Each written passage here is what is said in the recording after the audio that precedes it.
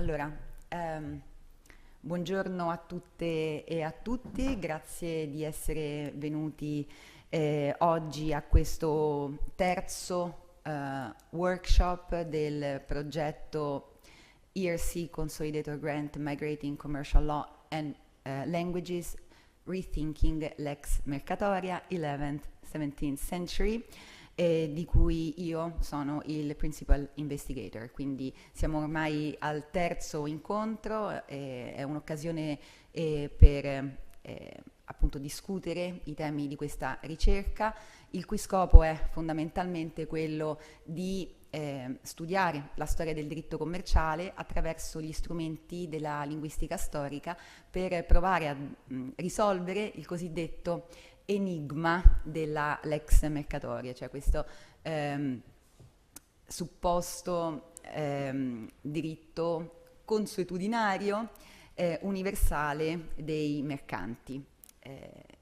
In Europa innanzitutto tra basso medioevo e prima età moderna, quindi è un progetto interdisciplinare che coinvolge storici del diritto, storici economici, linguisti innanzitutto, ma anche paleografi, e insomma ci sono delle competenze trasversali per appunto risolvere questo quesito che è un classico della storiografia giuridica, cioè il tema appunto della lex mercatoria. Quindi ci sono molti colleghi e amici da tutta Europa presenti qui oggi, e cominciamo appunto con l'intervento della professoressa Luisa Brunori, ma prima di cominciare, scusatemi, perdonatemi, il direttore della Biblioteca del Senato, dove appunto siamo ospiti oggi, e veramente ringrazio tantissimo per questa straordinaria opportunità, appunto gli lascio la parola per introdurre in qualche modo questo nostro evento. Grazie. Grazie a tutti, non è un'introduzione, è un saluto e un augurio di buon lavoro. La Biblioteca del Senato è orgogliosa di essere un punto di riferimento importante per la storia del diritto, le acquisizioni degli ultimi 20 anni lo dimostrano, la benevolenza con la quale ci considerate sia come sede sia come referente ci lusinga.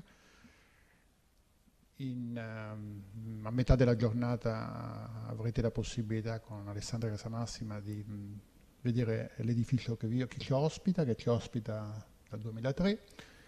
In precedenza la biblioteca aveva sede a Palazzo Madama. Solo come suggestione vi trasmetto un'ipotesi, insomma, storiografica che secondo me andrebbe un minimo riconosciuta o comunque valutata, che è quella che lo spostamento delle fiere di Besançon a Piacenza sia avvenuto in corrispondenza, almeno se non in corrispondenza post hoc propter hoc, è tutto da discutere, ma insomma del ritorno della governatrice dei Paesi Bassi a Piacenza, dove è stata come moglie di Ottavio Farnese, è stata duchessa. Quindi è possibile leggere anche i percorsi di quel particolarissimo settore delle fiere finanziarie europee, quindi della legge franca, dell'ex mercatoria, o comunque in generale dei rapporti finanziari e commerciali, anche intersecato con le vicende della nostra, insomma, intitolatrice del Palazzo Principale, che ha ospitato la Biblioteca del Senato, e che in qualche modo alla prossima volta, insomma, quando verrete per vedere Palazzo Madama e non solo Palazzo della Minerva, ovviamente sarà un mio piacere illustrarvi. Grazie.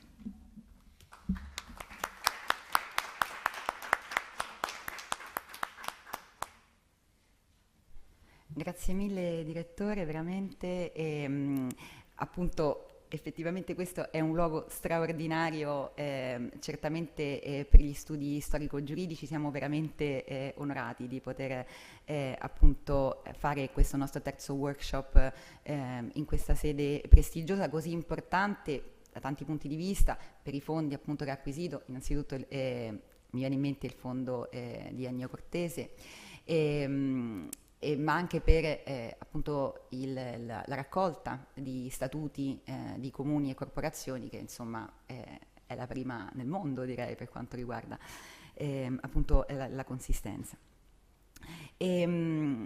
Ed è certamente questa biblioteca, direi, un luogo del cuore per tutti gli storici del diritto, innanzitutto romani. Quindi veniamo adesso appunto al primo intervento del nostro primo keynote della giornata, la professoressa Luisa Brunori, che è una storica del diritto di formazione fiorentina, ma da tanti anni in Francia al CNRS, e è stata per diverso tempo all'Università di Lille, ma adesso è a Parigi all'École Normale Supérieure, e è anche una cara amica con cui abbiamo condiviso la passione per la storia del diritto dei mercanti. È a capo di questo grande network proprio sulla storia del diritto commerciale che si chiama FEDRA, e di cui io anche ho l'onore di far parte, e adesso stiamo facendo anche altre cosette insieme.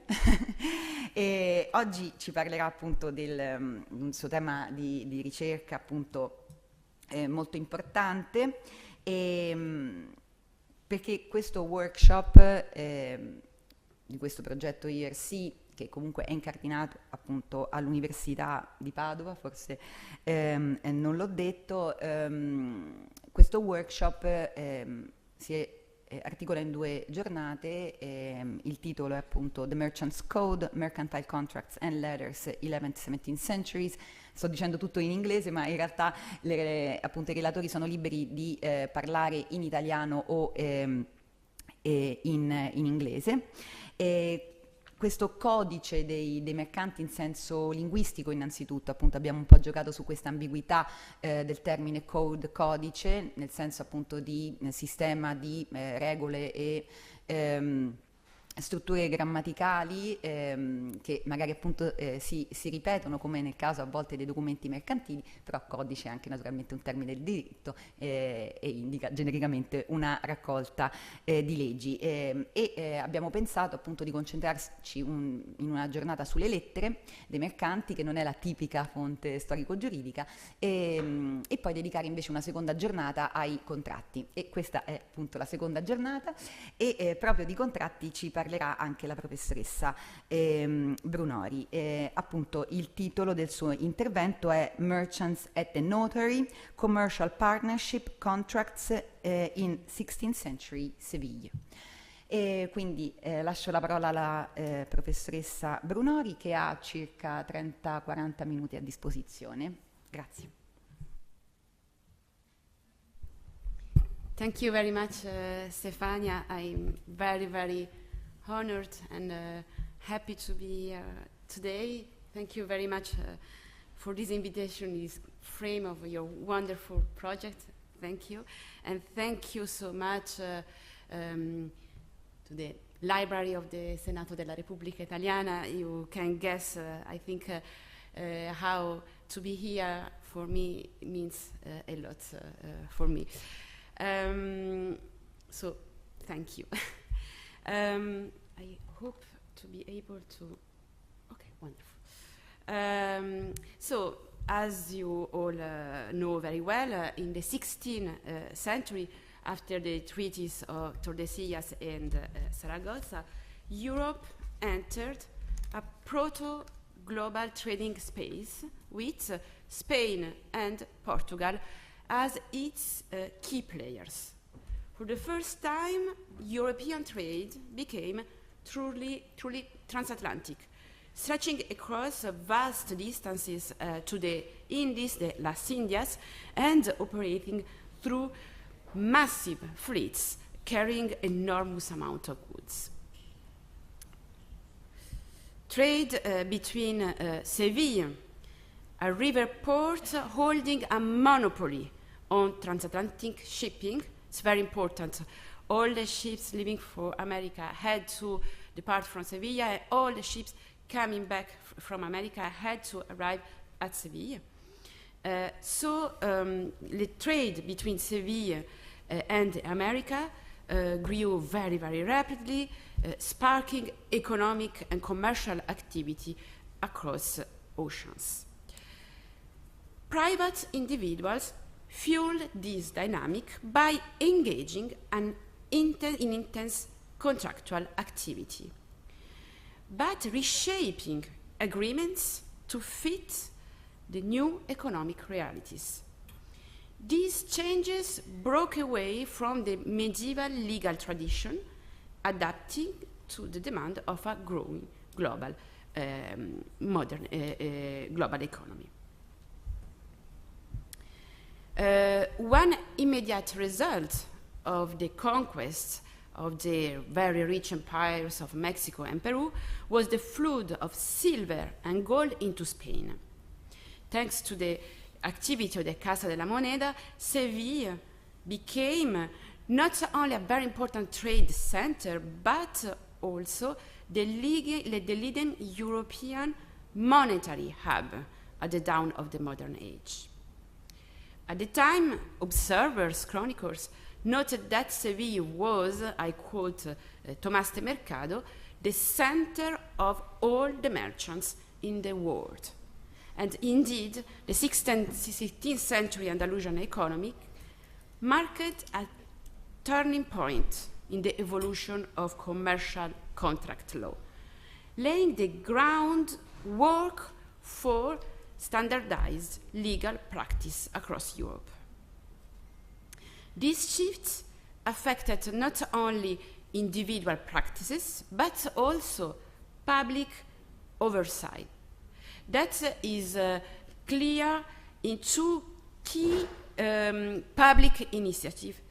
In the same year, 1503, the establishment of the Real Casa de la Contratación in Seville, of course, and the reform of the notarial profession.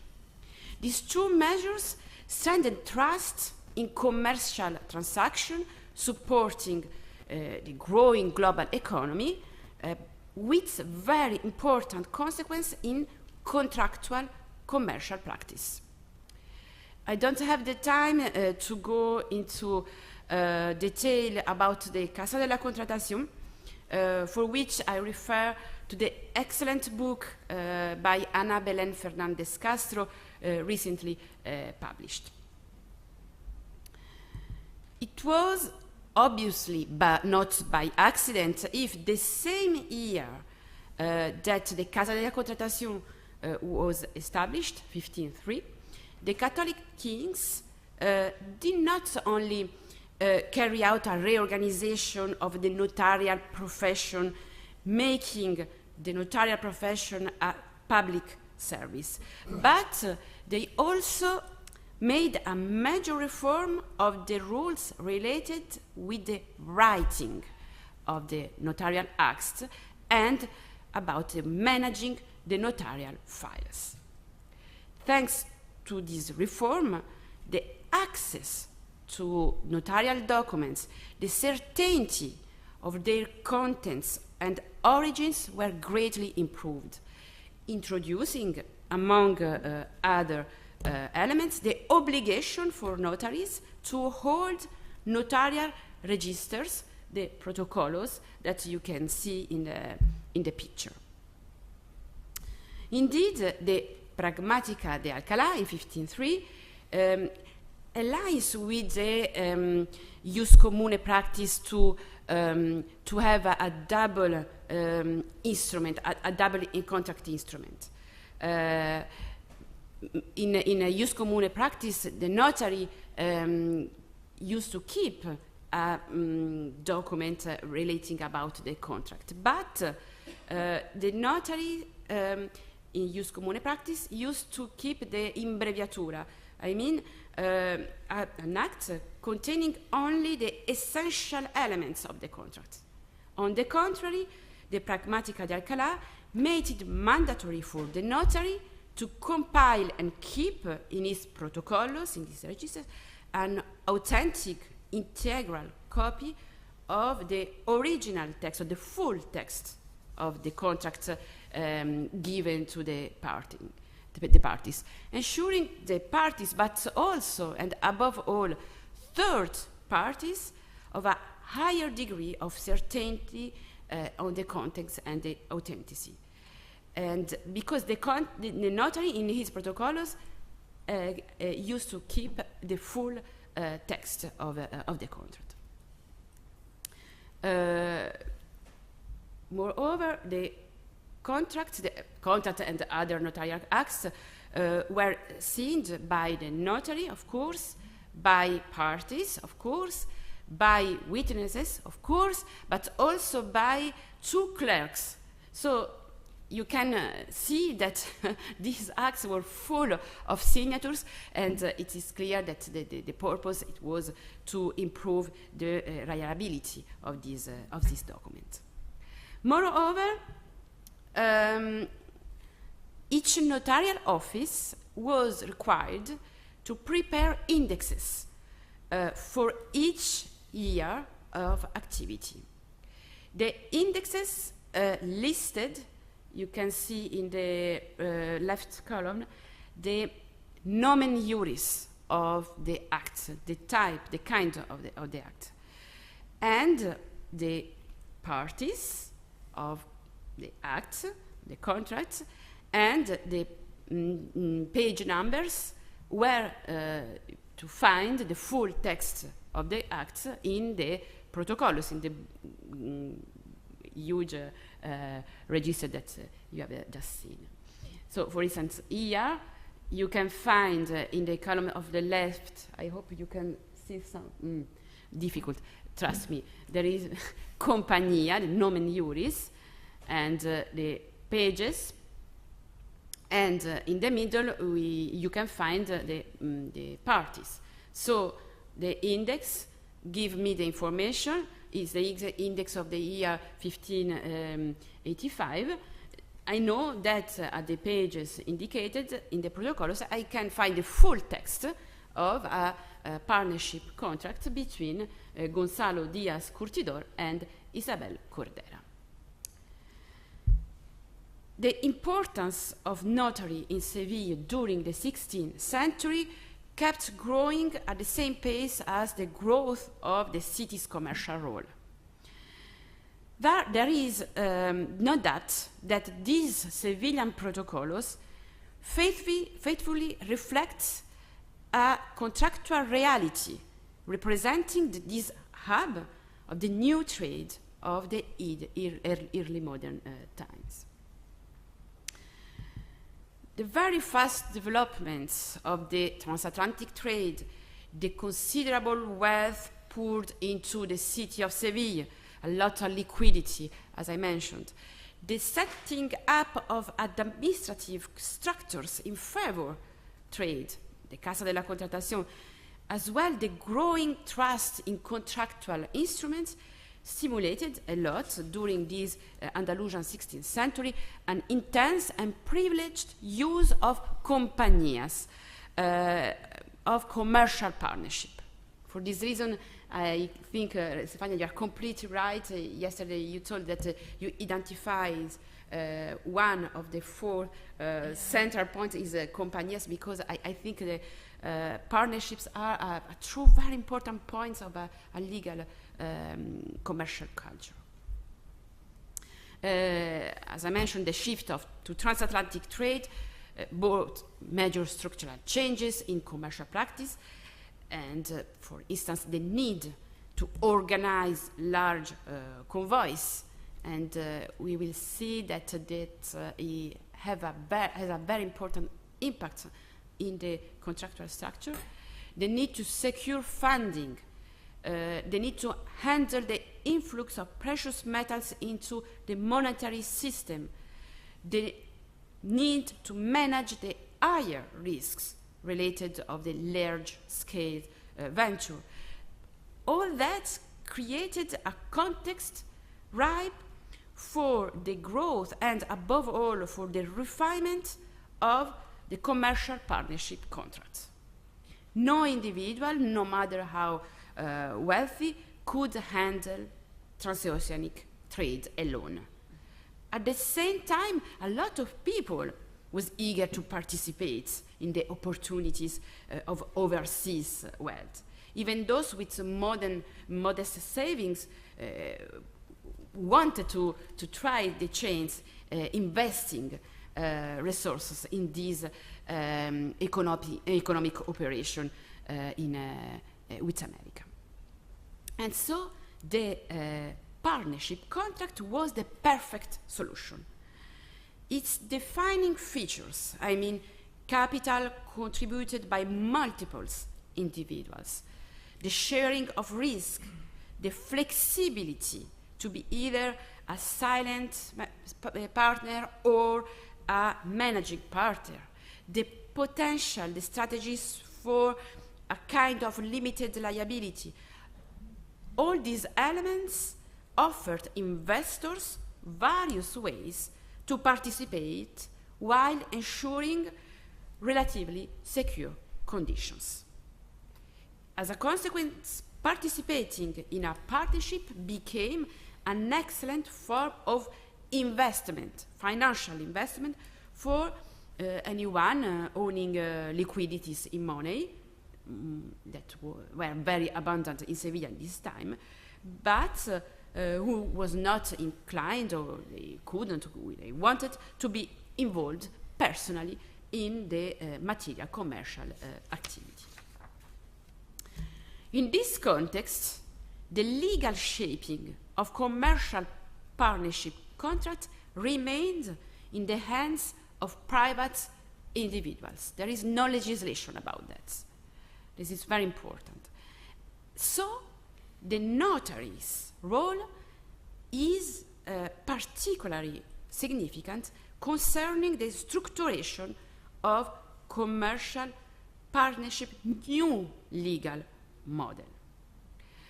It is important to point out that in this moment in Spain there is not specific regulation of commercial partnership.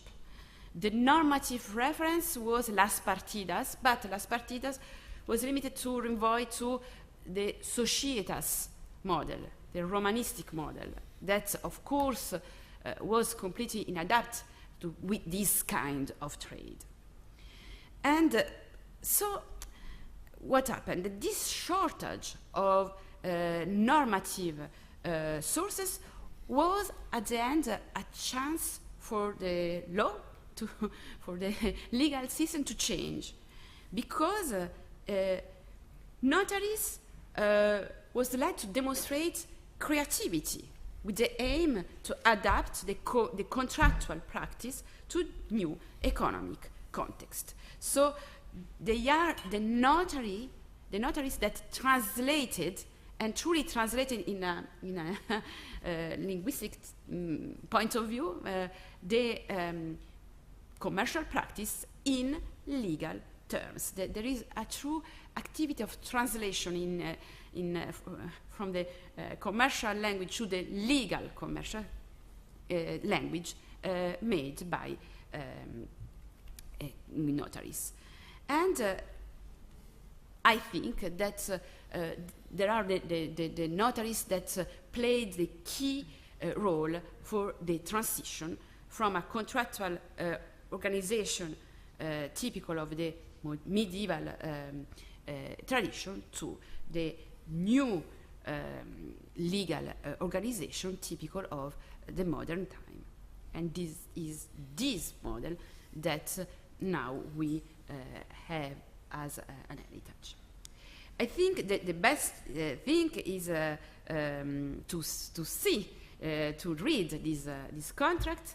The contract has this. The contract look like that. You can guess that is an horrible paleography. For this reason, I invite to have lunch, Daniele, because no, it's this is, I think, one element that makes understand how is important interdisciplinarity, because without paleographers I can't work, and so contract has this phase. You can notice, and is very important, I think, in the frame of a project about language, about name, that this contract have nomen juris. This is very important, but always in this frame of research on word, you can observe that the qualification, the nomen juris of the contract, appears at the top of the page, is always like that, not only for contract but for each notarial act, often near the first word of the document. You can see the term compagnia. I think you can, and but you can observe that the nomen juris is outside the body of the contract text. So you can easily understand that this nomen juris is given for a classification purpose, to make the index. But for us, it's a very important element for the interpretation of the contracts, because is the nomen juris given by notary to the contract. So we can start our research thinking the notary gave this name, so maybe probably is right, although we can find in these contracts something perhaps strange, but for us it's very important for the interpretation of the contract, even if the nomen juris is not in the body of the contract.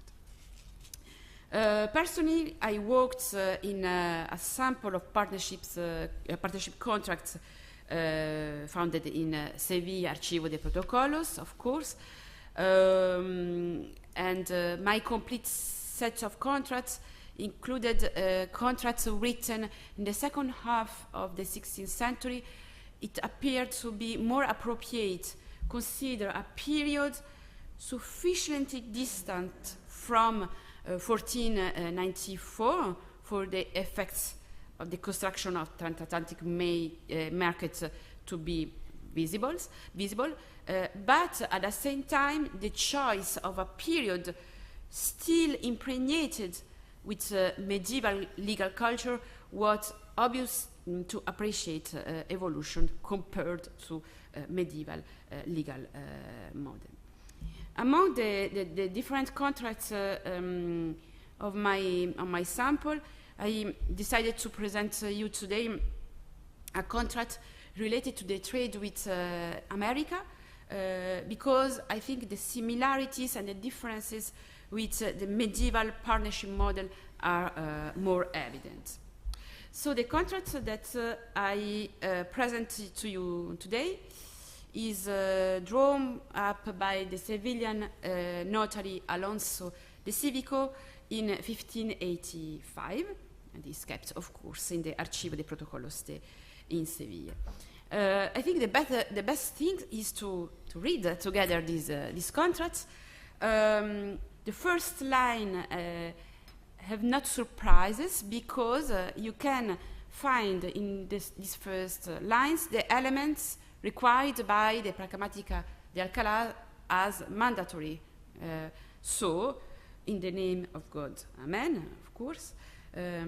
Whoever reads this document should be aware that I, Francisco de Bayona, merchant, first party, inhabitant in the city of Sevilla in the district of San Salvador, on the one hand, and I, Diego Diaz, tailor, inhabitant in the city of Sevilla, the district of Santa Maria, on the other hand, do hereby establish and declare that we constitute a contract between us as a partnership, having as its purpose the commerce of our goods in the city of Sevilla and in the city of Cartagena, with the coast of Tierra Firme in the new kingdom of Granada de las Indias in the Ocean Sea, for the time, with the contributions and the patrimony, with the clauses and the conditions that will be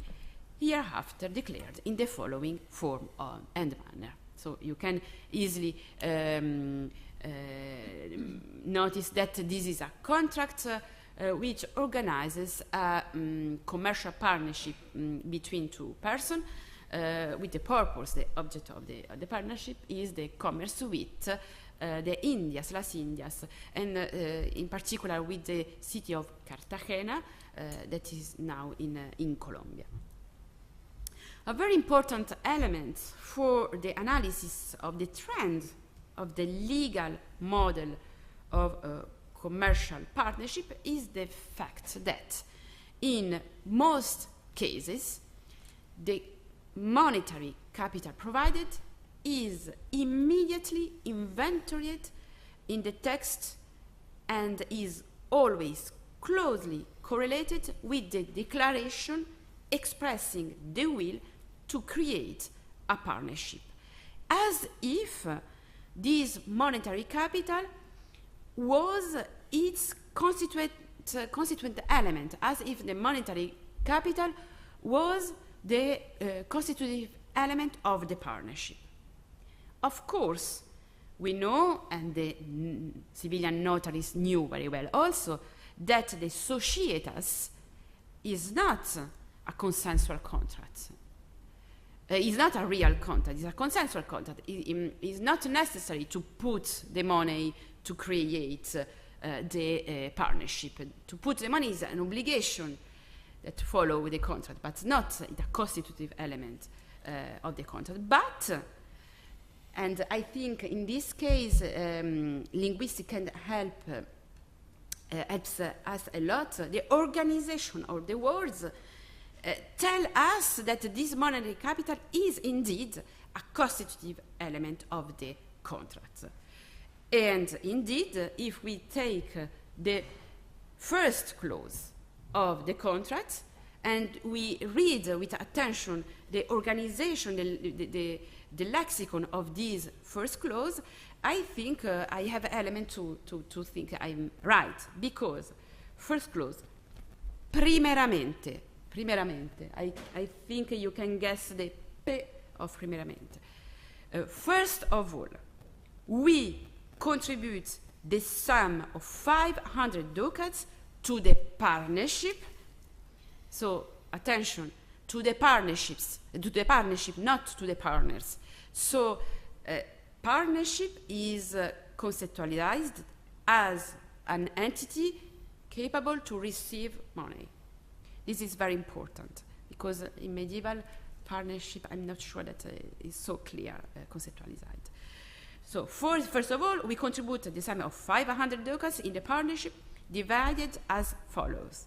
I, Francisco de Bayona, contribute 300 ducats, while Diego Diaz contributes the remaining 200 ducats. The interesting thing is that the organization of the patrimonial contribution already established a clear distinction between the two partners. One, Francisco de Bayona, who put 300 ducats, is a purely financial partner. He has a sedentary role. He will stay in Sevilla. And he is what is scholars call the social stance, the one who does not take part in the transatlantic expedition. Diego Diaz is the one who physically will run the business, who will face the journey by taking part in the convoy that is preparing to leave from Sevilla to Cartagena under the command of Diego, the Captain Diego Maldonado. For this reason, Francisco de Bayona hands over the 300 ducats to Diego Diaz in front of the notary. And the notary writes that this money is given to Diego Diaz. Note that Francisco participates with a larger sum, but Diego Diaz participates not only with money, but also with his work. So I think the best thing, again, is to read this contract And you can appreciate also that the notary is writing everything is happening in front of him.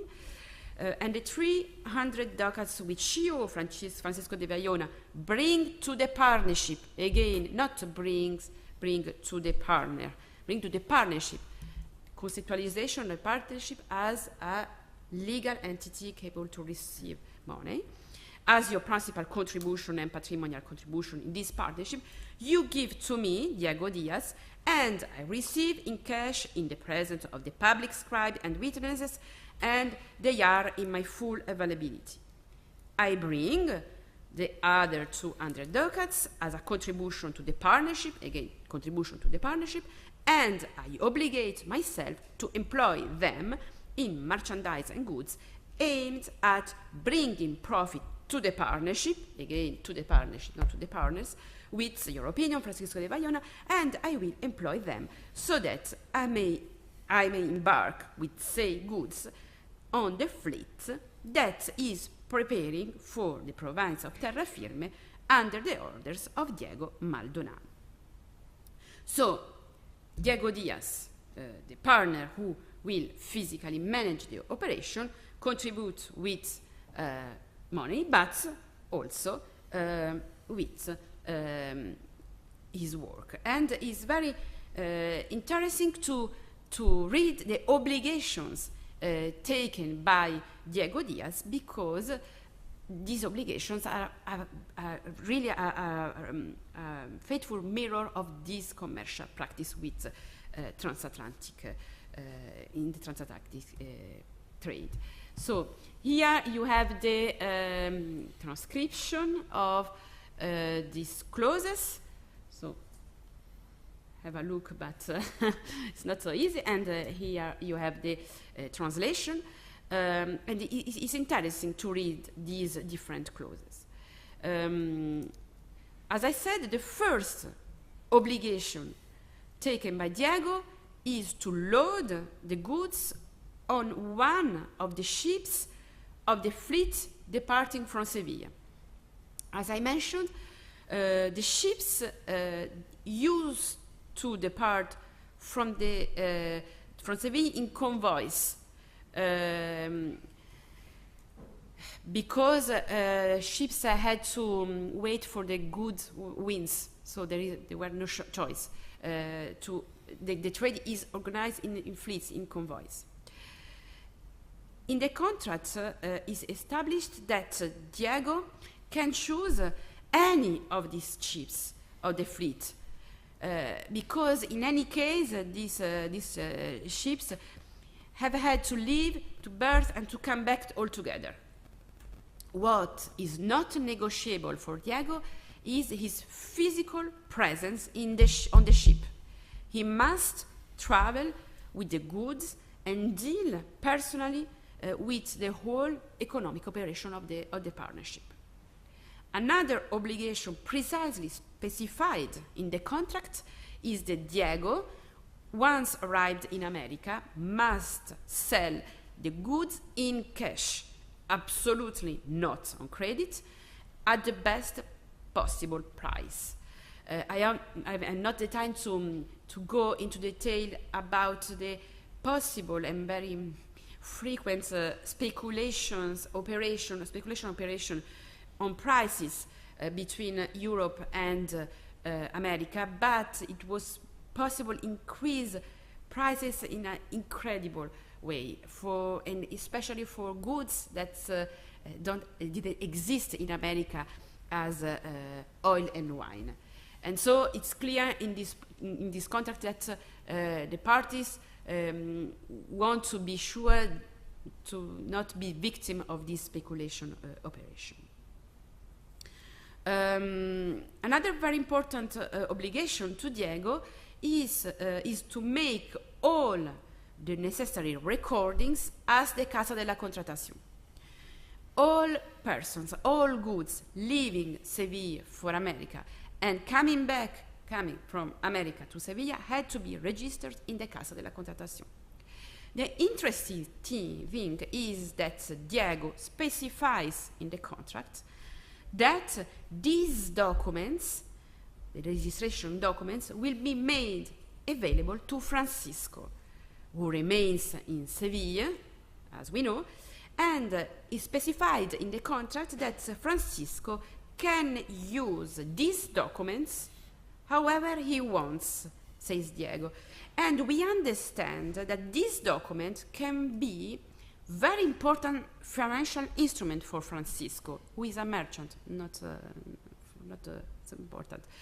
So maybe these documents registered in Casa de Contación can be used by Francisco as guarantees for the further operations carried out by Francisco in Seville, like modern warrants in modern finance.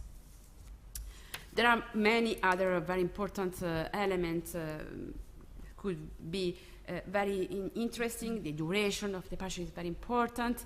The sharing criterion that tell us a lot about the value attributes to capital and work in the partnership, and we can conclude many very interesting things.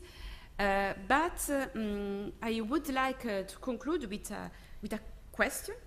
Do these partnership contracts stipulate a form of limited liability and a form of legal personality of the partnership? This is the interesting thing. So you don't have the answer. So, I haven't, but and so all these elements I present to you are clues to arrive to the conclusion. I'm not have the answer. I have clues. First, important things. All the contracts constituted by my sample, in all the contracts, the partners get involved with their persons as well with all their present and future assets. The formulas are standardized, present in all the contracts. I bind myself with all my present and future assets. So it's clear that limited liability is not completely present, is not conceptualized.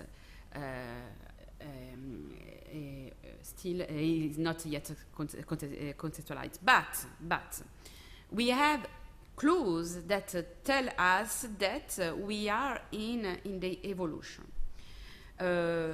First of all, these contracts are full of clauses stipulating a capital return to the financial partner before the liquidation. So we can observe that this capital contribution had a legal regime different from the personal assets of the partners.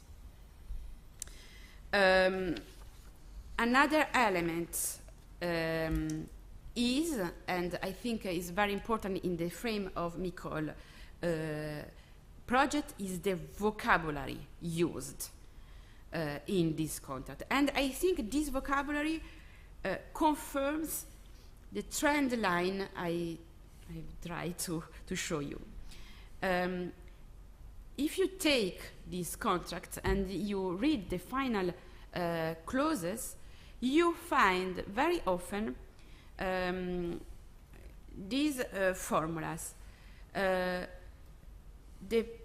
partners state that the whole activity is carried out in the partnership's account and at the partnership's risk. So I think that this way to express in these legal terms shows a certain level of conceptualization of the partnership as a legal entity separate from the partners, both from a patrimonial point of view, but also by a legal capacity point of view.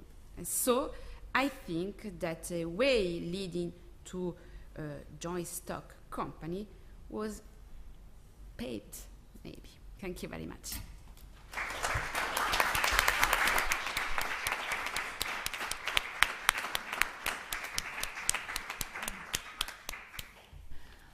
Okay, thank you very much to Professor Luisa Brunori for this very, very interesting paper. And as you can imagine, I have 1,000 questions. But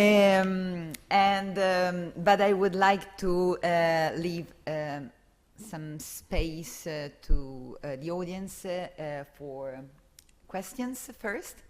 And then maybe I can add something. So we are a little bit late, but in reality we have time for lunch. So we foresaw 2 hours for lunch, and so maybe we can discuss a little bit first about this very, very interesting paper, and then also about the second one of this morning. So, do you have questions?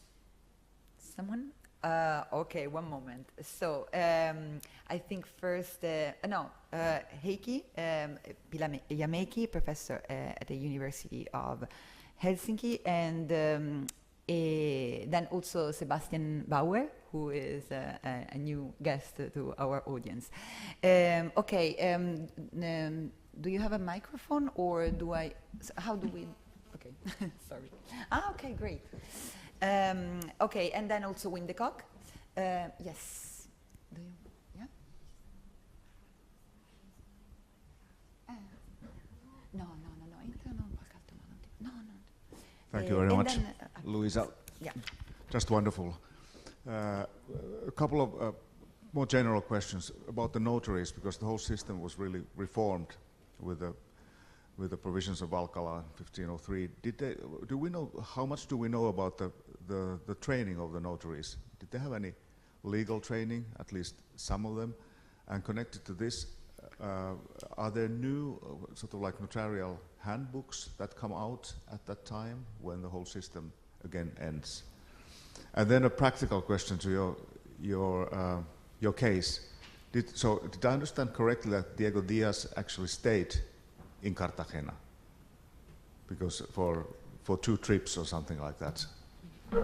Yeah. Thank you very much, Heikki. Yes. The Pragmatica de Alcalá, this huge reform of the notary profession, made it mandatory for notaries a specific training, and it was very, very foreseen in the details.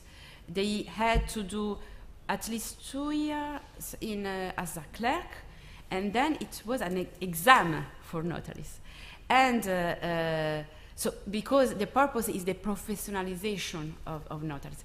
And it's very interesting to, by also a language point of view, that not only the Pragmatica de Alcalá imposed to notaries the kind of writing, the side, but imposed, for instance, exactement processuale encadenada, it's horrible, and imposed to write in little character, because as the notaries was paid pages, notaries used to write with enormous character, and so the accent was more expensive. And but yes, the training of the notaries is very important, and reading the Pragmatica de Alcalá, we can understand that it's a very important point. The handbook for notaries is very interesting, because my idea studying this element is that they use the handbook from Italian notaries, and in particular for Genoese, because not only because these handbooks are circulated, but also because in Andalusia, in this moment, the presence of Italian notaries is very, very important.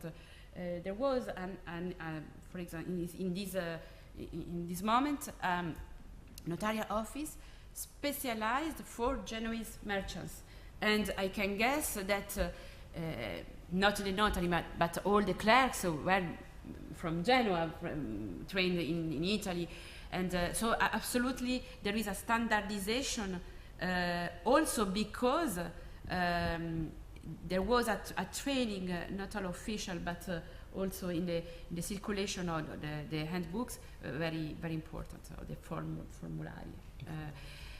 Diego Diaz, yes, he takes the obligation to go to Cartagena. He stay in Cartagena, but he have to send back to Sevilla all the documents for registrations. He sent goods and all the documents. And reading the contract, we can understand how is important was this documents of registration in Casa de la Contratación. I think that really this document could be used as warrants, as guarantees for financial activity in Sevilla. Okay. So the next one, Sebastian Bauer. Thank you very much for this presentation. I've learned a lot. In the documents that you have shown, we can see that there are not only provisions for the constitution of the Compañía, that is for the pooling of resources, but also for the management of the business. What I haven't seen are provisions for the resolution of disputes among partners. To your knowledge, is that totally absent from these documents, or like to know? Excellent question, because the clauses concerning the disputes, the future disputes, are usually very long, very detailed. There is always a renunciation, a general renunciation to all the jurisdictional privileges.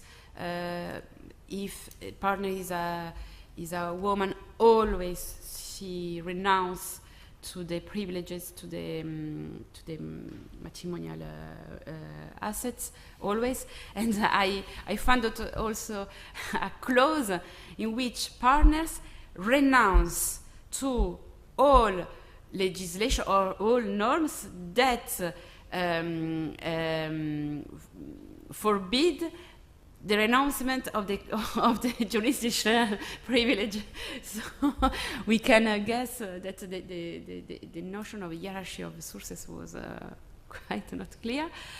And but there is another element very important, and this is a result of the transatlantic structure of the commerce. Usually in Spain, the fueros regime imposed to the parties the jurisdiction of a local jurisdiction. And in all the contacts with between partners organizing trade with America, there is a renunciation very, very large of the local competence of the tribunals. It's clearly given the jurisdictional competence to all the courts of all the Kingdom of Spain. Clearly is an attribution of jurisdictional competition to the courts overseas in America, because as in this case, very probably disputes will arise in America, not in Spain. So it's absolutely necessary that parties agree for a general jurisdictional competence in America. Okay, and now Professor Albrecht Cordes from the University of Frankfurt am Main.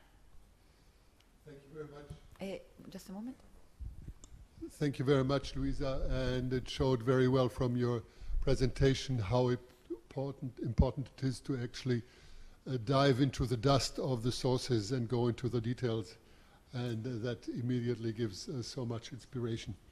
I too have 1,000 questions, but I will omit 997 and just ask three things. Two are details of the contract you presented us. I found it surprising that a tailor can be partner in a business community. Where I come from, that would not have been possible because of the clear social division between merchants, long-distance merchants, and artisans. And the second one is this waiving of all juridical privileges. Now, both are citizens of Sevilla, so I don't actually see to what point this is written, or is it just a formula without any specific consequences? Or is it possible that the Sozius Stans might have sued his partner in front of an ecclesiastical court, because that's much easier to get your money when debts are owed? So perhaps you can explain a little bit about that. And then there is the third and more general question. This whole group of sources, these notarial registers, they must be very interesting for the community or for the city or for the state authorities, because you can learn so much from them. You can see who has invested how much, and you can see who has to pay taxes and who has to pay tariffs. And for these reasons, these notaries in the north never became very popular, because people preferred discretion. And so is there use of the public authorities of these notarial registers you presented to us? Thank you very much, Albrecht. Many things to say. About your first question, it's very interesting analyzing who are these partners, the identification of these partners. It's very interesting because we understand that very often the partnership are between a merchant, but very often the other partner is someone whose profession is not to be merchant. But we can understand, exactly like in this case, that this tailor had a lot of liquidities. He put 300 ducats, is a considerable sum. And we can understand that this tailor, this is the history that he can go to the Casa de Contratación to take the documents of registration and to use them as he wants.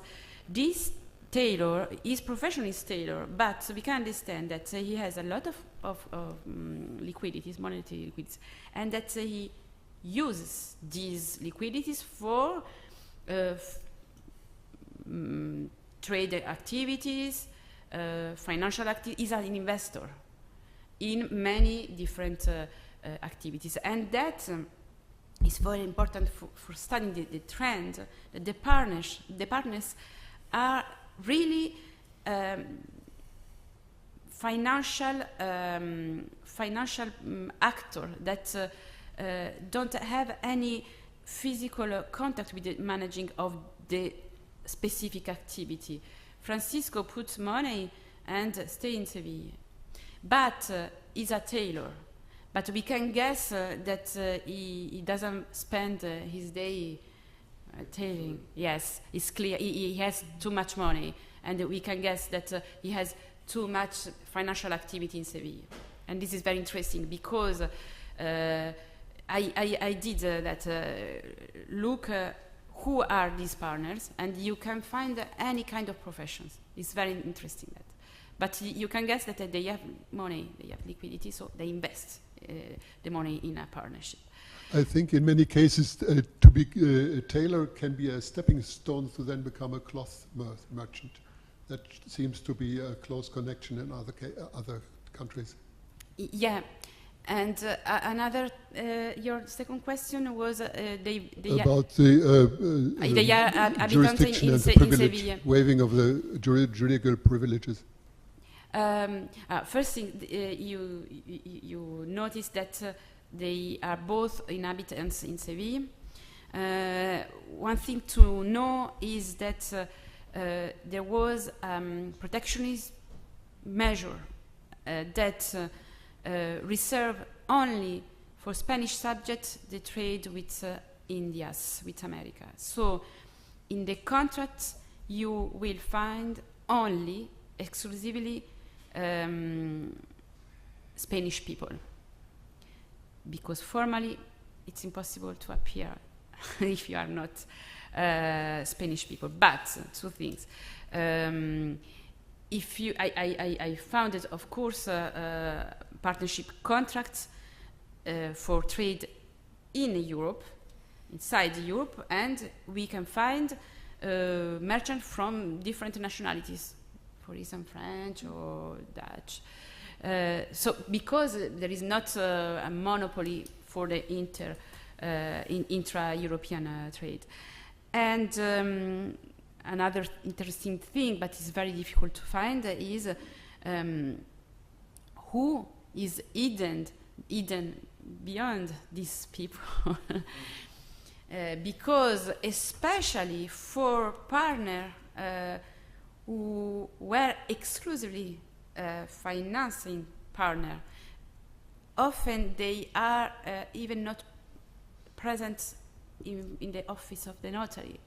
So it's very difficult to understand who puts the money in reality. And this is, I think that should deserve a very interesting research, but it's very difficult.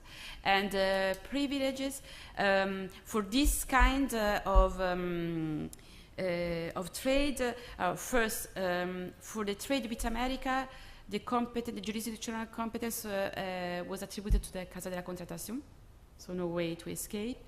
And in all my contracts, anyway, the parties give the complete competence to the courts of the Kingdom of Spain. It is clear. I think the purpose is to avoid to pass from ecclesiastical exert courts or something like that.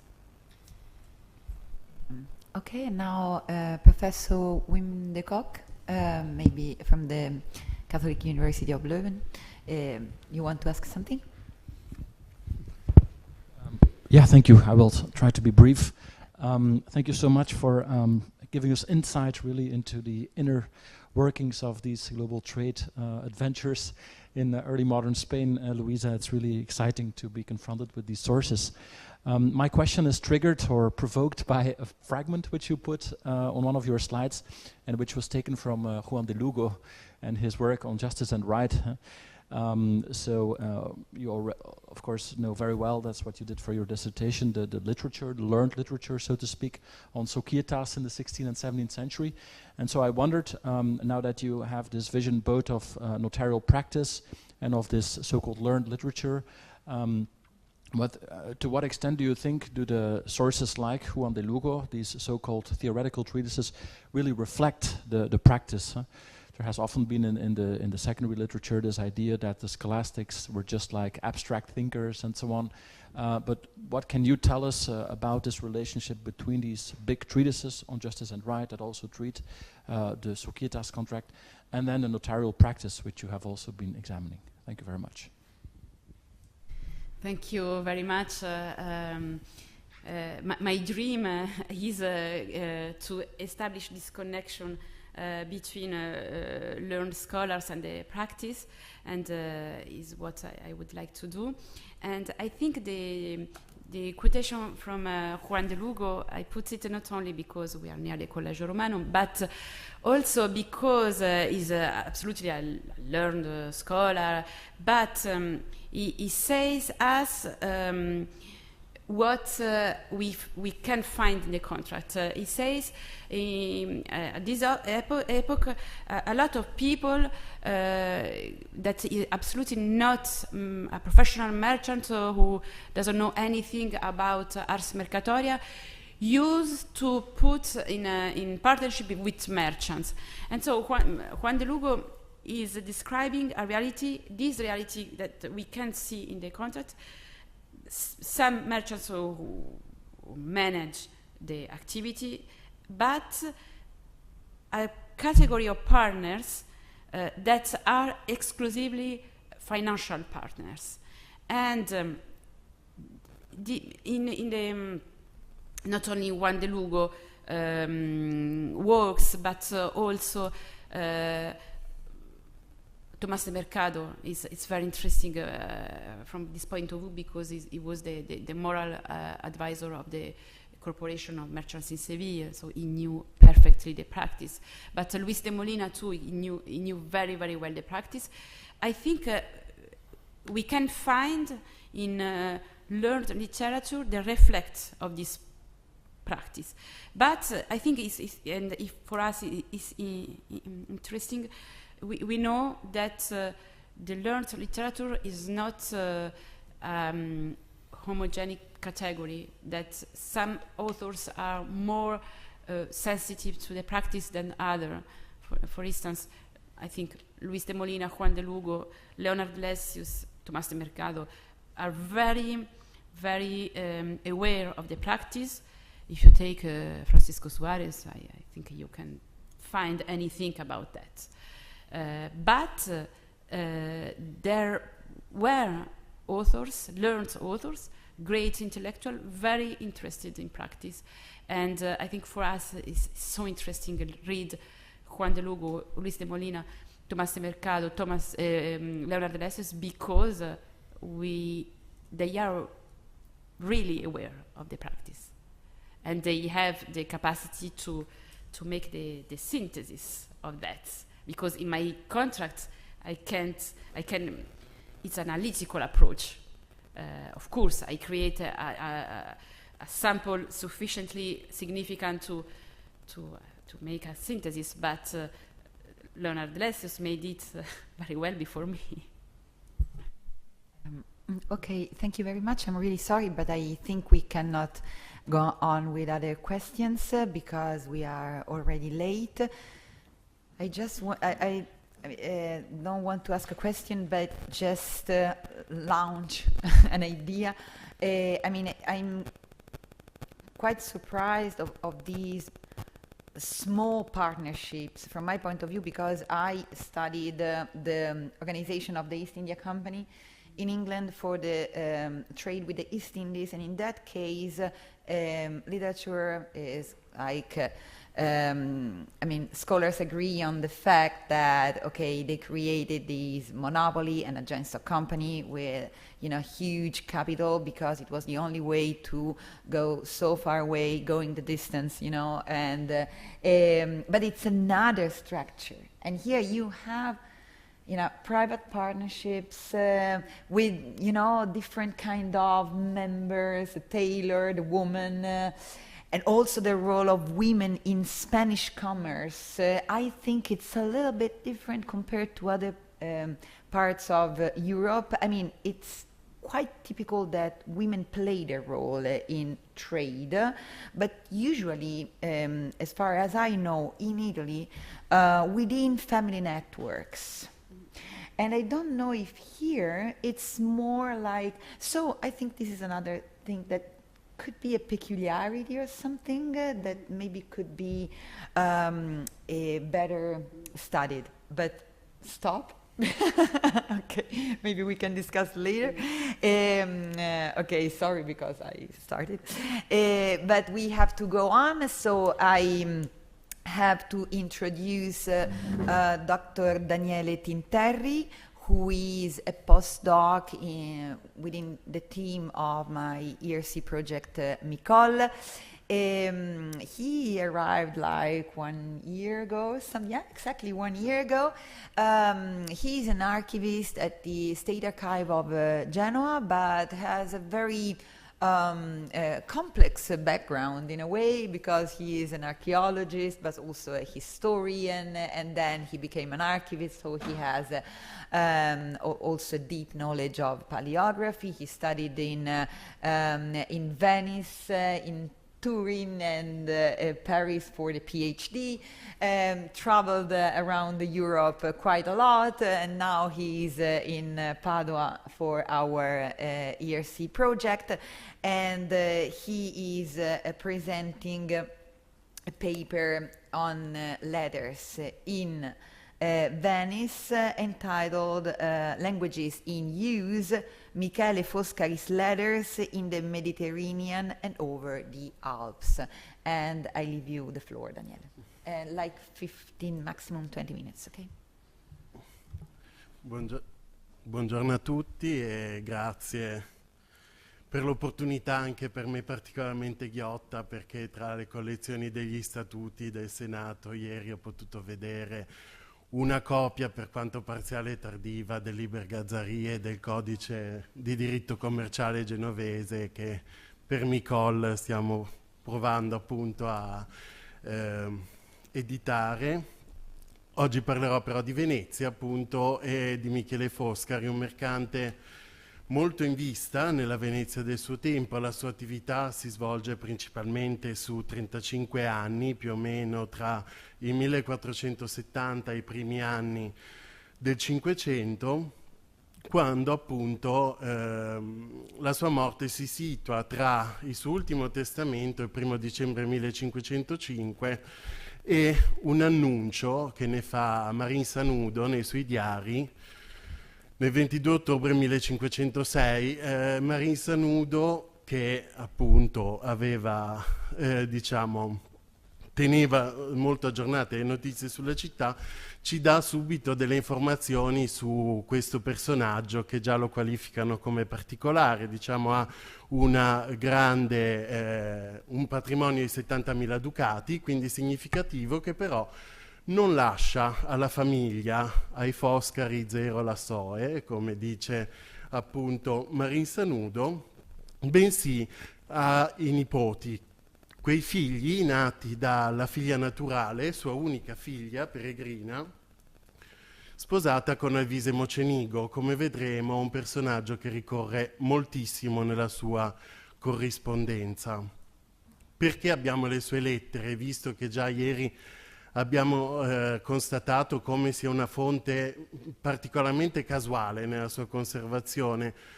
Anche qui perché nel suo testamento Michele Foscari indica come fidecommissari, come esecutori testamentari, i procuratori di San Marco.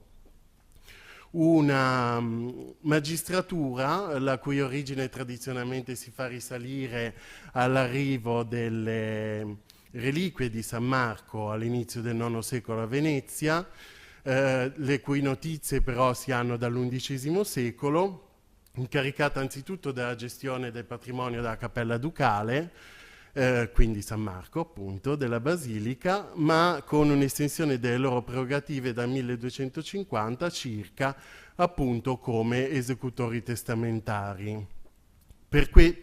Per eseguire le volontà appunto di Michele Foscari si impossessano di tutta la documentazione da lui prodotta, che dividono in queste 4 buste conservate all'Archivio di Stato di Venezia in 7 gruppi: conti di Candia, conti d'Alessandria, noli, assicurazioni, libri di conto, polizze doganali e tedeschi appunto, che sono quelli che principalmente oggi ci interesseranno.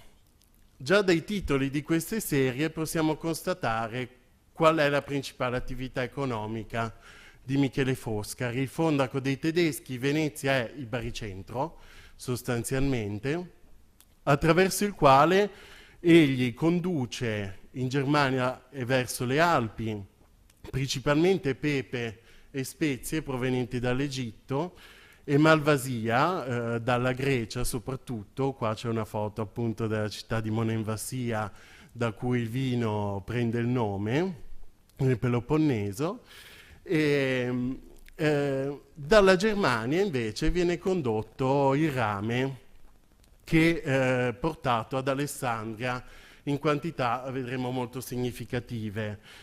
Michele Foscari ha anche delle proprietà nell'entroterra di Venezia, un mulino a Padova e altre, che appunto testimoniano una varietà di attività e patrimonio molto significativa. Nella sua corrispondenza sono attestate essenzialmente 3 lingue: l'italiano, il tedesco e il greco, con una rappresentazione molto diseguale in realtà tra le 3. l'italiano la fa certamente da padrone, è la lingua maggiormente utilizzata. Parliamo sempre ovviamente di corrispondenza ricevuta, in sostanza. I copialettere in cui venivano copiate le lettere spedite cominciano in quest'epoca a diffondersi nelle cancellerie comunali, per esempio. A Genova ne abbiamo dal 400 in sostanza, a Milano nel Diplomatico degli Sforza, però i privati ancora non ne fanno uso. Le troveremo per esempio nelle altre, un copialettere, quello dei Reinhold genovesi, ma nel 600. Qui abbiamo solo le lettere in arrivo, fondamentalmente in italiano. Il greco e il tedesco sono usati per la stessa sono presenti per la stessa tipologia di documenti, che sono fondamentalmente dei riconoscimenti di debito, delle ricevute in sostanza con cui un debitore riconosce a Michele Foscari di dovere una certa somma per determinate merci. Il suo principale corrispondente è Alvise Mocenigo, appunto, il genero sostanzialmente, che oltre ad agire come mercante è anche diplomatico ambasciatore per la Repubblica di Venezia, una commissione di figure che era molto frequente all'epoca. Proviene dalla zona di San Lio, appunto vicino al Fondaco dei Tedeschi, peraltro, e le lettere, i luoghi di invio e di spedizione delle sue lettere testimoniano la sua alta mobilità. Da Trento, da Worms, da Colonia, da Anversa, da Augusta, da Memmingen, da Blois, da Bruges. E appunto a Blois, quando si trova presso il re di Francia, Alvise Mocenigo apprende della morte di Michele Foscari e si dimette subito da incarico d'ambasciatore e informa la Repubblica di non poter più ottemperare all'incarico, visto la morte di quello che nelle sue lettere chiama padre, appunto, e torna immediatamente in laguna.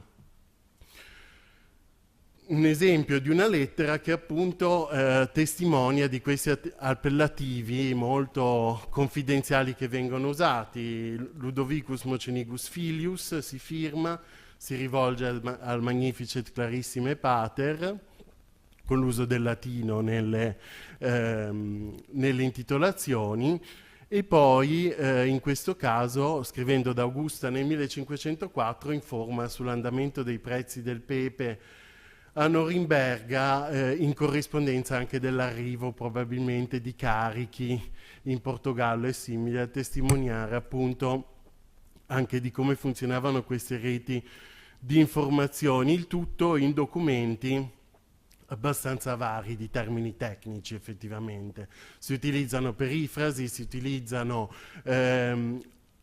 altre formule, ma appunto rimane un tono abbastanza colloquiale, diciamo. All'altro capo della rete di Michele Foscari un altro agente, quello d'Alessandria, Daniele Coppo, incaricato sostanzialmente di gestire il pepe e le spezie da inviare tramite Creta a Venezia, che solitamente riferisce soprattutto delle difficoltà con le autorità locali. Abbiamo menzionato appunto le speculazioni sui prezzi in America, erano anche frequenti nel Mediterraneo. Qua ad esempio nel 1502 Daniele Coppo lamenta un accaparramento di spezie da parte di un certo Ametto Bubacco per conto del sultano per alzare artificiosamente i prezzi, ed è questo un argomento molto frequente nelle lettere tra i due. Per quanto riguarda il rame, si nota con il passare del tempo un cambio significativo dei riferimenti da parte di Michele Foscari. Negli anni '80 il principale partner commerciale è sostanzialmente il norimberghese Paolo Kolb, che conduce da Norimberga e dalla Germania il rame verso Venezia a grandi quantità. Parliamo di un dovuto da parte di Michele Foscari di 5.000 ducati nel 1482, 5.500 nel 1483, quasi mai pagati direttamente. Solitamente Michele Foscari sottopone una lista di debitori a Paolo Kolb su cui rifarsi, debitori nei confronti di Michele, e i nomi che ricorrono sono quelli del grande commercio tedesco che abbiamo visto anche ieri, Bernardin Hirschvogel, Markus Stochauer, Gottardo a Colonia e così via. Nel 1488, a seguito degli effetti di una guerra, Paolo Kolb esce in sostanza dagli affari, lasciando il posto a Lucas Fugger e poi a Ulrico Fugger e società.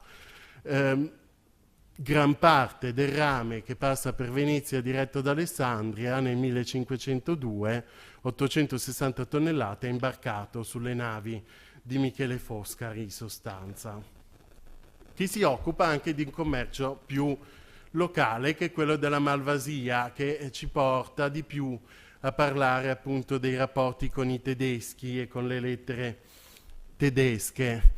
Questo è un contratto del 1 luglio 1504 con cui Michele Foscari si obbliga a fornire a Leonardo Perchemer malvasia e malvasia moscatella per 16-20 ducati per anfora nella durata della sua concessione della caneva della cantina del fondaco dei tedeschi. Il documento è, come si vede già da questo piccolo foto, cioè da un lato si vede già la commissione di scritture di ductus, anche testimoniante di due diverse tradizioni scrittorie, quella italiana nella prima parte, che è appunto il contratto steso in italiano, Perchemer che sottoscrive in italiano, io l'unaretto Berkheimer, soy contento supra, ma con un ductus che ricorre nella scritture tedesche soprattutto. Arrivando alle ricognizioni di debito, per le quali ringrazio molto la collega Bettina per le trascrizioni, che la paleografia tedesca è abbastanza diversa da quella nostrana, sono 14 e i nomi che ricorrono intorno al fondaco danno un po' la geografia che ruota tra le Alpi e Strasburgo, fatta appunto da Füssen, Bressanone, Ulma, Muldorf, Strasburgo e simili, un lungo lasso di tempo, 1477-1501, quasi la totalità dell'attività di Michele Foscari in sostanza. Testi molto standardizzati, qua ho inserito l'unico in cui appare uno dei termini, diciamo, del glossario, Gesellschaft, in questo caso Gesellschaft, la società appunto, alla terza riga. È un riconoscimento di debito di Ludwig Rottengatter, proveniente da Ulma, appunto per della malvasia a Michele Foscari nel 1489. In effetti, questo tipo di documentazione è quella che ricorre nelle tre lingue in maniera molto ripetitiva. Ci sono dei riconoscimenti di debito in italiano, in greco e in tedesco. La struttura è sempre un verbo principale, sia noto e manifesto, ich bekenne in tedesco, omologò in greco, che sono tutti la traduzione del confiteor degli atti latini, in sostanza, dichiaro. Nome del debitore, dichiarazione di debito, essere suo debitore, dass ich schuldig bin, ich verspreche zu bezahlen, in greco nachrostona pliroso, di dover pagare, l'ammontare del denaro dovuto e i termini di pagamento, a pagare da poi a just a giorni 15. Il secondo particolarmente interessante perché testimonia come alla volta, soprattutto in questi atti che poi sono ricevute private, dalla penna esce un po' la lingua più comoda che viene in mente, quindi in diesem September, al ritorno della fiera dei recanati, lo scrive un tedesco che evidentemente tutto il testo è in tedesco, però al ritorno della fiera dei recanati, perché mettersi a tradurlo quando sappiamo che è una formula molto ripetitiva in italiano. Auf nachskünftigen Weihnacht, per il prossimo Natale, terminum eos chronon, entro un anno, in greco appunto, qui seguono le sottoscrizioni. Quindi diciamo testimonia la ricezione di queste lettere, la conservazione di queste lettere, il fatto che comunque proprio la loro struttura ripetitiva permetteva di considerarle una prova utilizzabile anche per esempio dai procuratori, che quindi le hanno conservate per un utilizzo successivo. In conclusione possiamo dire che appunto le lettere presentano di sicuro molte sfide per l'utilizzo nel corpus, diciamo, ma sono anche degne di interesse. Le problematiche sono dovute a una conservazione spesso aleatoria e quindi aneddotica, difficile trarne delle considerazioni generali, statistiche e così via. Una grande variabilità anche nello stile, si va da lettere molto lunghe, infarcite di dettagli personali, a brevi ricevute molto secche, al fatto che abbiamo un lato della comunicazione, per gran parte dei secoli che ci interessano, quello in arrivo, e appunto un uso della lingua molto incentrato in gran parte sull'italiano, sulla lingua comune, a quello che è il mercante e i suoi agenti corrispondenti, che poi ovviamente usavano la lingua locale per effettuare le transazioni, ma che non sempre è conservata a livello di contratti, anzi quasi mai, e quindi è difficile da valutare. Vi ringrazio per l'attenzione.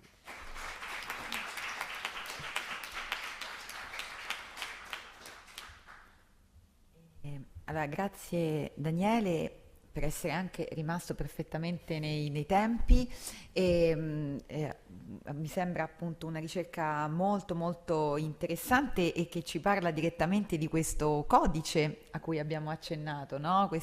L'idea di appunto una sorta di formulari dei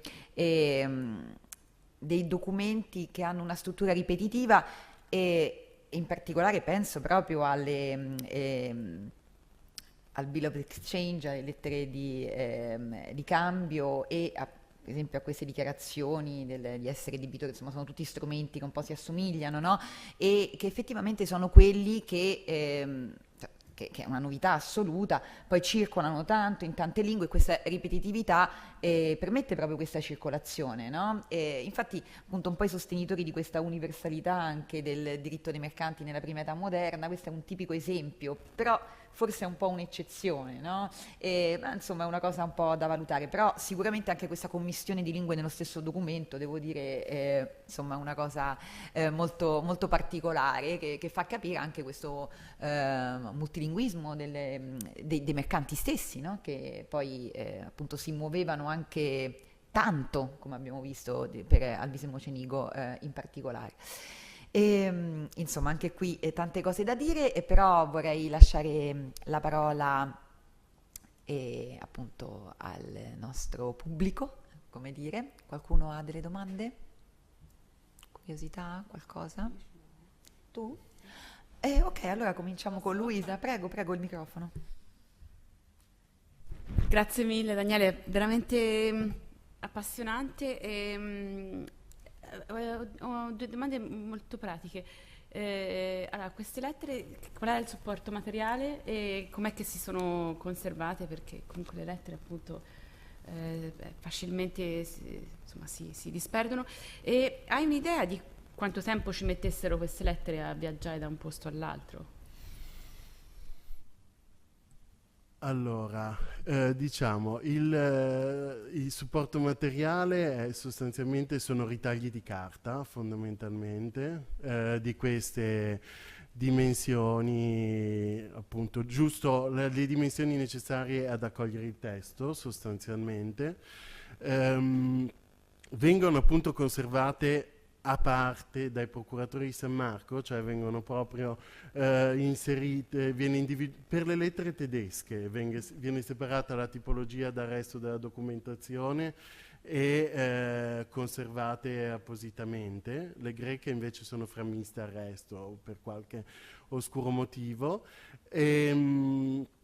Allora, sul viaggiare, bisogna, in effetti non è, in questo caso non siamo sicuri che abbiano viaggiato, nel senso che potrebbero essere dei riconoscimenti di debito al fondaco. delle ricevute scritte al Fondaco dei Tedeschi e consegnate a Michele Foscari in quell'occasione. Diciamo che da questo punto di vista però si tratta di documenti, hanno la data, solitamente appunto per esempio in questo caso Venezia, e non abbiamo indicazioni, anche perché i libri di conto peraltro sono stati persi, quindi non sappiamo l'eventuale incasso quando è avvenuto e simili, o se sono state girate in alcuni casi a Paolo Kolbe e così via. In questo caso penso sì che probabilmente siano semplicemente state consegnate. Allora, poi ci sarebbe la professoressa Cristina Vano dell'Università di Napoli Federico II. E dov'è il... oddio, ci siamo persi il microfono? Perché in realtà c'è una registrazione in atto. Ah, ecco, è stato recuperato. Grazie, Jake.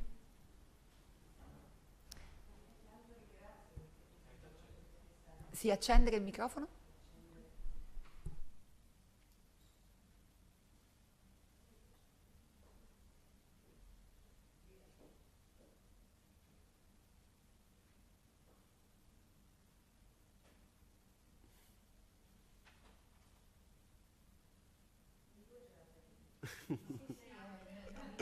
Però appunto non ho proprio, mi sono preoccupata.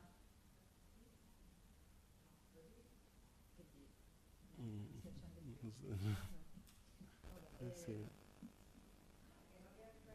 Ah, ecco, mi scusi, il microfono come si accende? Perché...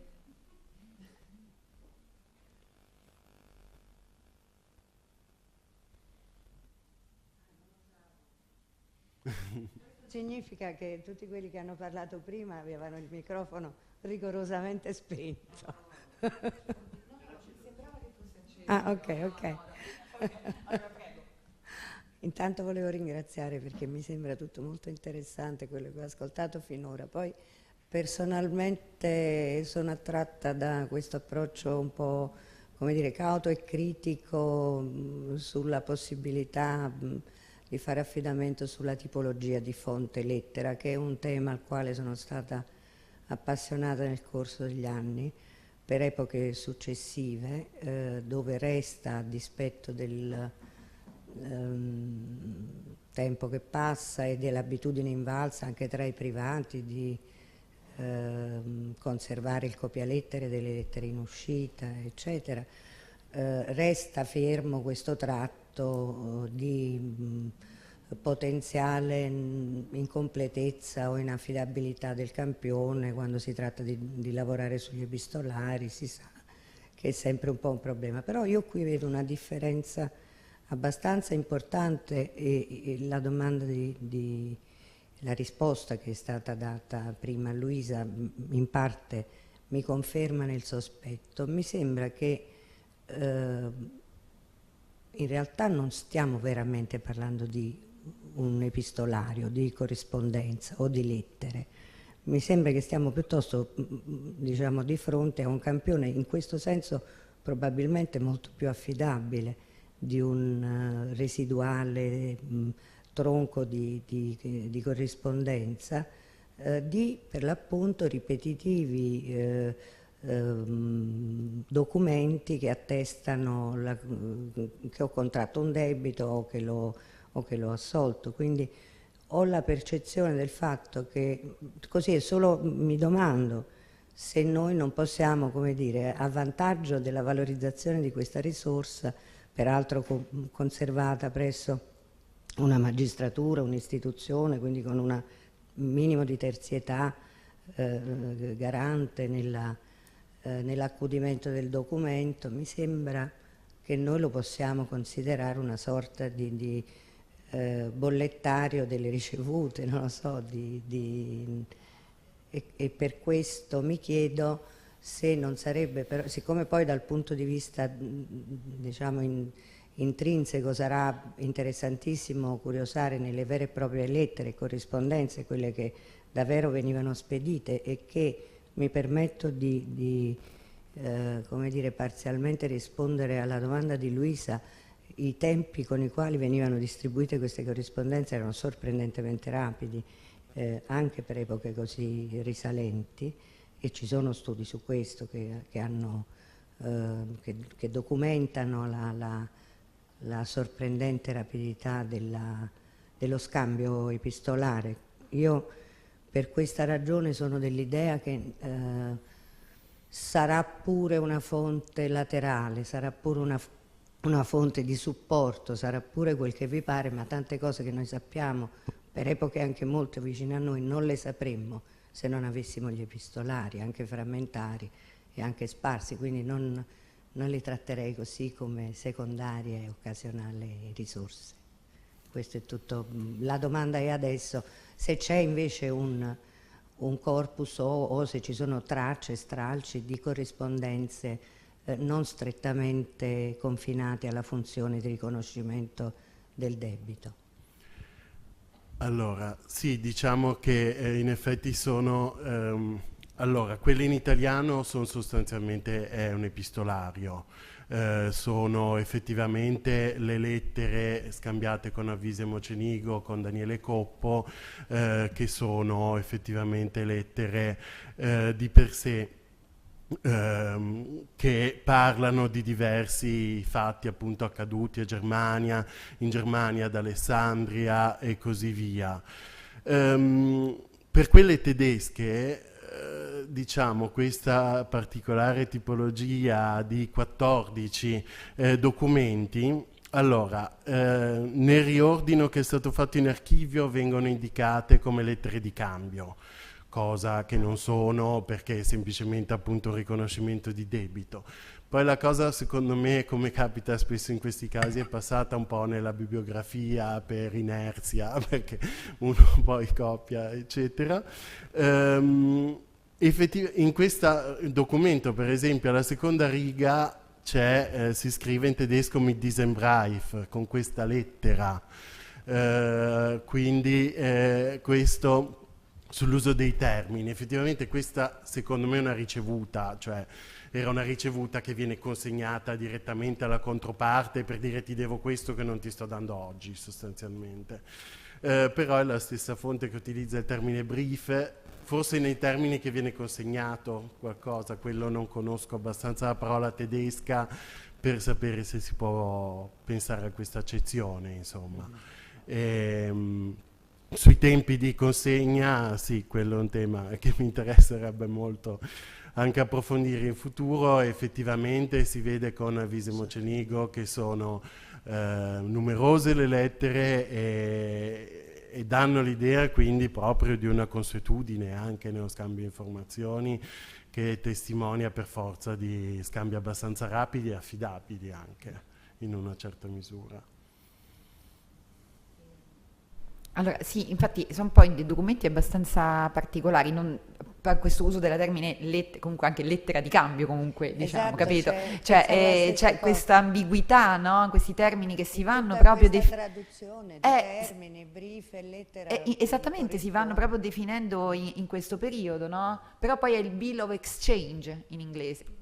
Cioè insomma, no?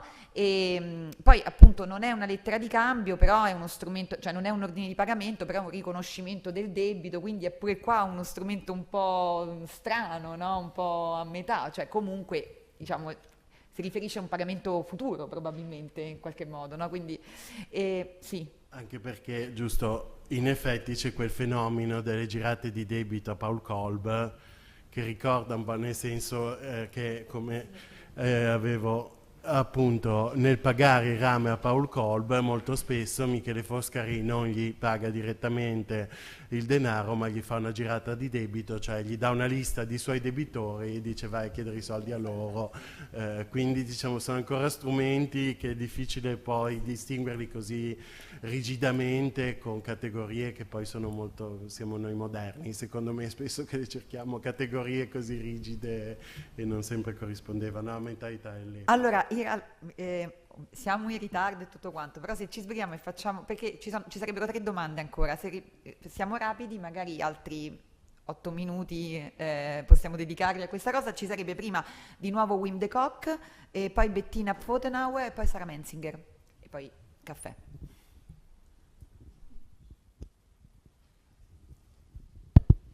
Thank you very much for your lecture on Michele Foscari. I think it's really exciting to see all these trading networks and, for example, also this relationship with the Fugger families and so on. It becomes very tangible, this history of commercial networks. Thank you very much.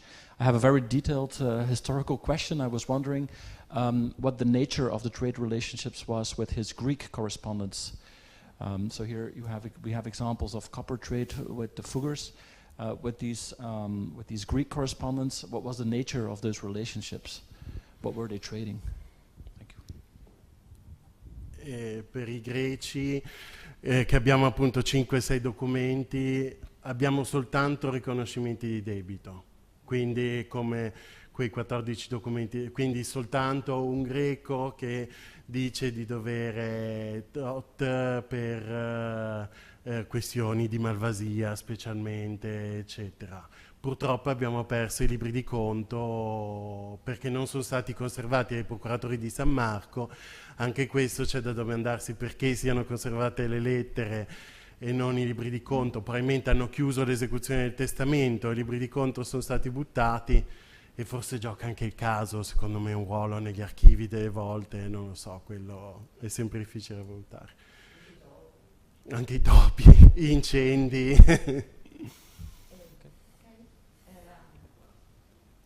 Allora adesso Bettina Pfornauer, che è postdoc del progetto Micol.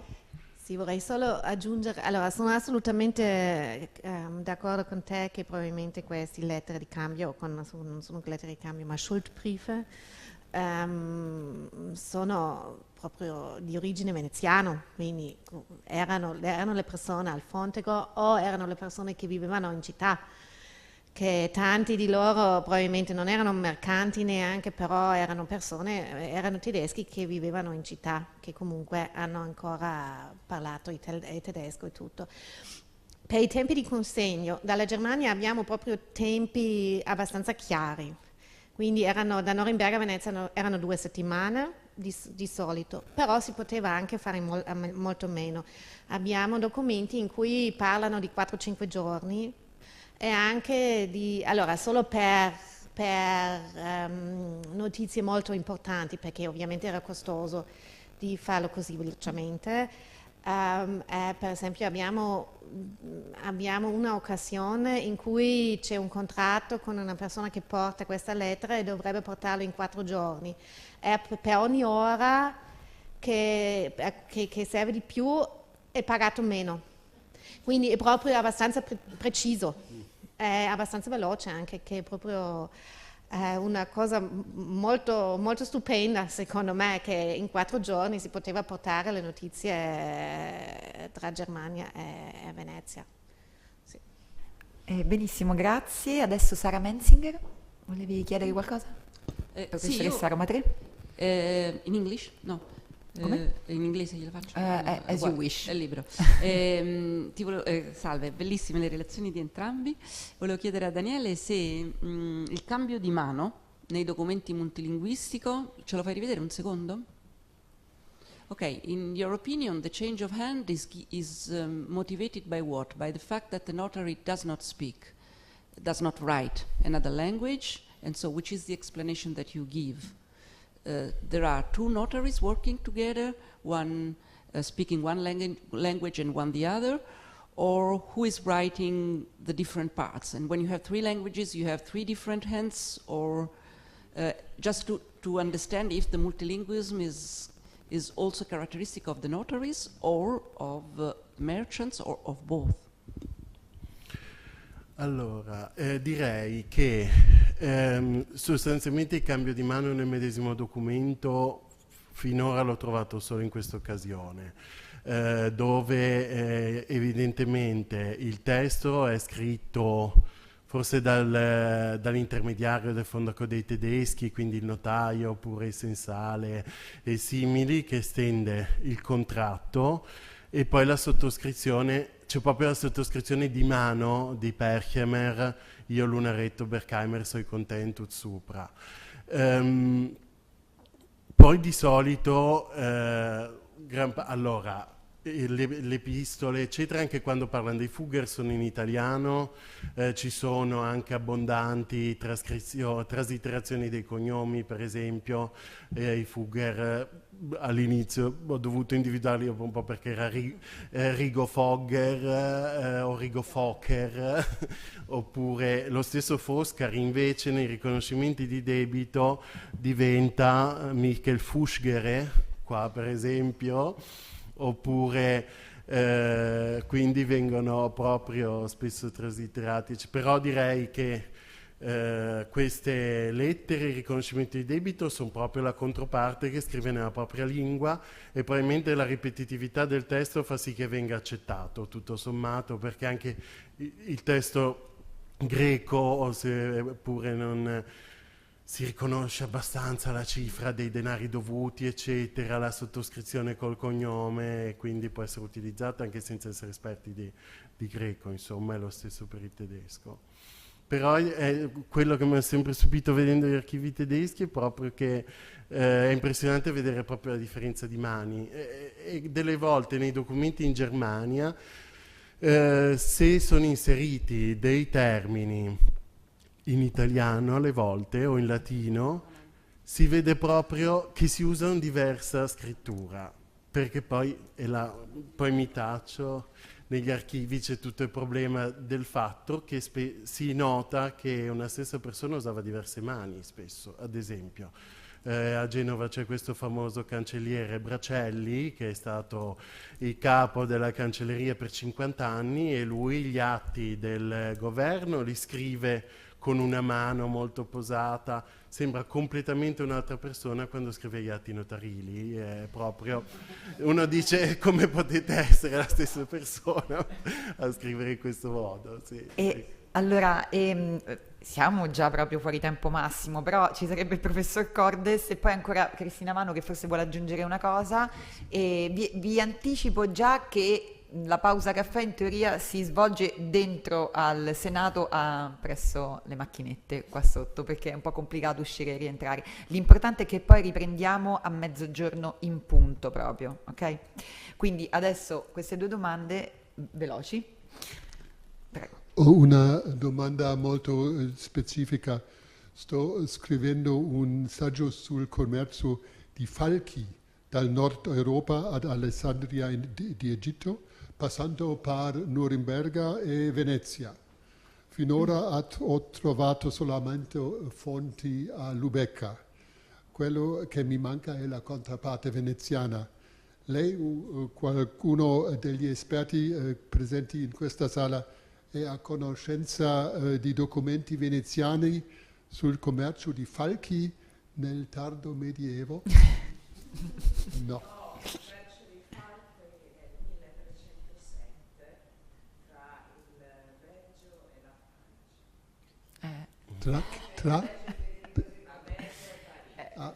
Grazie. Dobbiamo parlare dopo. Niente. Cercano i falconi in Belgio e secondo me il Belgio li poteva prendere dalla Germania. No, così su due piedi no. Non abbiamo notizie sui falchi e purtroppo, però insomma qualcosa incredibilmente è venuto fuori dalla professoressa Roberta Cella. Adesso l'ultimissima parola alla professoressa Vano. Siamo certi, solo una curiosità perché poi dalla foto non siamo certi della contestualità delle due grafie in questi esempi.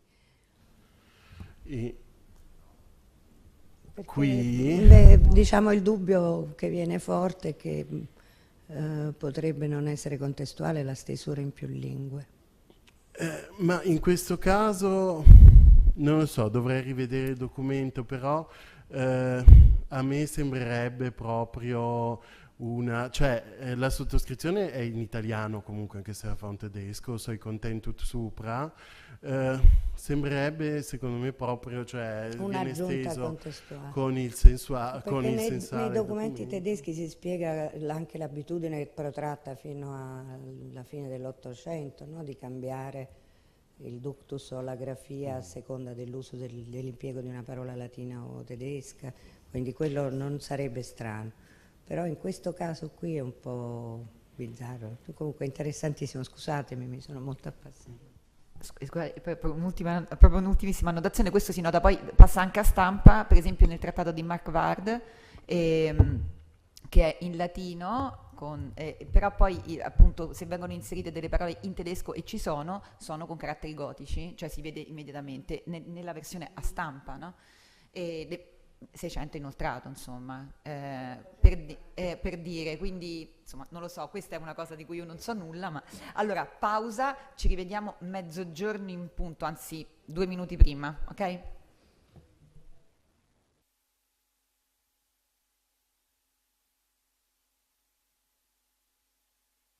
Se cominciamo ad accomodarci per riprendere i lavori, va bene? Allora, cerchiamo di riprendere i lavori per l'ultimo intervento prima della pausa pranzo. Abbiamo circa un'ora di tempo per i 2 relatori e un dibattito. Allora,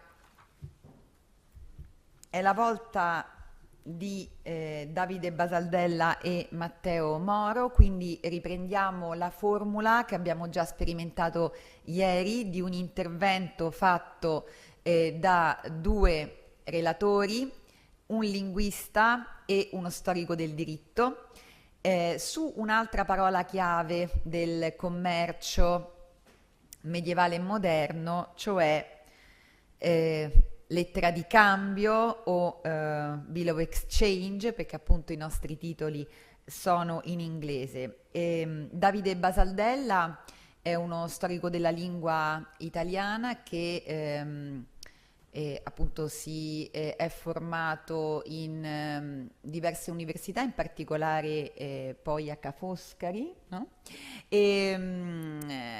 E adesso è nel progetto IRC Micol da ormai 3 anni quasi, quindi proprio dall'inizio, e quindi ha potuto osservare tutti i cambiamenti che sono avvenuti in questo periodo. Ora, però ha studiato anche per il dottorato a Zurigo, quindi che non è così comune, no, per gli italianisti poi andare da qualche altra parte, forse in Svizzera più che in altri paesi. E Matteo Moro invece è l'ultimo arrivato del team di Micol, è un giurista di formazione, storico del diritto, però come altri membri del team anche una specializzazione ulteriore. Sono molto fortunata ad aver trovato tanti giovani studiosi che sono diplomati archivisti anche, ed è il caso anche di Matteo Moro che oltre a essere appunto un giurista e uno storico si è anche diplomato presso l'Archivio di Stato di Torino, in quanto proviene dall'Università del Piemonte Orientale. Dunque, appunto, lascio allora la parola finalmente. Il titolo del loro intervento è The Rise of the Bill of Exchange, Some Notes on Legal History and Linguistics. Grazie. Qui come si accende? Grazie Stefania, grazie a tutti per essere presenti. La lettera di cambio è uno strumento di credito che affonda le proprie radici nella straordinaria rivoluzione commerciale seguita alla crisi dell'economia. In teoria c'è la luce Sì. verde. Si sente? Ok, vediamo un po' se funziona. Prova, sì. La lettera di cambio è uno strumento di credito che affonda le proprie radici nella straordinaria rivoluzione commerciale seguita alla crisi dell'economia curtense. Essa ha conosciuto un'evoluzione plurisecolare attraversando epoche e contesti economici assai divergenti e in ragione del suo carattere rivoluzionario è stata recentemente definita da Alain Soupiot come una delle basi dogmatiche su cui si fonda l'economia di mercato. Le pratiche connesse al cambio conquistano spazi sempre più importanti nel dibattito giuridico e teologico già durante il tardo Medioevo, per poi divenire oggetto di indagini ben più approfondite nel corso dell'età moderna, da dove a occuparsene sono specialmente i trattatisti del diritto commerciale, a cominciare da Stracca, Scaccia, Savary e Marquardt. Saranno tuttavia gli studi di carattere più squisitamente scientifico che da metà dell'Ottocento in avanti coinvolgeranno studiosi afferenti a diverse discipline, giuristi, storici, economisti, paleografi, linguisti, sociologi, a chiarire l'origine, a delineare l'evoluzione storica e a descrivere le caratteristiche intrinseche ed estrinseche, le funzioni e gli usi della cambiale. Il poco tempo a disposizione non ci consente di procedere a una disamina esaustiva della ricchissima produzione scientifica relativa a questo importante strumento del mondo mercantile. L'aspetto sul quale intendo focalizzare l'attenzione in questa sede è proprio l'interesse interdisciplinare suscitato dalla lettera di cambio, attraverso l'analisi di un carteggio inedito che ho potuto rintracciare presso la Biblioteca Bobbio del Dipartimento di Giurisprudenza di Torino. Risalente al 1964 e incentrato su un documento notarile genovese, esso ha come protagonisti uno storico dell'economia, Carmelo Trasselli, e uno storico del diritto, Mario Chiaudano, dei quali è necessario fornire alcune brevi notizie biografiche. Nato a Palermo nel 1910, Carmelo Trasselli consegue nel 1932 la laurea in lettere e vince subito dopo il concorso per la carriera direttiva degli archivi di Stato. Ciò gli consente di prestare servizio fra gli anni 30 e 50 presso gli istituti di alcune importanti città italiane, Torino, Roma, Trento, Bolzano, Trapani e Palermo, e di ampliare in questo modo i suoi orizzonti culturali. Parallelamente alla carriera archivistica intraprende anche quella accademica. Insegnerà storia economica presso le università di Chieti e di Messina. Gli interessi di ricerca del Trasselli si concentrano prevalentemente sulla storia economico-sociale della Sicilia e sui rapporti tra quest'ultima e l'area mediterranea fra basso medioevo e prima età moderna, attraverso ricerche condotte in archivi sia italiani che europei. Egli coltiva relazioni con studiosi molto importanti, due nomi su tutti, Federico Melis, il cui nome è legato soprattutto all'archivio Datini, ma che si occupò anche di lettere di cambio, e Fernand Braudel, un esponente dell'École des Annales, un vero e proprio pilastro della storia economica europea del XX secolo. Numerosi sono pure i congressi e le conferenze internazionali di storia economica e marittima ai quali è invitato: Genova, Madrid, Cagliari, Napoli, Prato e soprattutto Parigi, presso la Sorbonne, l'Università di Nanterre, l'École des Hautes Études e il Collège de France. Nato a Torino nel 1889, Mario Chiaudano segue ben presto la famiglia a Torino e qui si iscrive alla facoltà di giurisprudenza. È discepolo di due figure di spicco dell'Ateneo torinese, Luigi Einaudi e Federico Patetta. Consegue la laurea nel 1912 discutendo una tesi sulla finanza sabauda nel XIII secolo, premiata l'anno seguente dal Consiglio accademico dell'Università di Torino presieduto da Francesco Ruffini. I suoi interessi di ricerca si rivolgono prevalentemente allo studio di temi di storia del diritto commerciale e marittimo e di scienza delle finanze. Consegue la libera docenza in storia del diritto italiano nel 1927 e nel corso della sua carriera accademica tiene cattedra presso le università di Camerino, Catania, Genova e Torino. Il volume Studi e documenti per la storia del diritto commerciale nel secolo XII, pubblicato dal Chiaudano a Torino nel 1930, rappresenta un contributo notevole allo studio delle origini di questa disciplina, cui egli dedicherà in seguito ulteriori monografie e articoli, occupandosi anche di contratti di cambio. Esperto paleografo, e assiduo frequentatore di archivi, consegue risultati notevoli per la conoscenza delle fonti giuridiche e per la ricostruzione degli istituti. Si segnala, fra l'altro, la curatela dell'edizione del cartolare di Giovanni Scriba nel 1935 e degli altri cartolari genovesi del XII secolo, fonti di indubbio rilievo per la storia del diritto commerciale, dato che in esse si possono rintracciare importanti testimonianze relative a pratiche di cambio. Ma passiamo ora all'analisi del carteggio. Il primo documento che vi presento è una lettera dattiloscritta del 18 novembre 1964.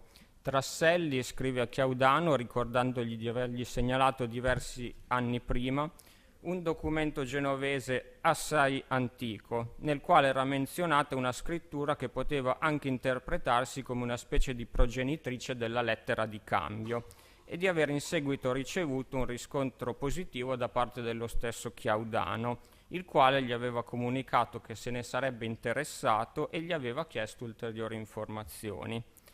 Trasselli chiede dunque a Chiaudano se questi abbia effettivamente pubblicato qualcosa e si dichiara disponibile, qualora non lo abbia fatto e non sia interessato a scriverne in tempi brevi, a segnalare il documento in questione. Tale segnalazione sarebbe infatti utile per mostrare quanto risulti antiquata la recentissima ristampa dell'opera Storia delle banche di Pietro Rota, dal momento che essa, essendo priva di note di aggiornamento, non tiene conto della cospicua bibliografia pubblicata nel corso degli ultimi 90 anni, relativa non soltanto alla lettera di cambio, e qui il riferimento è soprattutto al saggio del De Roover, ma a tutti i problemi di storia bancaria. Chiaudano risponde 10 giorni dopo in maniera abbastanza tranchant. Egli illude inizialmente il Trasselli, affermando di non aver pubblicato nulla sull'argomento, ma subito dopo demolisce le speranze dello storico palermitano, sostenendo che il documento che quest'ultimo gli ha segnalato ha pochissima importanza, anzi, direi quasi nessuna, dopo le ulteriori ricerche fatte nei cartolari notarili genovesi. Anzi, precisa ancora di aver passato pagina per pagina tutti i primi 200 cartolari dell'archivio di Genova e di trovarlo inutile e inconcludente. Egli comunque dichiara di non aver nulla in contrario se Trasselli pubblicherà, ma a suo giudizio, tenuto conto dello stato dell'arte, non ritiene opportuno tentare neppure un contributo. Gli suggerisce pertanto di utilizzare i cartolari genovesi per studiare altri aspetti della storia economica siciliana tardo-medievale. Nel riscontro fornito il 19 dicembre 1964, Trasselli cerca di difendere la propria posizione, fornendo ulteriori dettagli.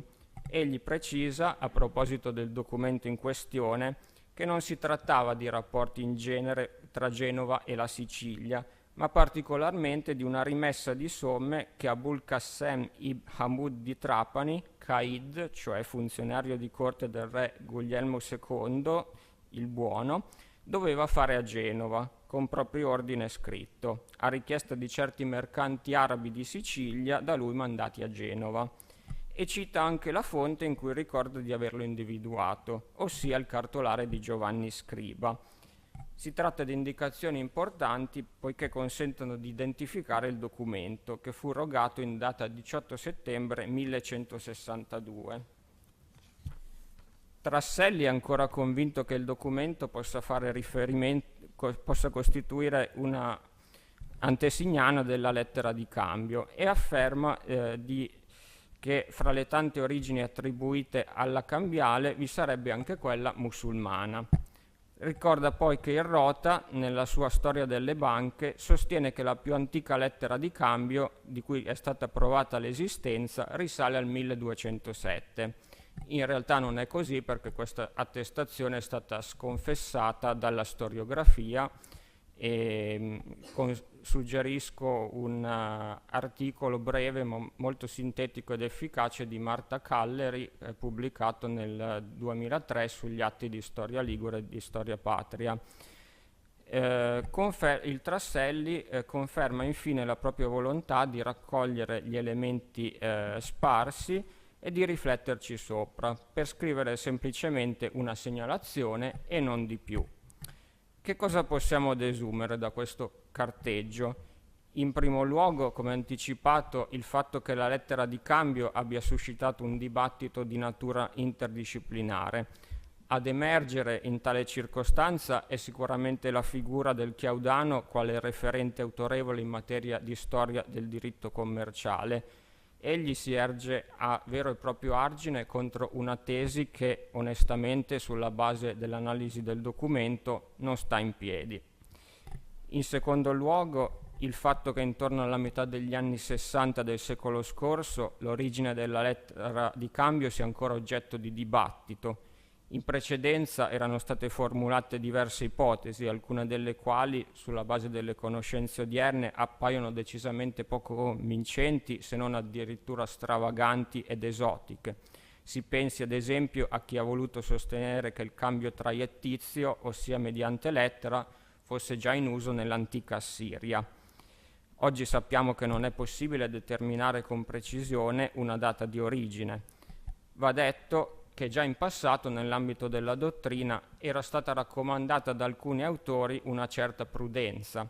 Ad esempio, Raffaele della Torre, nel Tractatus de Cambis, edito a Genova nel 1641, non insiste particolarmente sui problemi posti dalle origini dell'istituto, a suo parere incerte e opinabili, ma preferisce far riferimento a un elemento cronologicamente e storicamente sicuro e controllabile, ossia al fatto che il giurista Baldo, vissuto nel secolo XIV, ne abbia trattato. Il Trasselli, come detto, accenna a una possibile origine musulmana della lettera di cambio, poiché il documento che ha attirato la sua attenzione coinvolge due messi di origine islamica, ossia Bombarché, probabile latinizzazione di Abu Bakr, e Yusuf. Costoro devono stipulare per conto del Caid del re di Sicilia un mutuo in moneta genovese e restituirlo in Sicilia in valuta ivi corrente, secondo le condizioni fissate all'interno di una cartulam sarracinam che gli stessi messi consegnano al mutuante Solimano, genovese e fedele allo stesso re di Sicilia. In effetti, così come in Europa, anche nel mondo arabo furono elaborati alcuni strumenti di credito, tra cui l'awala e il suftaya, che trovano le loro fondamenta nei testi della giurisprudenza islamica dell'VIII secolo e che in ambito storiografico sono stati talvolta accostati alla lettera di cambio europea, pur non essendo di fatto configurabili come tali. La Wallah, consistente in un pagamento di debito realizzabile attraverso un trasferimento di credito, è stato accostato alla cambiale anche perché, come ci spiegherà meglio Davide, alcuni studiosi hanno ipotizzato che in esso si debba ravvisare l'origine del termine avallo, ossia la dichiarazione cambiaria con la quale taluno garantisce il pagamento della cambiale per uno degli obbligati cambiari. Il suftaya è invece paragonabile a un assegno bancario. Consiste in un documento scritto emesso da un banchiere che estende il credito e aiuta il mercante a evitare i rischi del trasporto, così come la cambiale europea, dalla quale si differenzia per almeno 3 elementi. In primo luogo, esso non comporta un cambio di valuta, in quanto permette semplicemente al mercante di una regione di effettuare pagamenti nella stessa valuta in un'altra regione. In secondo luogo non coinvolge 4 parti ma solamente 3, secondo lo schema seguente.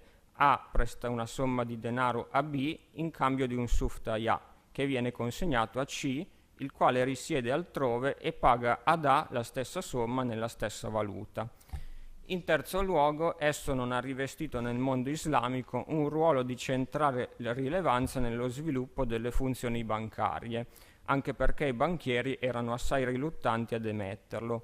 La quasi assoluta convertibilità del suftaya in denaro contante e le penalità stabilite per qualsiasi ritardo nel pagamento implicavano che ogni banchiere emittente dovesse essere del tutto sicuro del suo agente, del socio o del collega destinatario, dovunque il suftaya dovesse essere onorato, e pochi banchieri, a quanto pare, potevano contare su questa completa affidabilità. Resta ancora un ultimo elemento da prendere in considerazione. Se un saggio ci mostra generalmente i risultati di una determinata ricerca, il carteggio ci fornisce viceversa qualche indicazione su come tali risultati possono essere o meno costruiti nel tempo e infine conseguiti. Lo scambio di opinione, a maggior ragione se tra studiosi di diversa formazione, è un momento che anima tutt'oggi lo spirito della ricerca e del MICOL, ed è il motivo per cui ci troviamo qui oggi. Grazie.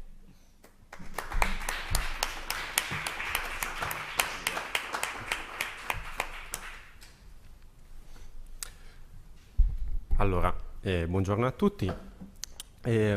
Se, come abbiamo visto, le origini della lettera di cambio rappresentano un problema per molti versi ancora aperto, analogamente problematica appare la questione delle denominazioni che nel corso della storia si sono impiegate per designare questo strumento di credito, e più in generale quella dei termini che Cesare Beccaria definì componenti della lingua del cambio, dietro i quali si nasconde tutto l'artifizio dei cambisti.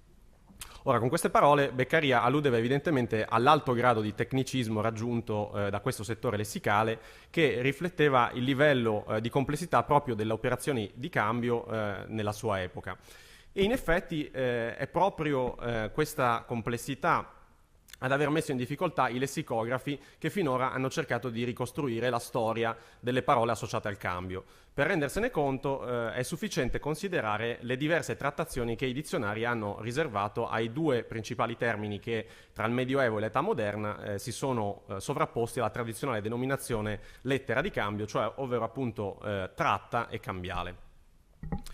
Ora, a proposito di tratta, i principali dizionari italiani ci dicono che il termine è una sostantivazione del sintagma lettera tratta e che è attestato dal XVI secolo col valore di tipo di cambiale che contiene l'ordine rivolto dall'emittente o traente a un terzo soggetto, trattario o trassato, di pagare una certa somma o allo stesso emittente o a un altro soggetto detto ordinatario.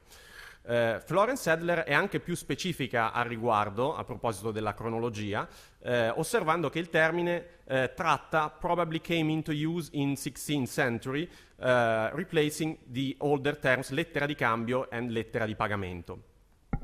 Ora, come ha dimostrato il linguista Franz Reiner, però, entrambe le considerazioni sono da considerarsi errate. Se infatti guardiamo al meccanismo della lettera di cambio, ci rendiamo conto che, almeno in origine, la tratta appunto non designava la cambiale in se stessa, ma piuttosto l'operazione di trarre, cioè appunto di prendere, prelevare il denaro, che è speculare alla rimessa, cioè ovvero il versamento o trasferimento del denaro che si effettua tramite la cambiale. Ecco come ad esempio Bernardo Davanzati spiega il funzionamento della lettera di cambio all'interno della sua Notizia dei Cambi del 1581. Scrive Davanzati: in Firenze A dà a cambio scudi 104 e 2 terzi di lire e 7 e mezzo per avere in Lione scudi 100 di sole a B. B trae a Lione scudi 100 di sole per la valuta di A C. Poi A rimette a Lione per lettera di cambio di B scudi di 100 di sole a D, e infine in Lione C paga la lettera di cambio di scudi 100 di sole trattigli da B di Firenze a D. Ora, questa spiegazione, diciamo, è la spiegazione classica che si trova in molti altri manuali dell'epoca, solitamente accompagnata, diciamo, da uno schema come quello che abbiamo visto prima, che si incontra tra l'altro molto simile anche nel Tractatus di Johann Marquardt, dove qui fa riferimento all'accettazione, diciamo, al meccanismo dell'accettazione della lettera di cambio. Ma il punto è: che cosa vogliono dire i verbi trarre e rimettere usati da Davanzati? Ce lo spiega un altro trattatista del secolo successivo, cioè Bernardo Giustiniani, autore del breve trattato delle continuazioni dei cambi del 1619, una fonte che mi sembra anche più esplicita, diciamo, di quelle considerate da Reiner. Scrive infatti Giustiniani: quando i negozianti scrivono ad uno che riscuota qualche somma, dicono io vi rimetto oppure faccio una rimessa. Quando gli scrivono che paghi, dicono io vi ho tratto oppure vi ho fatto tratta, perché ordinando ad uno che paghi, se gli traggono, cioè gli si traggono i denari di cassa, indi è che gli si dà nome di tratta. Ecco, in effetti è proprio questo il significato con cui il termine tratta si incontra nelle testimonianze antiche, a partire da quella segnalata da Edler, dove appunto si legge traemo, cioè quindi prendiamo, preleviamo oggi questo di 15 novembre a Lione da Bernardo Uguccioni e fratelli e Carlo Marucelli e compagnia, marchi 3 di Grossi, la quale tratta, cioè il quale prelievo, si è fatta per conto di Alessandro di Guido Guiducci e compagnia. E questo del resto, questo stesso discorso diciamo vale anche per i prestiti entrati in altre varietà come il tedesco tratte e il francese traite, che designano in origine appunto non la cambiale ma la somma di denaro tratta, cioè appunto prelevata. Ecco, sarà invece solo in un secondo momento, cioè a partire dal XVIII secolo, che in italiano si passerà dal significato di prelievo a quello di particolare tipo di cambiale. Proprio in questa fase, infatti, all'espressione trarre marchi, fiorini, lire o altra valuta si affiancherà quella di trarre una lettera di cambio o una cambiale, dove appunto il sostantivo usato in funzione di complemento oggetto indicava metonimicamente il valore in denaro corrispondente alla cambiale, e di qui poi si avrà anche il sintagma proprio cambiale tratta, che modernamente si specializza diciamo per disegnare poi questo strumento, per distinguere questo strumento da altri tipi di cambiale come appunto ad esempio la cambiale pagherò. Ecco, se il caso di tratta illustra bene diciamo la complessità di questo tipo di lessico, esistono però anche altri esempi significativi come ad esempio il termine ancora oggi in uso cambiale. Anche questa forma in effetti ha una storia particolare che non trova diciamo riscontro all'interno dei dizionari. Come nel caso precedente, anche questa volta i repertori storici ed etimologici considerano cambiale una semplice forma ellittica per lettera cambiale appunto. Ci sono però due elementi che risultano quantomeno singolari. Il primo, diciamo in primo luogo, le attestazioni di cambiale sono estremamente tarde, cioè la parola compare solo nel Settecento e risulta documentata la prima volta, sempre nel sintagma lettera cambiale, all'interno del trattato Il cambista istruito di Giuseppe Casareggi. Ciò che risulta maggiormente significativo però è che anticamente l'aggettivo cambiale è del tutto sconosciuto, diciamo, non solo alle fonti giuridico-commerciali ma anche a quelle letterarie o di altra tipologia. Ma quindi se appunto l'aggettivo cambiale non esisteva, ci dobbiamo chiedere come è nata appunto la formula lettera cambiale. Ecco, ancora una volta l'intuizione fondamentale si deve a Franz Reiner. In una breve nota pubblicata in tedesco, lo studioso ha infatti osservato che le prime attestazioni di cambiale si trovano non in italiano ma nel latino dei giuristi del XVII secolo, come ad esempio Coran Lübben, di cui vedete un esempio qui tratto dalla Disputatio Juridica de Cambis del 1677, che parlò appunto di lettera cambialis in riferimento alla lettera di cambio. Ecco, sempre stando allo studioso austriaco, sempre stando a Reiner, inoltre, questa formula sarebbe a sua volta una latinizzazione di lettera di cambio, che in un secondo momento fu poi ritradotta in volgare come lettera cambiale. Ora, questa trafila mi sembra confermata da due elementi che finora non erano stati presi in considerazione, ovvero innanzitutto il fatto che proprio come in italiano l'aggettivo cambialis non si incontra mai al di fuori, diciamo, dell'ambito cambiario, tranne che isolatamente in alcuni trattati di medicina cinquecenteschi, dove appunto vedete usato in espressioni come humidum cambiale, che fa riferimento ancora una volta a un cambio, cioè una membrana chiamata cambio.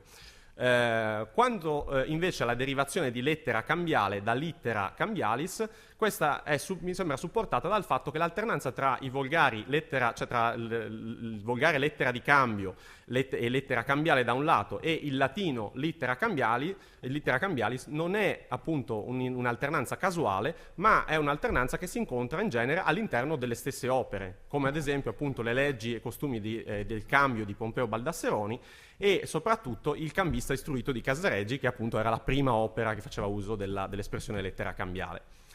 Ecco, un'ultima precisazione su questa forma riguarda infine la diffusione dell'aggettivo cambiale. Secondo Reiner, dal XVIII secolo l'italiano usa sistematicamente cambiario anziché cambiale come aggettivo relazionale riferito al cambio, tranne che appunto nell'espressione lettera cambiale.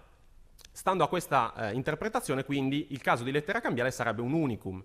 Se però diciamo, guardiamo con più attenzione alle fonti disponibili per quel periodo, ci rendiamo conto di un dato interessante, ovvero che tra il XVII e il XVIII secolo si incontrano a fianco di lettera cambiale anche altri sintagmi, come ad esempio debito cambiale, interesse cambiale, credito cambiale, che ancora una volta sono calchi dal latino giuridico 6 e 700, a partire da locuzioni come debitum cambiale, interesse cambiale o creditum cambiale, e a ulteriore riprova, diciamo, dell'influenza che in un'epoca ancora, diciamo, anche tarda come appunto il XVII-XVIII secolo, una varietà come il latino giuridico poteva ancora avere, diciamo, su un ambito tradizionalmente ritenuto di pertinenza mercantile. Ecco, una volta fatte queste precisazioni vorrei concludere concentrandomi su un termine strettamente connesso alla cambiale, del quale non solo i dizionari ma nemmeno gli studi lessicali esistenti sono ancora riusciti a venire a capo. Mi riferisco alla parola avallo, che appunto designa una forma di garanzia che un individuo offre sul pagamento della cambiale, obbligandosi a pagare laddove il debitore non sia in grado di farlo. Ora, come già nel caso di cambiale, il problema qui non è la semantica, che fin dalle prime occorrenze della voce appare sostanzialmente uniforme, ma piuttosto la cronologia delle attestazioni e l'origine del termine. Secondo i dizionari, la voce avallo sarebbe attestata molto tardi, cioè solo a partire dall'Ottocento, e sarebbe preceduta di circa 2 secoli dal corrispettivo francese aval, che si incontra già nell'Ordonnance du Commerce del 1673 e 2 anni prima nel Parfait négociant di Jacques Savary. Ora, proprio per questo motivo, l'ipotesi etimologica ancora oggi più diffusa è che la forma italiana derivi da quella francese, per la quale si sono proposte, diciamo, a propria volta 3 ricostruzioni principali. Secondo quella più comune, formulata dallo stesso Savary, il termine sarebbe un'abbreviazione di avaloir, cioè da valere, da considerarsi valido. Una seconda ipotesi sostenuta dal lessicografo spagnolo Corominas considera invece, diciamo, il termine l'univerbazione di aval, cioè in basso, che indicherebbe il luogo in cui si poneva la firma di avallo.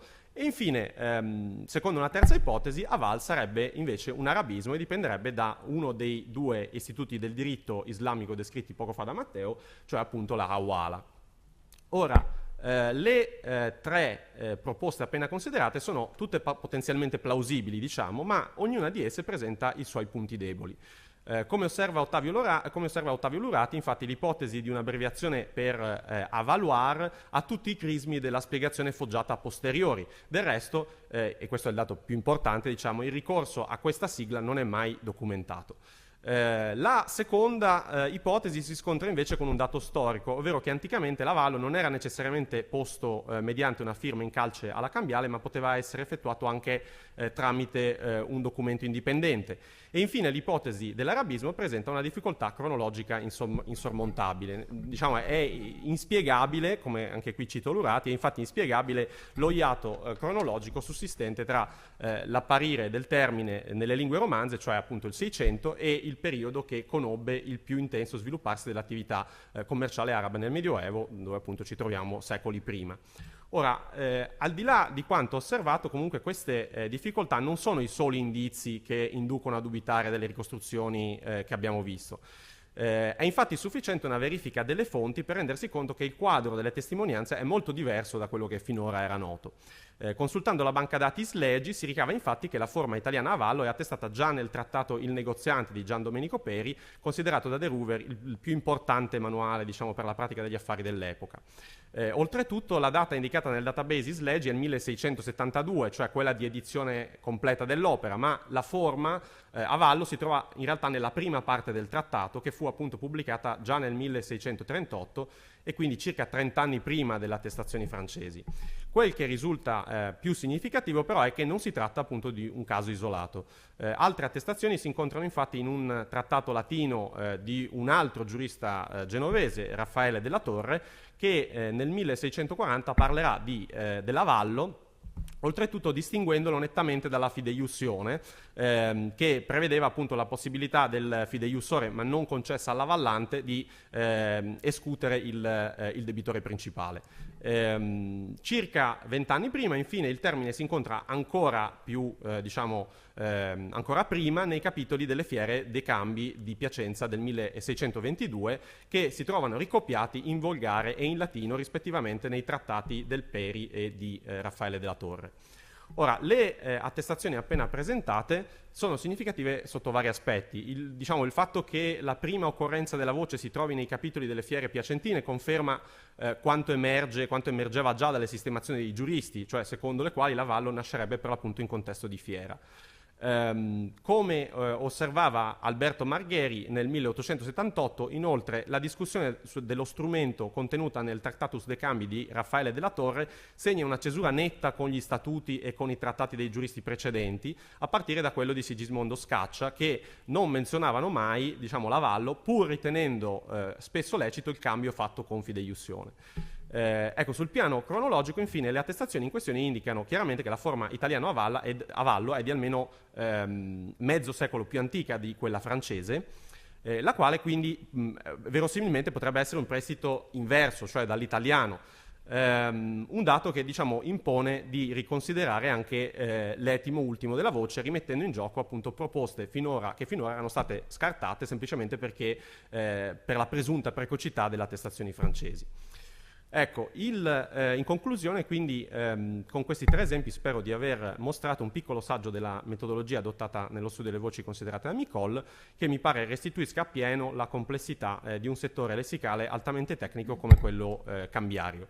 Come si è visto, la consultazione degli studi lessicali, delle banche dati e la verifica della diretta delle fonti permette in diversi casi di portare alla luce un quadro diverso da quello descritto nei repertori attualmente disponibili, che pur rappresentando il punto di partenza fondamentale per ogni ricerca possono essere aggiornati con novità che confluiranno appunto all'interno del glossario o lessico, come vogliamo chiamarlo, Micol. Abbiamo una proposta, ok? Sì, lo so.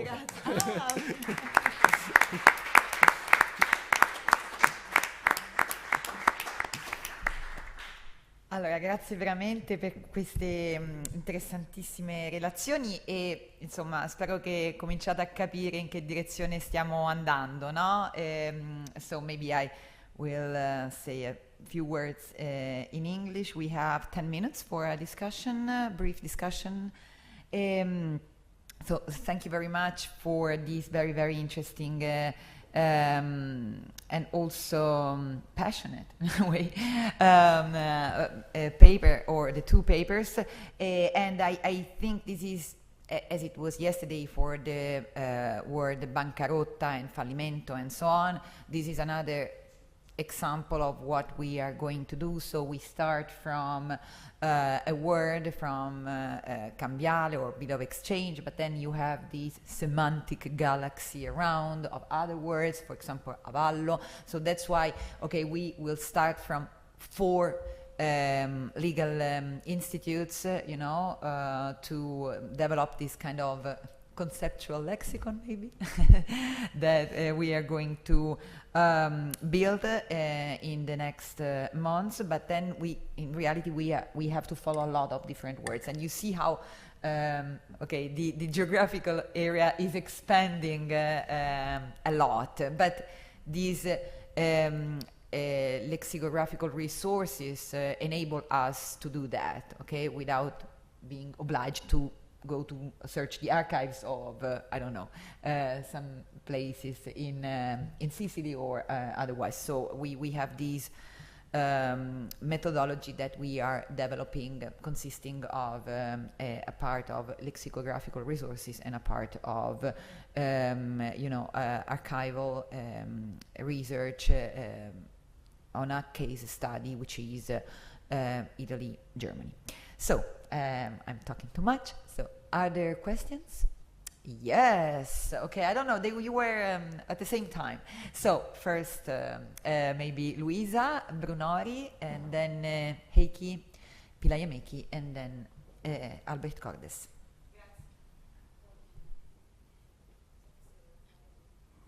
No, si è spento. Bisogna schiacciare il pulsante rosso, quello sotto. Ce l'ho fatta.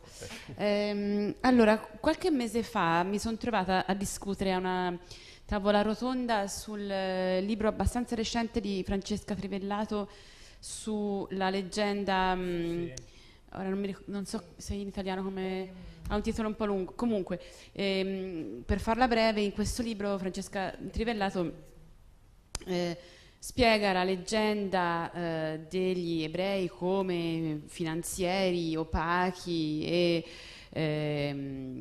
agenti che agiscono nell'oscurità di nascosto in modo truffaldino, partendo da un testo seicentesco di diritto commerciale in cui l'autore del testo, Etienne Cléac, si interroga precisamente sull'origine della lettera di cambio e la attribuisce agli ebrei.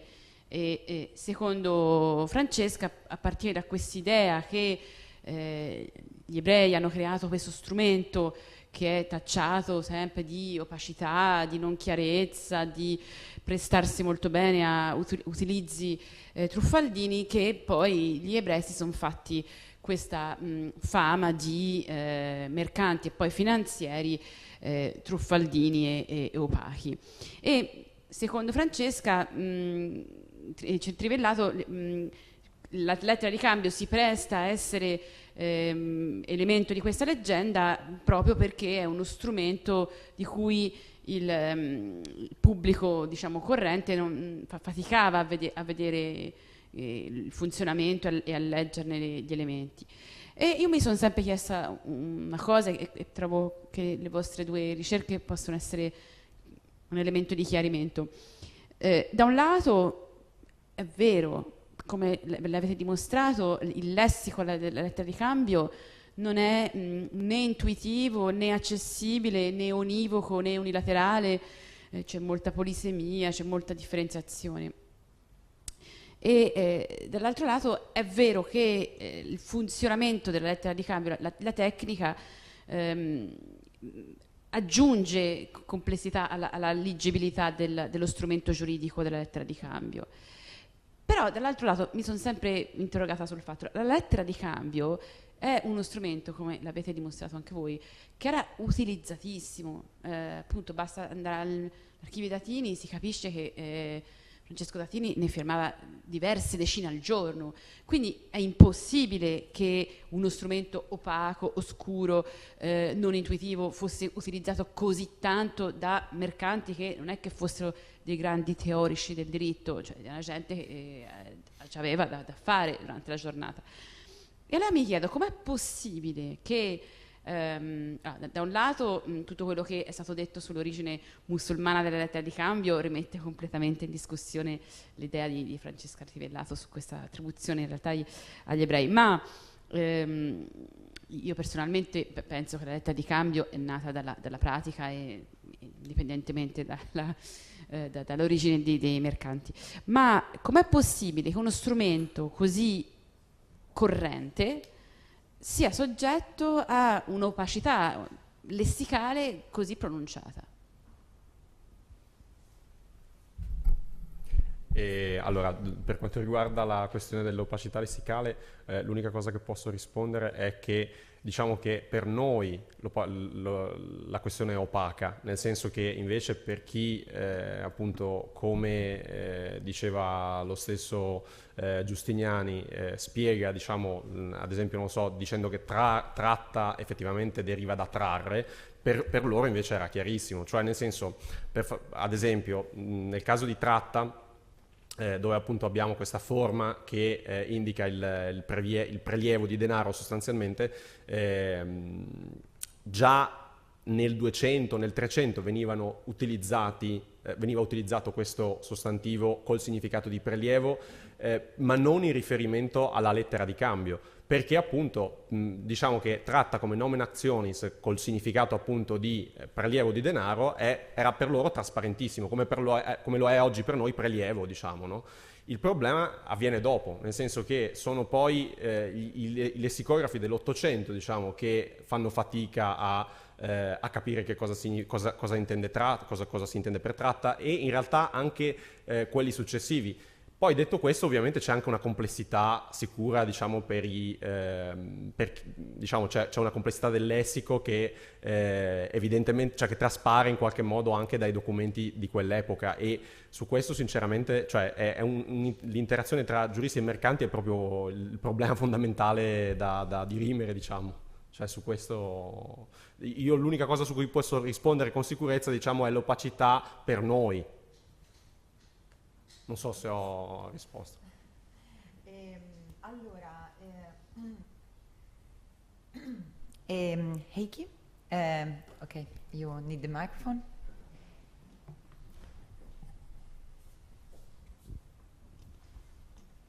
Thank you very much for the brilliant presentation, really meticulous work you both have done.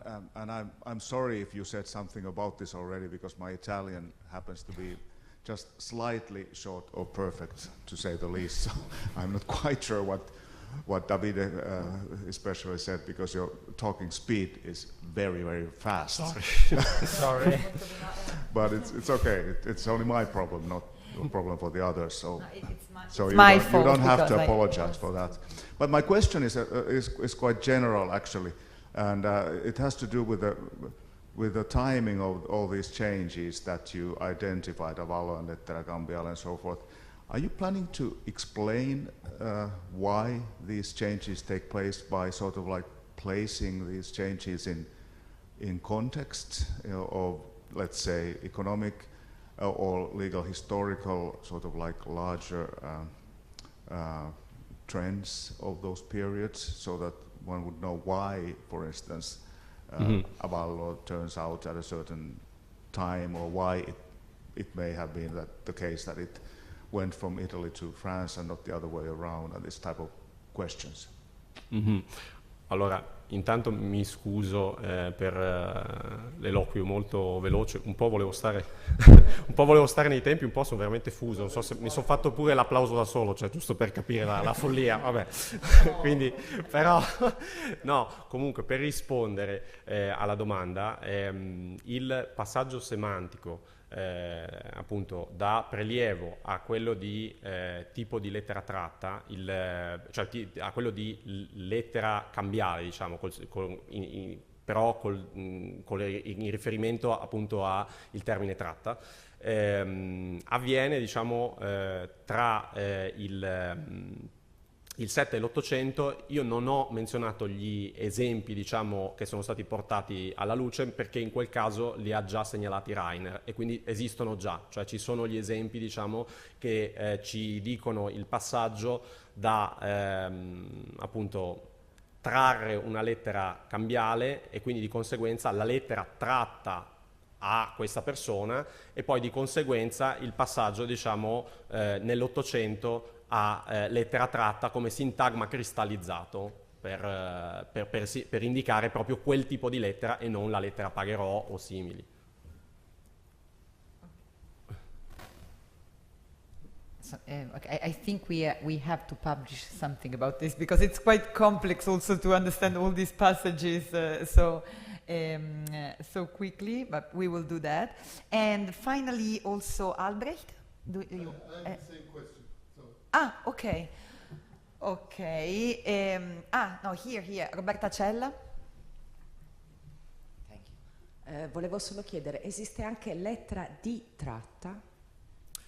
Allora, perché secondo me è la forma originaria, cioè è lettera di prelievo, allora, che poi viene accorciata in lettera tratta.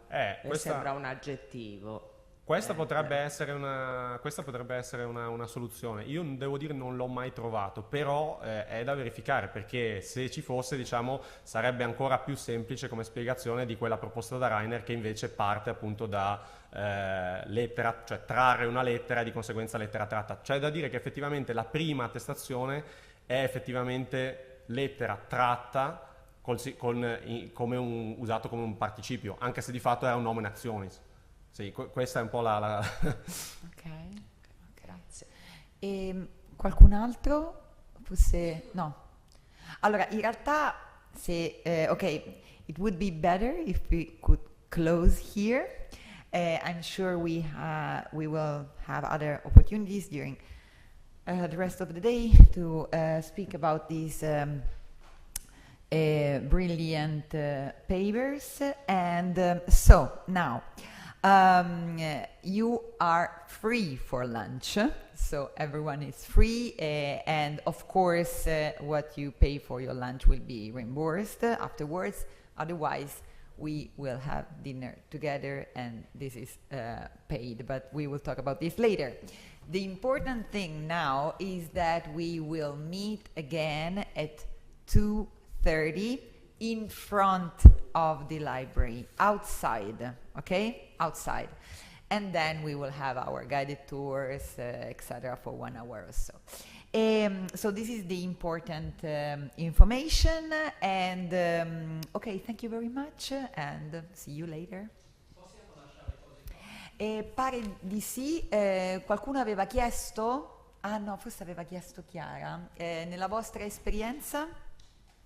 Adesso ci sono delle prove tecniche di audio. Sì, attenzione perché all'una mi hanno detto che scatta un allarme, ma non dipende, sono delle prove, quindi non vi spaventate, non sta andando a fuoco il Senato, ma sono delle prove. Allora forse mettiamo tutto negli armadietti, chiediamo se possiamo mettere negli armadietti. Allora, ok, for your computers, etc.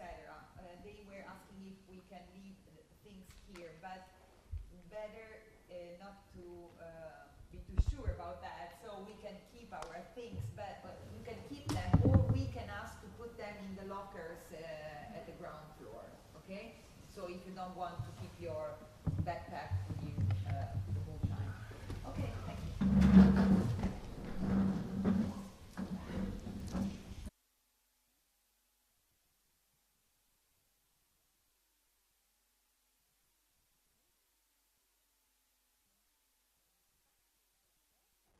So, good afternoon, everyone. I'm very pleased to chair the last session of the third workshop dedicated on the merchant code, mercantile contracts and letters from 11th to 17th century. First of all, also I wish to thank the director Buonomo and Dr. Alessandra Casamassima, Francesco Gentilone, and Margherita Desideri for all perfect organization. So really many thanks also for this guided tour.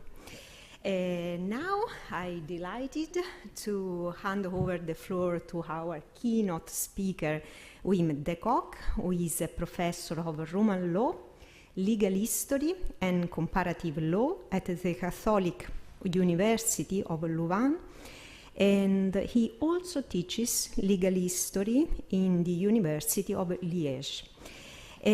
Today he will talk about the language of contract and the justification of banking and business in southern Germany at the end of the 16th century. Please. Grazie mille, Silvia. First of all, let me thank you, the organizers, and especially Stefania Gialdroni for the invitation to this very wonderfully organized workshop. It's really amazing. You bring us to so many excellent places that reflect also the excellence of your research and the research group. So really fantastic. Thank you so much. It's back to business. I mean, my presentation is not going to show you the miracles of the handwritten documents of St. Francis, but much more day-to-day affairs regarding business. But there is a link to a certain extent because the literature, the language that I am studying, if you want, the sources that I'm studying deal with, well, problems related to the economic world and the spiritual world, which is of course very much also the world of St. Francis. The title of my lecture is The Language of Contract and the Justification of Banking and Business in Southern Germany at the end of the 16th century. This is of course a huge topic, so I will have to focus a little bit. But I think especially for the linguists here in the room, one of the upshots of my lecture will be that, well, language has a very powerful, is a very powerful, miraculous tool almost that can change realities. It also makes me think of what a colleague of Professor Cordes once told me, David von Meyenburg, that legal language acts a little bit like a magical tool.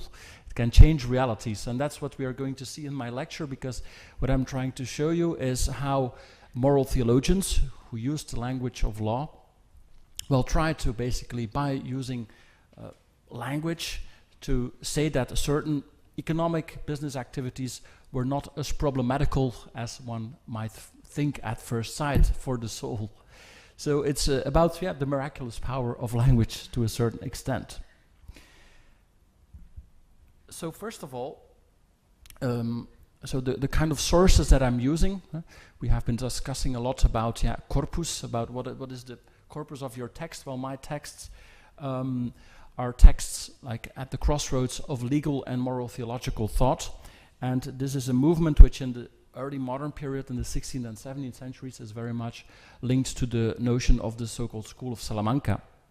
So what I first want to show you very rapidly is that there is this literature out there, and that we can also find it in very tiny places in southern Germany. That we can find Salamanca in Ingolstadt, as I will show you. Ingolstadt is a very tiny town in Germany, in Bavaria, where one of the protagonists that I will treat later on, Gregorio de Valencia, was a professor. I'm working with my laptop at the same time to kind of anticipate a little bit my slides. I'm not going to go into this, but so the School of Salamanca, which is alternatively also called the Spätscholastic or La Seconda Scolastica in Italy, is of course a very vast movement that goes to all the corners of the world, from Salamanca to Lima. In the Colegio Máximo de San Pablo, which you see here, was a stronghold of the Jesuits, and actually it is through the fact that many of these religious orders, like the Jesuits, like the Dominicans, like the Franciscans, like the Carthusians, like the Canons Regular of St. Augustine, that they would spread all across the world, following the imperialistic tendencies of the Portuguese and the Spanish crown. Well, that, of course, also this literature will, of course, be everywhere, spread around the world. For example, well, when we go to Mexico, when you visit the library of a famous cardinal like Palafox in Mendoza, well, you will find in Puebla, in the center of Mexico, you will find also these type of libraries with books of these authors of the so-called School of Salamanca. And so there is a whole list of religious orders, there is a whole list of authors. The literature is really amazingly rich and vast, and there has actually relatively little research being carried out on these sources. We have seen, once again, that it is so difficult to constitute a corpus, and if you would just want to constitute a corpus here of the early modern scholastic sources, it would already take, I think, a lifetime.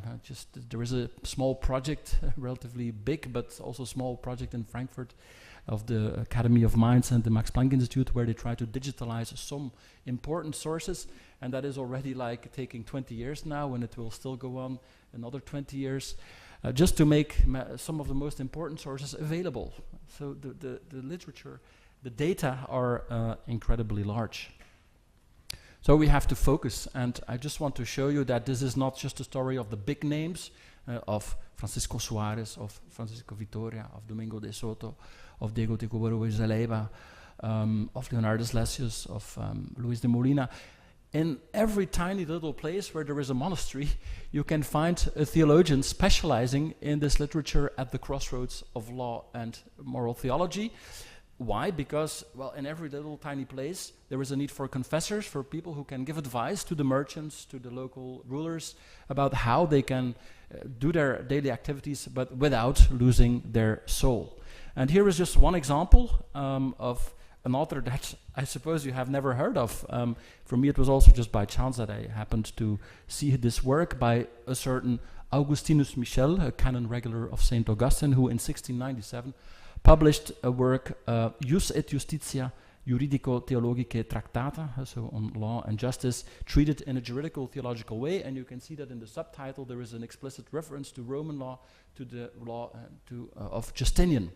So you can see that these theologians were actively using the Roman legal tradition, the jus commune actually, also with the canon law of course, in order to solve moral problems, which is counterintuitive to us, because we are, I think, more the hearers of the Protestants, and the Protestants try to separate really morality from law. But in the Catholic tradition that was not the case, and especially after the Council of Trent, there was even a reinforcement of this combination of jus commune and moral philosophical traditions. So here you can see that in a very small place in Bavaria, Inderdorf, we had this Augustinus Michel, who was also writing these kind of treatises. Now, I'm going to focus on a particular Jesuit in my lecture, who is called Gregorio de Valencia, and contrary to what his name might suggest, he was not working in Spain, but also in Bavaria, in southern Germany, at the universities of Dillingen and Ingolstadt, which were Jesuit colleges in origin. He had also spent some time at the Collegio Romano, so that's why I thought he's an interesting figure. He's also a link a little bit between here Rome, and Luisa already said it, we are very close to the Collegio Romano, the ancient Collegio Romano. And yeah, Gregorio de Valencia taught there before going to Ingolstadt, and also after his period in Ingolstadt. So who was Gregorio de Valencia?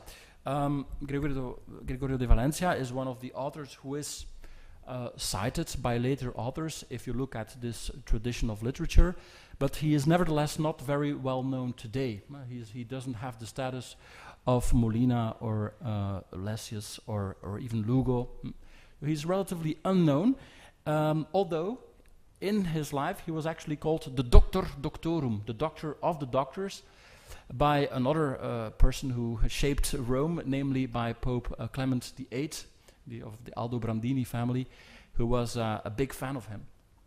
And so Gregorio de Valencia received the name Doctor Doctorum by Pope Clement VIII. But so Gregorio de Valencia was born in Spain, not in Valencia, but in Medina del Campo in 1550.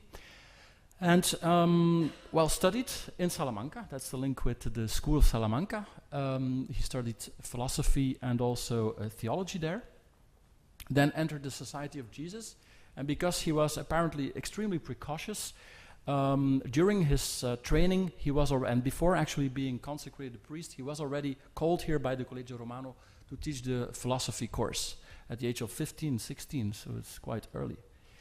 And then, yeah, there was actually a lot of fighting going on by bigwigs at the time to try and get him in their university. The Polish king wanted him to stay in Poland. There was also the French king who wanted him. But finally, he was sent to Germany. Germany, which was, of course, a central battleground in the fight against the Protestants. So the brightest minds had to go and defend the Catholic doctrines there. So he went to Dillingen, which is in between Nuremberg and Munich, and then to Ingolstadt. And while there he taught, and as was often the case, after a number of years of teaching, these Jesuit professors got a kind of a sabbatical leave, if you want, to write down their teachings and publish. And the big work that Gregorio de Valencia was going to publish, besides other ones that I'm going to show you in a minute, was his Commentaria Theologica, his theological commentaries. So he wrote these volumes between 1591 and 1597. I think many of us would envy these Jesuit professors who suddenly got 7 or 8 years off just to write their book. So Gregorio de Valencia got this privilege. But in 1597, 1598, he was called to Rome by the Pope, because at the time there was a big conflict going on even within the Catholic Church around the topic of grace and free will, as you know. And the Pope wanted the brightest man of the planet, in his view at the time, working with him to try and find a reconciliation between different parties. And so Gregorio de Valencia moved again to Rome. He also taught then at the Collegio Romano. But the thing is that there were already burnouts apparently at the time, because Gregorio de Valencia, because of his work in this very difficult dispute. Apparently, he suddenly got ill, and the medical doctor said it's because of the fact that he has worked too much. And so they did a wonderful thing at the time. I hoped they would do also the same for people suffering from burnout today. They sent him to Naples, to Napoli. Apparently that's the best place to recover from for the fact that you are psychologically a bit tired and exhausted. But it was too late, and so he died in Naples. Gregorio de Valencia. So what I'm telling you about this biography is based on an article by August Leemkuhl in the Catholic Encyclopedia, which you probably also know from the New Advent website. Very useful material which we can find there. But the reason that I'm pointing that out is that something that is also, I think, necessary for future research in this field is that a link is being made between the scholastic literature, not just of the early modern period and the late Middle Ages, but also of the modern period, because in the 19th and early 20th century, this literature tradition was still going on. Of course, it was no longer as strong and interesting, but still. There were important authors like Augustin Leemkuhl, who in Germany tried to comment upon the BGB, so the German civil code, from the perspective of this literature that had been written for the Forum Internum. It's a very interesting research field, I think, but still needs to be developed. And so August Leemkuhl, you can see that these authors, they were interested in the 16th and 17th century authors because he wrote the biography of August Leemkuhl. The University of Ingolstadt was not just one university among many. Ingolstadt was already really a center of some of the strongest Jesuits who had been fighting against Protestantism. Peter Canisius, for example, had been the rector of that university. In that university, other important theologians of the Counter-Reformation had played an important role, like Johannes Eck, that I will come back on as well. So Gregorio de Valencia is really a part of a tradition there, of a strong tradition of Catholic theology. And you can see that indeed one of the main reasons that he was called there was in order to polemicize with the Protestants. You can see it from the titles here of many of his other works, of his minor works. Well, they are still hundreds and hundreds of pages each, but still. I just want to draw your attention to one title, which is the second one, which is on a disputation on the true and the false difference between the old and the new law. So note that he doesn't talk about the Bible, but about laws. The Old Testament is the old law. The New Testament is the new law. And you can also see that here he is polemicizing against Calvin, against Melanchthon, against Luther, against Chemnitz, Gerbrandt, who was an important Protestant theologian in Tübingen at the time.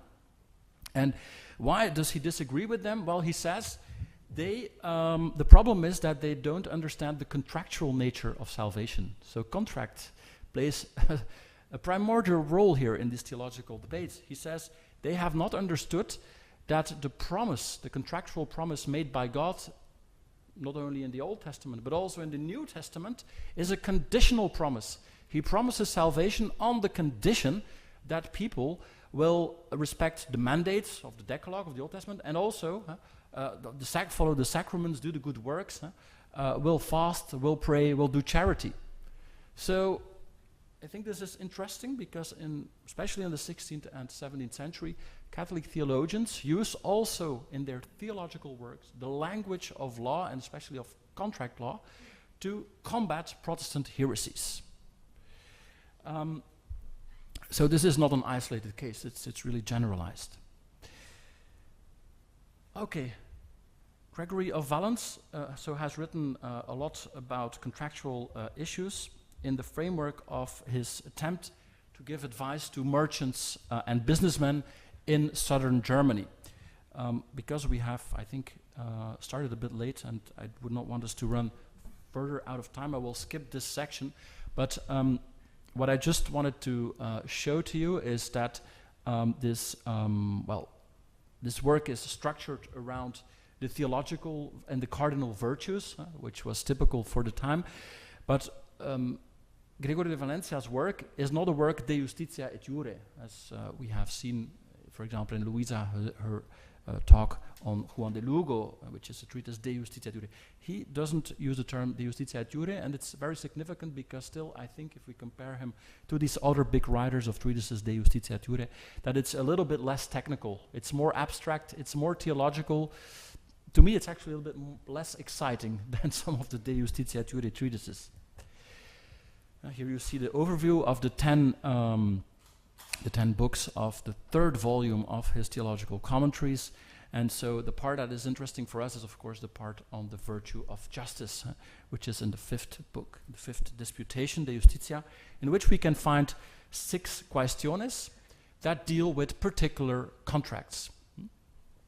As you can see, the first one is about the sale contract, the next one about the loan for consumption, then the rents, the census, the money exchange contract, the cambium, societas, the compagnia that we have already heard about this morning, and then the triple contract, and I will go into that a little bit later on because that's a very important point.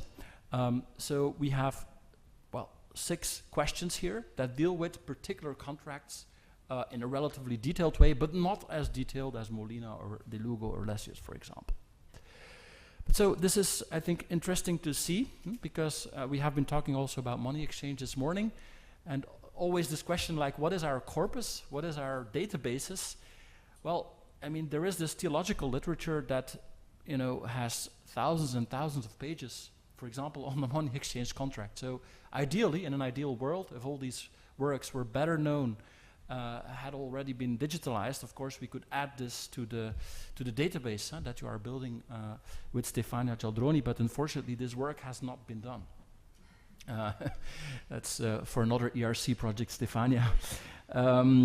But yeah, I just draw your attention to it because, it's interesting. And for example, as far as the Belgian context is concerned, when I read the so-called pure jurists, the professors of law at the University of Louvain in the 16th and early 17th century, when they write treatises on commercial law, well, they say, in the context of the money exchange contract, they say, oh, this is something that is best mastered by Leonardus Lessius and by the theologians. So the jurists actually recognized that there were another category of normative specialists, the theologians, who had actually more adequate knowledge of, for example, the money exchange business than they had.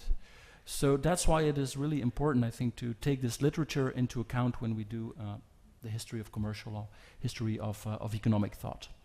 You can also see here on the slide that he wrote an appendix, which was an even more pragmatic tool in which he kind of summarized again the main principles of his philosophy, of his theology of contract, so that it could be applied to any potential case that a confessor might encounter, even outside of the framework here of these types of contracts mentioned in the Questiones. It's also it will also be once again an occasion for him to discuss the triple contract that I will present to you later. But as you can see, also interesting, of course, this is legal pluralism at work. He discusses all these commercial ventures, these contracts, not just from the point of view of human law, as he says here, juris humani, but also natural law, juris naturalis. And he tries to develop general principles that can be applied, as you can also see in the red there at the end, in quibuscunque contractibus, to whatever contract. So there is this idea of general principles that can be applied everywhere, which takes us, of course, a little bit far away from the Roman law, which was very casuistic and was not supposed to be a general law of contract. So this I will skip. The main idea was to show that he was quite traditional in his general scholastic ideas about economics. A lot of emphasis is being put on the common good, the public good, which should always prevail over the private good, and so on and so forth. So I will not go into this to win a little bit of time. But we can find many of these cases that we also find in other theologians, and the way he deals with them, in my view, is rather traditional. There's nothing really shocking or very disruptive about what he's developing. Traditional scholastic economic thought. But where he is more innovative is in the matter that was really at stake at the time in the southern places of Germany, because the southern places of Germany, and especially the city of Augsburg, was the city of the family that was the Goldman Sachs of the day, of course, the Fuggers. And we have no written traces, but I talked about this to specialists, and they told me that it's likely that Gregorio de Valencia was maybe even the confessor of some of these members of the Fugger family, and that's maybe the reason why he was so much worried and concerned about trying to justify from a moral point of view what these families were doing in their daily business. And so the conclusion that I will try to come to is to show you that he really tried to defend, let's say, a basic version of commercial capitalism, a combination of doing trade, doing business, commerce, and well, trying also to invest one's money in a lucrative way. So, you know, valuing capital is really like commercial capitalism in a very original sense, and that we will see that he's defending through the triple contract. Of course, I will also skip this. You know that there is this traditional prohibition on interest taking in lending in principle in the canon law tradition. But of course, there were many ways to try and evade it. I think this was just like almost a principle to stimulate, I think, the creativity of the theologians and the canon lawyers. The principle was there, it was always repeated, but of course the practice was different, and also the language developed to justify what was going in practice was refined and refined throughout the centuries. So what we are going to see is that Gregorio de Valencia is going to develop a quite formalistic defense of commercial capitalistic practices by combining, it's a bit strange even, a very formalistic way of looking at practices and at contracts, and on the other hand, by developing an ethics of intention. It will become clearer as we move on. But so he says, basically, when people lend money to one another, you can capture it through many different contracts, he says. Of course, the most obvious way to capture a money loan is through the mutuum contract. That's the contract that has been transmitted to us through the Roman legal tradition that we associate with loans for consumption. So when you give to someone money and ask that that person gives the money back after a certain amount of time. Well, if you use such a mutuum contract, you know, you write the paper, such as the, you know, we saw the notarial practices of the Spanish notaries in 1503 this morning. Well, if there on the left top corner they would have put mutuum, then it would have been, you know, it would have been really usurious and a sin if later on in the conditions and the clauses we would have found that the merchants or that the partner who gave the money would have charged interest. If you use the term, if you use the category mutuum, then you can no longer ask interest. That's really traditional standard theory. But the interesting thing is that by linking the interest prohibition specifically to that mutuum contract, of course, as soon as you are out of the mutuum contract, and you call the practice that consists in lending not mutuum but something else, oh, then you can escape the interest prohibition. That is Catholic reasoning in the 16th century, and the Catholic reasoning that was, of course, considered hypocritical by the Protestants. But that's how he reasoned. So here you can see the force of language, of course. If you name something differently, then the rules that apply are different, even if in practice the same thing is happening. So we're going to see that. He says, well, if you use other contractual constructions and you charge interest in these other contractual constructions, then the interest can actually be allowed as long as the parties have the good intentions. We will see that. He was also saying, look, in daily practice, people, when they want to lend money to someone, they will use the term loan, but they use it not in a strictly formalistic sense. So therefore, he says it's only a mutuum in appearance. So if the parties just had the intention by pronouncing that they wanted to lend money, if they just had the intention, for example, of concluding a triple contract, then it's okay. So that is the magic that he is operating here with language. I will not go into this first case of mutuum with interest, where we had, of course, the traditional theory of extrinsic titles, which would also allow the charging of interest. I go to these other contractual forms that Valencia was interested in.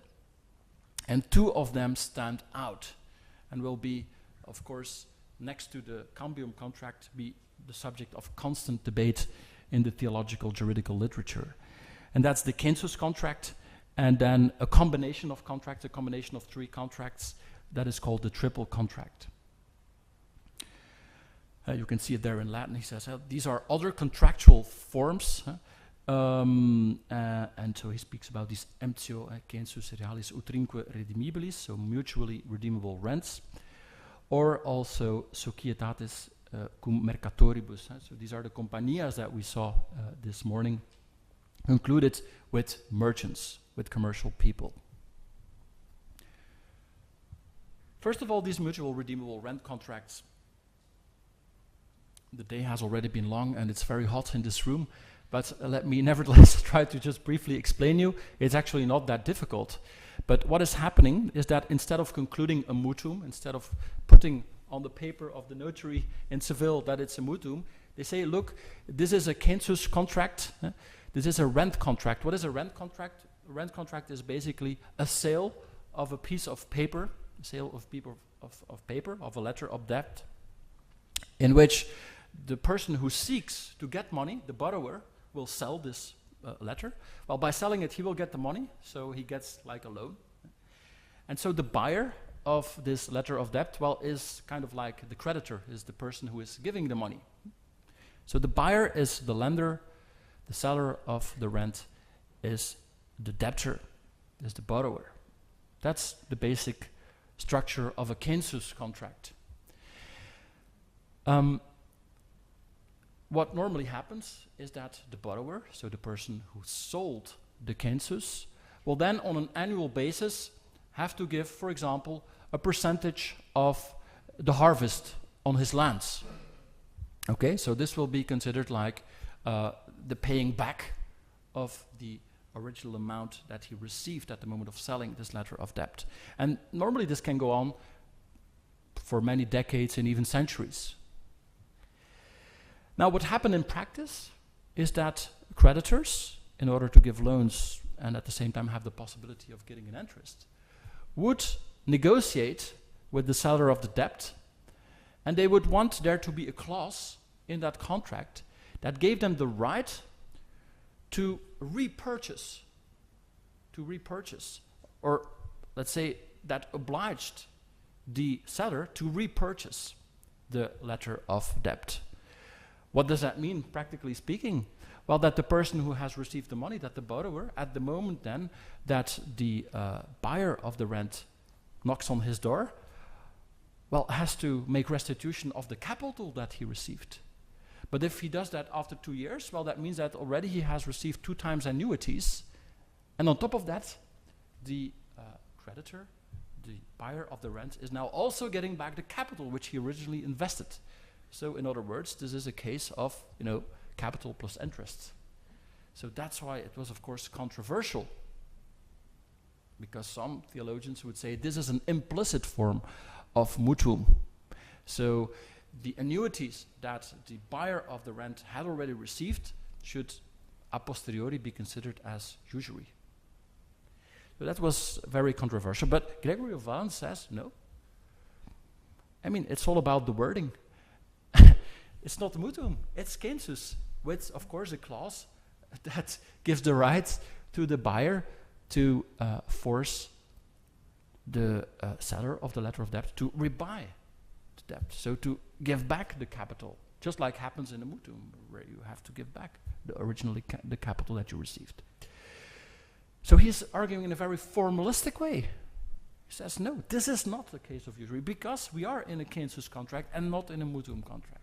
So it's really formalistic reasoning. It's because of the magic of the words. It's because on that paper that we saw in the notary, we see on the left top, we see census redimibilis and not mutuum, that there is no talk here of usury.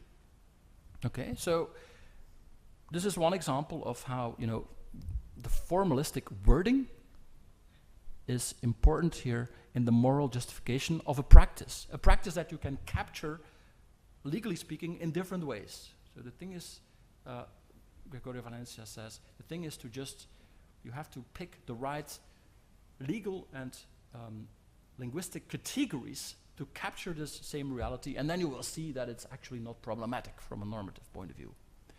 Another way of trying to capture the same reality, whereby actually, as we have seen this morning, somebody has money and another person wants to trade, and they want to work together, and the trading partner who wants to go to Cartagena in Colombia to sell cloths there, well, needs money, and so he finds a rich friend who is willing to invest in his project.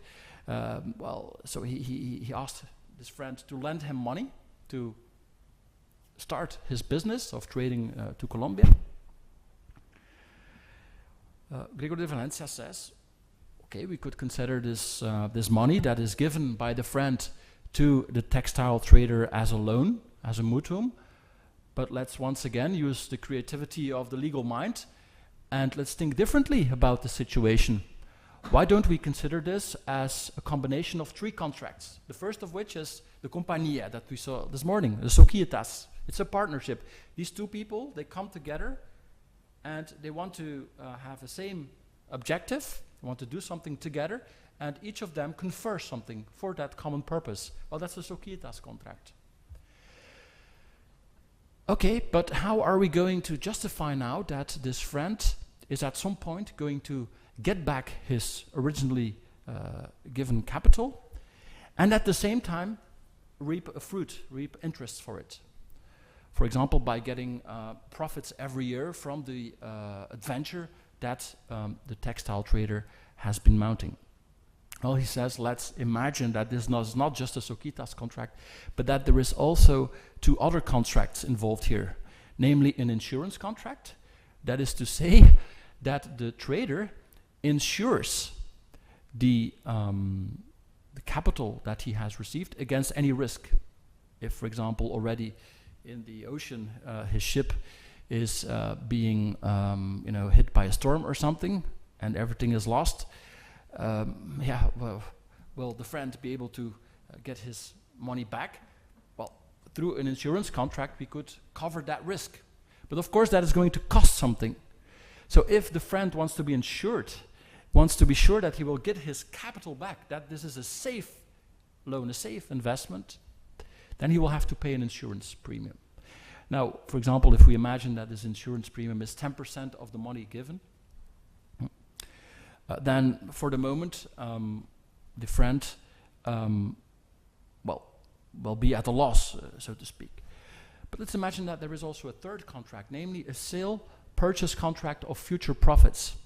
Let's imagine that the trader, like many traders, is very self-confident and thinks that he, it's the other people who fail, I'm always successful, no worries about that. So he is actually willing to pay a price to buy off the potentially very high profits that he's going to make in Colombia. And he buys off this potentially unlimited profits from his partner, from his friend who gave him the money. And they agree that the price that needs to be paid for that is 15% of the money, of the capital. Well, in that case, the upshot is 15 minus 10, that the capitalist, the provider of the capital, will have on a yearly basis a 5% gain. And since his capital is insured, he will also be sure that he can get back, recuperate his capital. So he is sure that he will get back his money and that he will make profits on a yearly basis, that he will have fixed dividends, if you want to use a more modern word. So this is commercial capitalism, right? You have somebody who's trading, you have somebody who's investing his money, and if you capture the reality that this friend is lending his money at a profit and is sure to get back his money through this lens, Gregor de Valencia says, then there is no violation of the usury prohibition. It's all about the wording, it's all about the contractual framework. And here we don't have a mutuum, no, we have a combination of 3 contracts, and taken together they lead to the situation whereby the capitalist, the person who has the capital and the money and who gives it to the other person, can get it back safely, and at the same time will have made profits. So it's all about the wording, it's all about the way you look at this, it's about the magic of the language of law. what Gregorio de Valencia was doing is something that one of his predecessors in Ingolstadt had already been doing in the early 16th century. And that was the famous defense by Johannes Eck, a Dominican friar, Johannes Eck, of the triple contract in Italy, in Bologna, at a meeting that had been convoked by the Fugger banking family. The Fugger banking family had invited Johannes Eck to Bologna to defend basically what they were doing at the time, namely concluding, since they had a lot of money, they invested in overseas trade.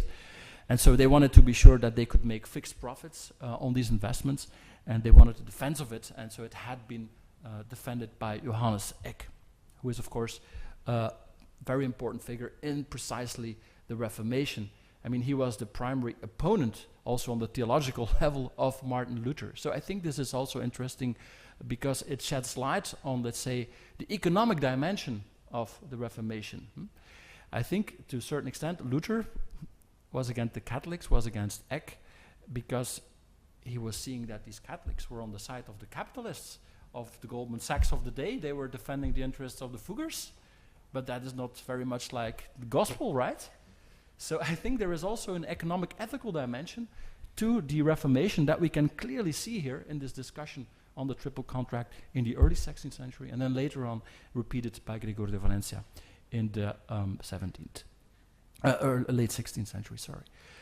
So he insists a lot on this. So he discusses this triple contract structure on different occasions in the Commentaria Theologica. So he was well aware of the fact that this was a critical issue. He had even been called also to Rome in 1581 to already make that point.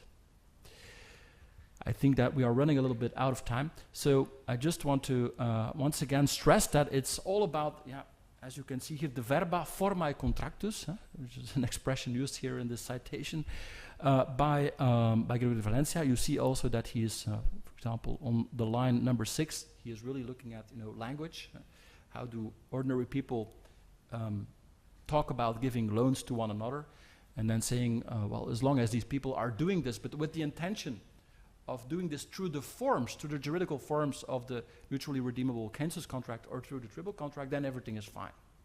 So it's a combination of both very strict formalistic juridical thinking and then an idea of intentions, general intention. As long as your intention was to use the right contracts, then you are safe. You did not violate the interest prohibition.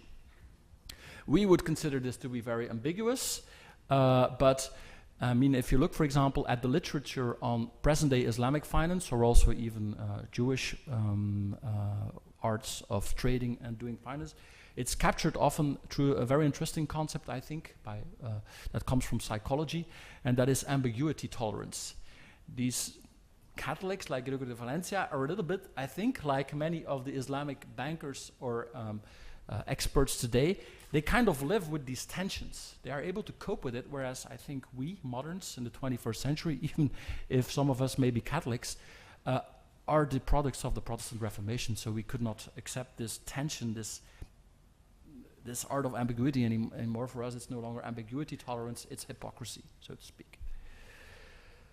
So my concluding remark is that we can see here, I think, at work really the importance of legal categories, of contractual categories in very specific debates that were going on in southern Germany that were important for the justification of banking and business at the time.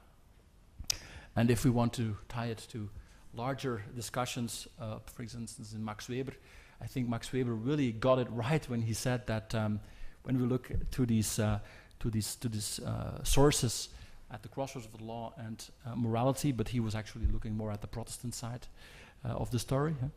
That, well, the legacy of this religiously vibrant 17th century, he said, to its utilitarian here was, above all, a formidable good conscience, to put it bluntly, a pharisaical good conscience with regard to the acquisition of money, as long as it was done through legal channels only.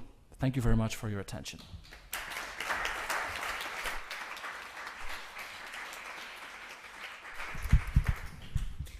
Grazie infinite Wim per veramente questa conferenza intensissima, molto coinvolgente e molto complessa, devo dire, soprattutto per chi non è uno specialista, ma mi sembra che Diciamo che è molto chiaro come linguaggio contrattuale, proprio potremmo dire una normatività sui contratti sia proprio il frutto, il risultato di una combinazione straordinaria di linguaggi che corrispondono ovviamente a un pluralismo giuridico. Cioè tu ne hai dato proprio, almeno a me è arrivato proprio questo messaggio molto, molto chiaro, e poi in questo modo si capiscono anche tanti altri istituti, e tu adesso menzionavi la restituzione, no? Anche quella che nasce, no? Da un passo di Sant'Agostino, diventa proprio una forma di risarcimento con tutto un linguaggio assolutamente gli illeciti contrattuali, i guadagni illeciti, no? Veramente è la costruzione di un linguaggio contrattuale, quindi veramente grazie infinite. Of course we can open the debate in English and in Italian. We have 20 minutes available, but we have the coffee break, so okay, so okay, I give the floor to you, and just in case then I have some questions. Professor Filaimeki, Heiki.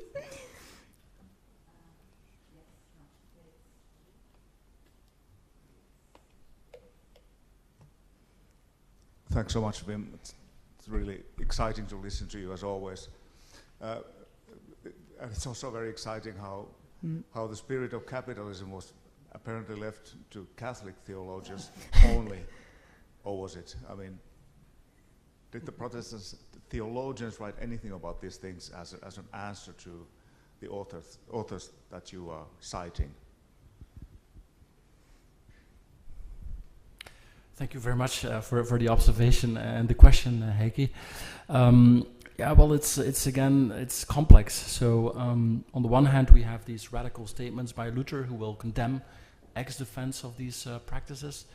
On the other hand, we will see developing also a casuistical literature in certain Protestant sects, because of course Protestantism is also very large, that will actually be very much based on the Jesuit writings. You can especially see this in the English context with the Anglicans. Joseph Hall, for example, who was an Anglican bishop, also wrote a treatise on these type of cases, in which he cited constantly the Jesuits and also followed their conclusions. But there are other cases, for example, in the Dutch Reformation, where we have a radicalization of Calvinism in the Nadere Reformatie. There are people like Voetius, Gijsbert Voetius, who was actually the grandfather of Johannes Voet. So it was an important family. He at some point also radically rejected this casuistry of the Catholics and called it completely hypocritical. So he summarized it by saying that, well, the whole Catholic tradition was a question of si non caste saltem caute. So this was a phrase that was used in the context of criticism on the behavior, the sexual behavior of monks. Apparently the advice was given to them that, well, if you cannot live chastely, well, at least do it, secretly then. Go and visit your mistresses. So, si non caste saltem caute. This was said to be like, the synthesis of Catholic morality also in matters of economics by someone like Voetius. So I would say that so the Protestant tradition is very rich, very divergent, and on the one hand I can see examples of Protestants following the conclusions, very often renouncing all these very technical and very subtle juridical distinctions and reasonings, but they just jump to the conclusion and say, well, yeah, it's okay. And then on the other hand, you have complete rejections, especially, once again, in the Dutch Reformed Church. And then, of course, the Catholic world in itself is also very variegated. I like this term that was used by Alain Talon, a French historian, of early modern Catholicism who says, well, early modern Catholicism is also in itself a matter of heterodoxie croisée. It's like full of opposing opinions. And for example, well, within France, we had, of course, Port-Royal, who was also saying that these Jesuits were hypocrites, and Lessius and Gregory de Valencia were mentioned by Blaise Pascal as the laxists. So there are different traditions within Christianity at the time. But what is sure, and what has often gone unnoticed, I think, is that there is a dialogue going on, or that at least the people were reading each other, even if they were perhaps not supposed to say it or to let it know. As far as I heard from Jörn Eurehagen-Zunde, apparently also he found sources, Lutheran sources, in Scandinavia that also show, but it's more through auctions of libraries, that apparently some of these books were circulating also in the northern countries. He talked about Molina, if I remember correctly. So there was a kind of exchange of ideas. Maybe if it's sometimes not explicit, maybe if there are other, maybe there are also other accents, but there is this conversation going on.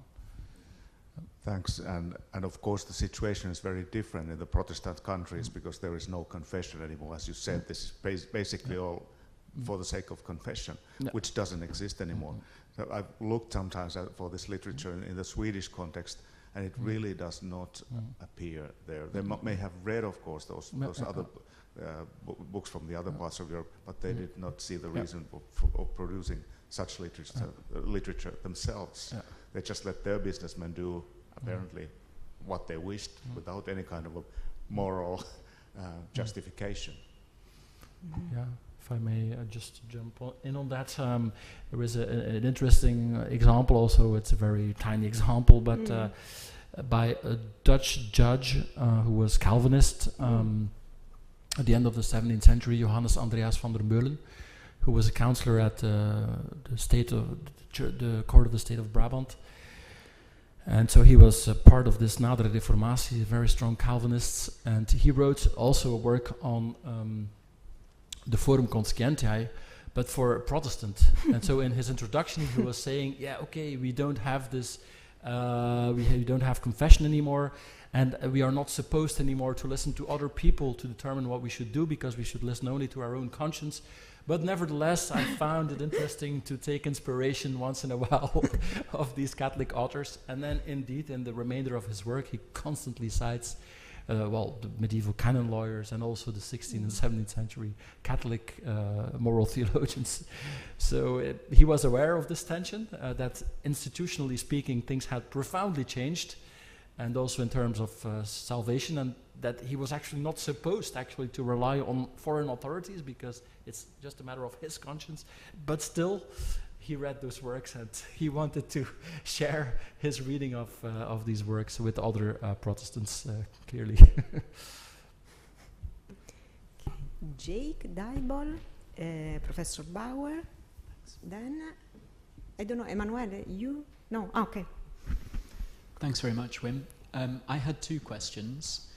The first, it's really interesting that the Fuggers had this sort of deluxe confessor able to write these sort of avant-garde defenses, and that sort of made me wonder who, in your opinion, is the book directed at? Because another thing that struck me was that these defenses of usury also depend apparently on some very strict definitions of usury. That the rent contract could be usurious, that the partnership contract could be usurious. So is this book aimed at sort of other theologians arguing for usury? Is it responding to sort of a genuine demand on the part of faithful Catholics? Or is it kind of publicity for the Fuggers, sort of PR, that what we're doing is in fact really good, or at least acceptable? The second question was, obviously, De Valencia's defense is effectively the sort of the form of words mixed with intention. Is there any interaction, in your view, with summary procedure? which is quite important for mercantile courts and which directs judges to look at the facts of the matter, which would seem to sort of short-circuit this words-based sort of approach. Thanks. Okay, thank you for these very interesting questions, Jake. Well, first of all, who were the addressees of this book in particular? Because when I have to talk about literature in general, it's many different answers. But Gregory of Valence actually he dedicated the book to the Duke of Bavaria, William V. So it was very clear that he had his support and was constantly consulted upon by the Duke, who was also, for example, who expressed his tristesse when he left for Rome and so on. So clearly they were very close. He was very close with the court of the Duke. So he would definitely have been one of the readers and his counselors, because that is something that we find very regularly also in the introductions to these kind of books. It's not the case here, but it's part of the genre, let's say, that these were like mirrors for princes, early modern versions of mirrors for princes. So the idea was that these books would be read by leading people, so Duke. Maybe not by the Fuggers themselves, but by their spiritual counselors. So this is in Latin, and so it would not be used, I think, directly by the merchants, but more by the people who are advising them and guiding them as spiritual counselors. The second question, the relationship with summary procedure. I don't think there is a direct relationship, but that doesn't prevent there from being similarities, perhaps. Of course, to a certain extent, the court of conscience is very often a matter of summary procedures and accelerated justice, because people are confessing right before they are going to die. And so you have the same urgency and because of that, the same flexibility sometimes. That might explain why these Catholics were actually going so far sometimes in being lenient, because of course in the institutional ecclesiological vision of the Roman Catholic Church, it holds the key to paradise. So if its confessors say at the last moment when these people are going to die that they have really sinned, I mean, the doors to heaven can be definitively closed according to this institutional look. So some kind of leniency was necessary to still try and save the souls of the people. So that might explain that you can maybe see sometimes parallels, but of course it's true that these writers also discuss procedure. They will also discuss, for example, the whole deontology of the judge, the deontology of the lawyers, the deontology of the witnesses. So they are very much interested also in procedure. It's not the part I'm focusing on here, but we should not forget, of course, that legal procedure in the Ius Commune is developed, especially also by clerics who are concerned about the difference between the real truth, as it will be seen, and then by human ways of proving and so on. And that, Guillaume Durand, who is just sleeping in eternity next door in the Santa Maria sopra Minerva, was the Bishop of Mende, and he wrote the standard treatise on procedural law in the 13th century. So there are links and intertwinings, and another thing that we should not forget is that these theologians were acting a lot of time in the shadow of the law and trying to settle disputes as mediators. They were being called upon as mediators. This is also something I think that sometimes is lost now in the literature, but it's even already the case with great authors like Albertus Magnus or Thomas Aquinas. They were very often called upon to settle disputes. It's now often forgotten because we see them as pure philosophers, but they were heavily involved in the practice also of solving disputes. And this was certainly the case for these Jesuits also in the 16th century. Okay. Thanks very much. Okay. Maybe the last two questions, Sebastian Bauer and then Bettina Fotenauer.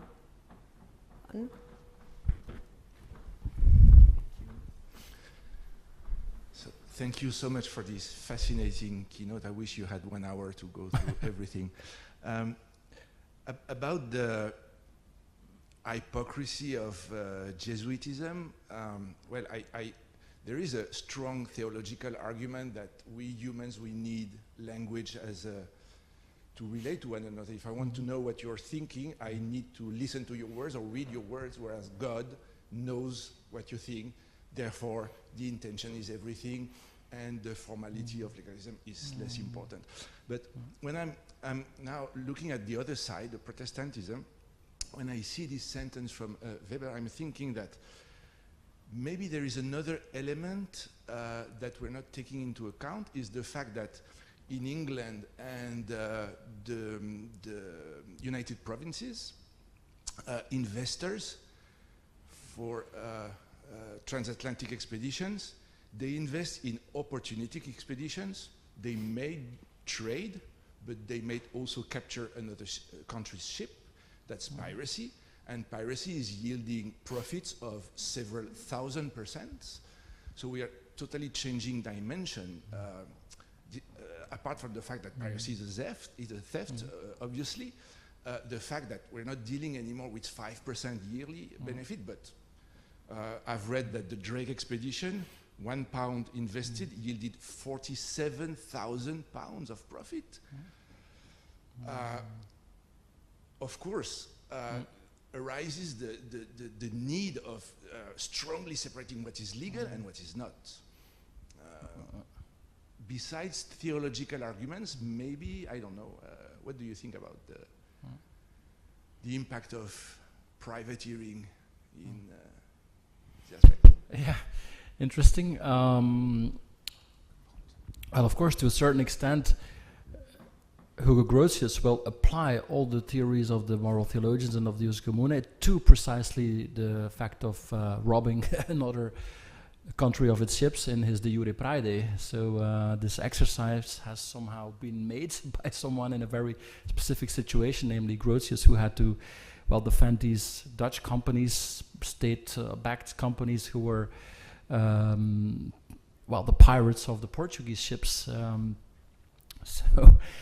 So the question is interesting. I have no definitive answer. I don't know if Max Weber had these more specific cases in mind.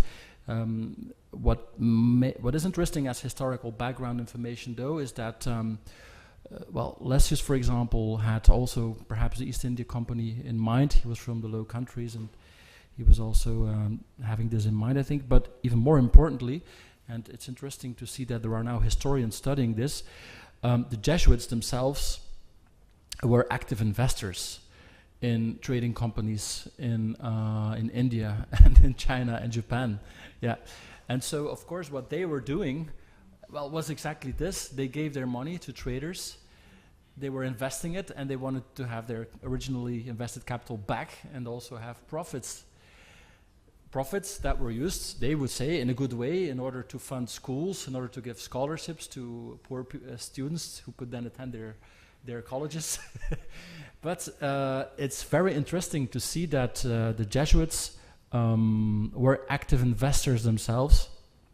And actually in the examples that they give, or one of the reasons that is also given by other Jesuits to defend the mental construction of the triple contract, was that it was a good way for what was it? Yeah, for widows to invest their money. But of course, viduae in the canon law tradition is a very large concept. It can also capture not just widows in the strict sense, but also religious congregations. So this is very.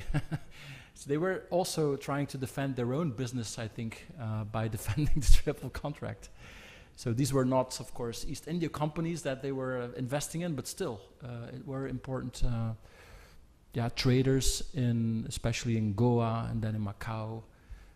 And there are now Portuguese historians studying this, so it's quite interesting.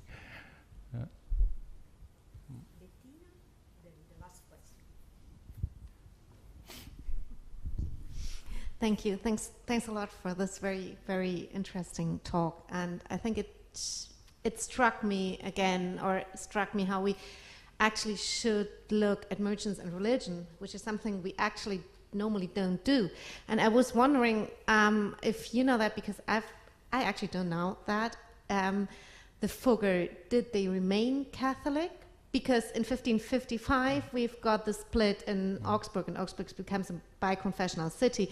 So, and we have the same thing in Nuremberg, even though Nuremberg very early became a Protestant city. It's the first Protestant city in the empire, and the first city the second city at all after Zurich, which became Protestant, but we have people who remained Catholic and even families. And I actually don't know about the Tucher, but it would be interesting how much that that was influenced by the things you were talking about. If they remained Catholic or if they decided to become Protestant. And we also know that Johann Eck already about 1520 talked in the Fondaco against Luther.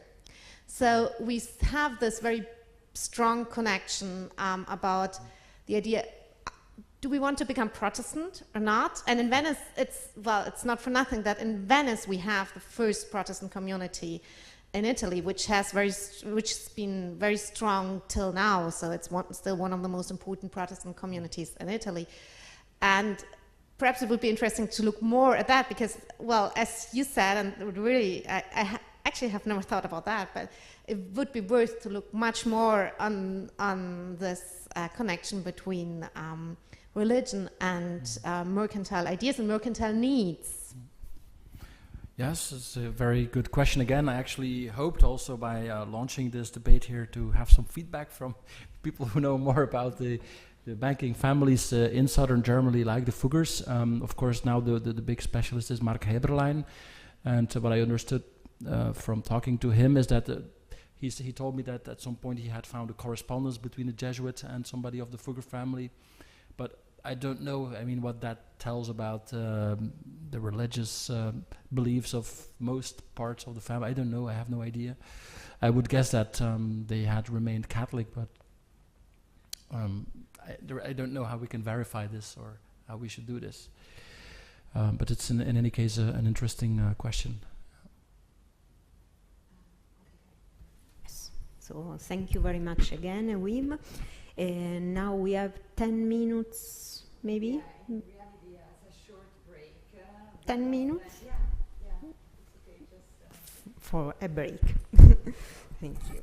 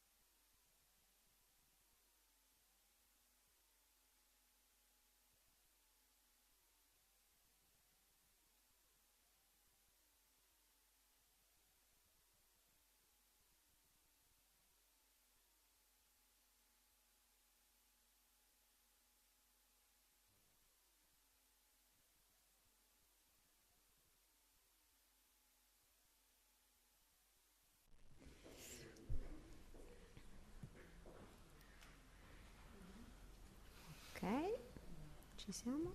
Sì. So I'm very pleased to give the floor to Dr. Chiara Lo Giudice, Dr. Jake Dybol.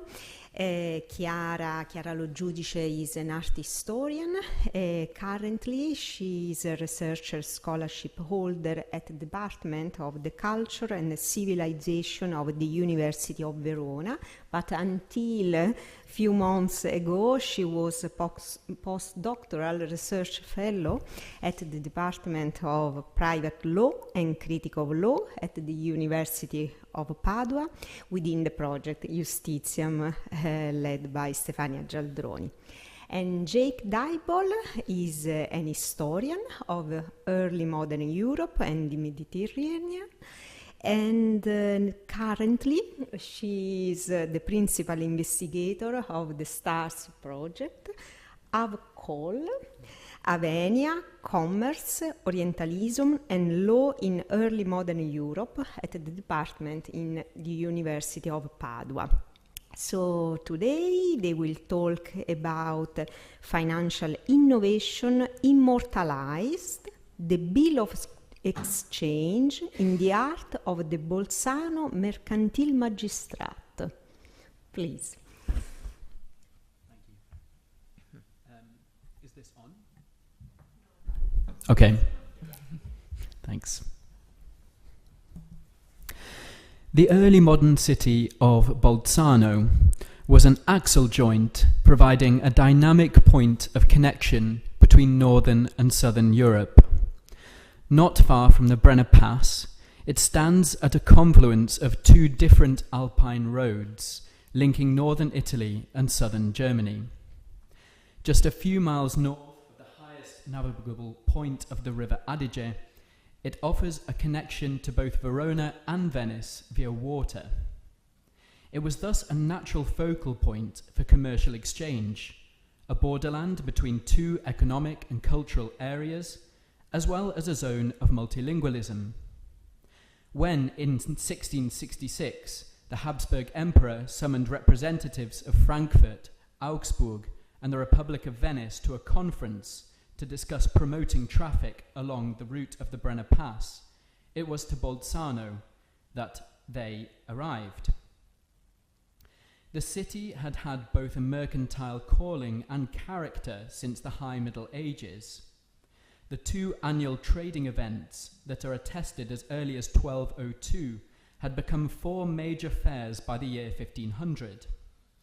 In 1635, the regent Claudia de' Medici conceded the merchants of the city the right to establish a mercantile tribunal in order that disputes arising during the fairs might be adjudicated by the merchants themselves. The court personnel was to be mixed, with places reserved for both Italian and German merchants. However, the outward form of a privileged grant by the sovereign should not obscure the real power held by the merchants in the city. And in fact, Andrea Bonaldi finds that the Chamber of Commerce was actually the de facto governing body, acting as an unofficial town hall until the late 18th century. Moreover, it was increasingly not just trade but finance that provided the city with its economic rationale. Marcus Denzel has argued that it was the increasing use of the Bill of Exchange that was the most important impetus behind the concession of the 1635 privilege and the creation of the court. The activity of the fairs increasingly centered around the circulation of these bills, the letters of credit which allowed merchandise to be purchased without going through the risky and expensive business of transferring metal coins from one place to another. Further studies by Bonaldi seem to confirm this proposition. The majority of cases heard by the court involved bills of exchange. As we will see, this centrality was startlingly reflected in the artwork which was installed in the chamber's base of operations, a magnificent palazzo constructed in the early 18th century that quite literally and deliberately stands taller than any other building in Bolzano's main street.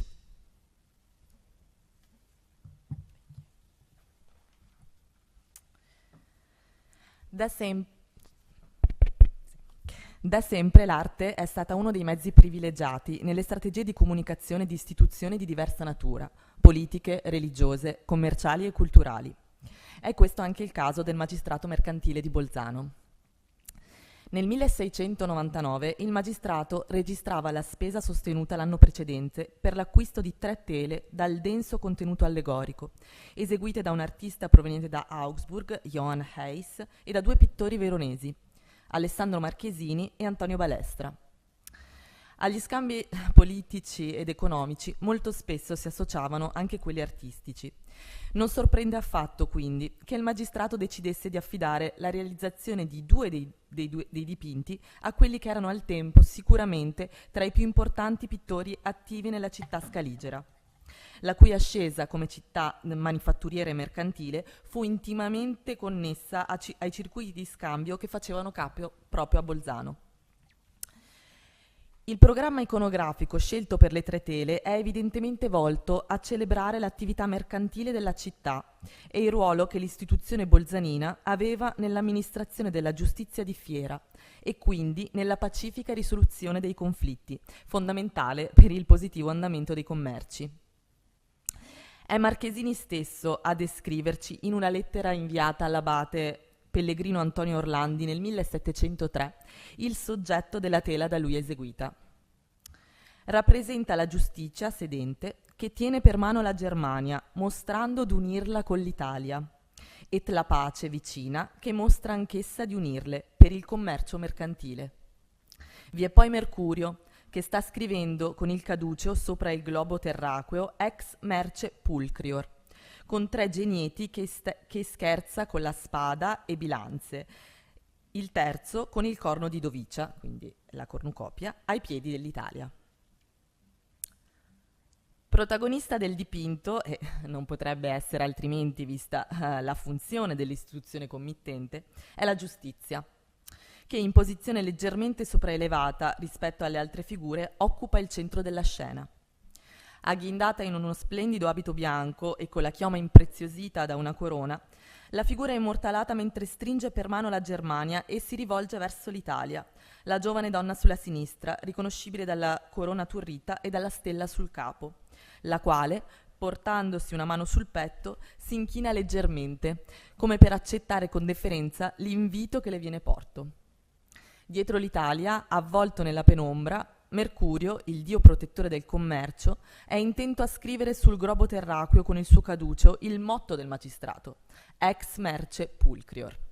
È proprio attraverso l'attività mercantile, infatti, che la giustizia unisce i 2 paesi e lo fa con l'aiuto della pace, da sempre sua fedele compagna, che vediamo in secondo piano con un ramoscello d'ulivo stretto tra le dita.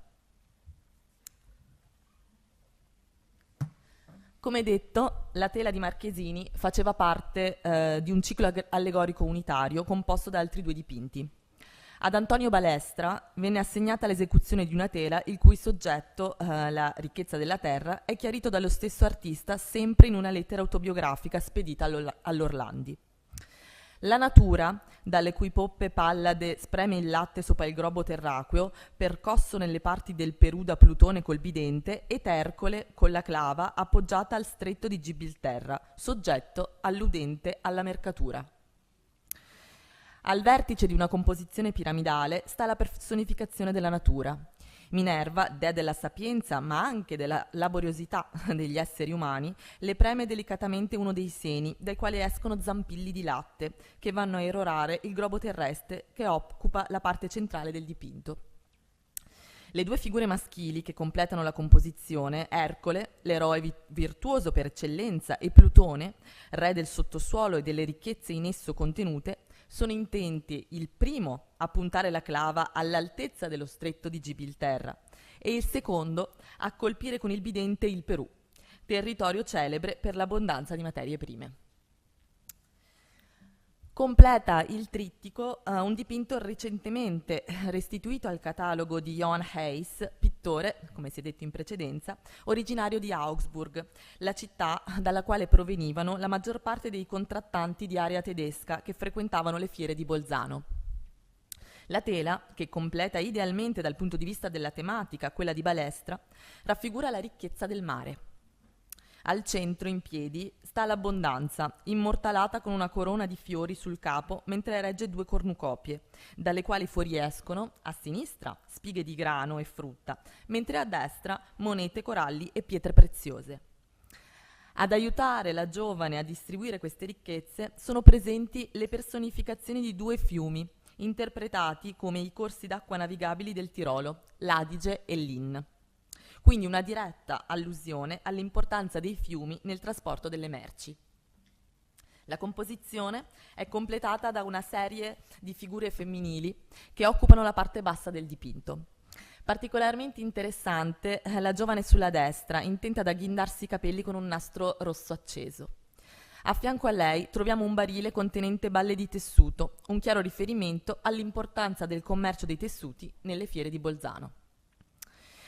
Le 3 tele appena descritte erano state pensate per una delle sale di casa Zallinger, l'edificio di Via dei Portici, dove il magistrato era in affitto da decenni e, secondo un'ipotesi di Thies, la loro disposizione prevedeva la tela più grande e simbolicamente più importante, cioè quella di Marchesini, con la giustizia e la pace, al centro, il dipinto di Balestra sulla sinistra, associato alla figura dell'Italia, e quello di Eis a destra, riferito invece alla Germania. Passiamo adesso all'opera, diciamo, qualitativamente meno alta, ma la più importante per il discorso che stiamo facendo. Pochissimo tempo dopo l'esecuzione delle opere appena descritte, e sicuramente entro il 1702, il pittore originario di Hall, ma da molto tempo attivo a Bolzano, Ulrich Glanzschnig, dipingeva, sempre su commissione del magistrato, 7 tele di diverse dimensioni rappresentanti un'articolata allegoria del credito con le lettere di cambio e delle virtù mercantili a esso connesse. La tela centrale, più grande, raffigura Mercurio, adagiato su una nuvola e immortalato mentre alza l'indice della mano sinistra in segno di ammonizione e indica con il caduceo stretto nella mano destra Saturno, il dio del tempo, impersonificato dalla figura di un vecchio alato con la falce e il globo terrestre. La presenza del tempo è stata interpretata dagli studiosi come un riferimento alla caducità delle cose umane, quindi ovviamente anche delle merci e dello stesso commercio. Tra le 2 divinità svolazzano 2 puttini. Uno mostra al dio del commercio un sacchetto di cuoio vuoto capovolto e un foglio di carta su cui si intravedono delle scritte, mentre l'altro tiene in mano una risma di fogli rilegata a fascicolo. La borsa vuota e il foglio del primo puttino si riferiscono alla sostituzione del denaro con la cambiale, mentre la risma di fogli del secondo è stata interpretata come il fascicolo in cui venivano registrate le partite di giro, evocando così anche il ruolo del magistrato quale garante delle transazioni. La composizione principale è affiancata da 2 tele ovali allungate con le personificazioni della sincerità, con la colomba e il cuore, e della lode, con la tromba. La lode può essere tributata solo a chi agisce in modo sincero. L'allegoria era completata da altri 4 ovali di formato più piccolo, con puttini simboleggianti le virtù del mercante ideale. La laboriosità con l'alveare, la parsimonia con un sacchetto chiuso e il compasso, la prudenza con lo specchio e il serpente o pesce remora, e il silenzio, riconoscibile dal dito indice appoggiato alle labbra. Tra il 1708 e il 1729 venne edificata la nuova sede dell'istituzione, collocata nella stessa importante arteria al centro della città, quindi sempre Via dei Portici. Un sontuoso palazzo ideato dall'architetto scaligero, quindi sempre ritorniamo a Verona, Francesco Perotti, che si ispira evidentemente a modelli italiani rinascimentali e barocchi, discostandosi notevolmente dagli altri edifici della via, caratterizzati da uno stile propriamente locale. E tutte le opere di cui abbiamo parlato vennero spostate e adeguate alle sale del nuovo palazzo. So we have before us an example which appears to be unique. Whereas representations of justice in commercial spaces are ubiquitous, and even the benefits of trade is a fairly well-worn theme, the Bill of Exchange has, as far as we know, appeared just this once in monumental art. Why was it featured here and nowhere else? And what significance can we attribute to this representation? Apart from the fact that it's hardly a traditional theme for artists, the Bill of Exchange was not the least controversial of mercantile instruments. Bills of exchange were hardly new, of course, but the widespread use of them and their ubiquity across European society was, as Francesca Trivellato argued in her recent book, The Power and Perils of Credit, the Bill of Exchange was arguably the focus of social anxiety in the early modern period, as people fretted about the increasing role of credit and the pervasiveness of new financial instruments. Though its primary purpose was to effect payments without resorting to the cumbersome and dangerous transfer of metal money, the Bill of Exchange could also be used to engage in currency speculation. This was effectively nothing more than gambling on fluctuations in the value of currencies in an attempt to make a profit. Then there was the practice of endorsement, whereby the payee might effectively sell the bill for a lower price than its face value in order to realize some of the value before the due date. In receipt for payment, they would endorse another payee, and this information would be recorded on the back of a bill. A bill might end up endorsed many times before coming due, but such practices relied on a long chain of trust, which, when broken, could result in widespread negative social and economic consequences.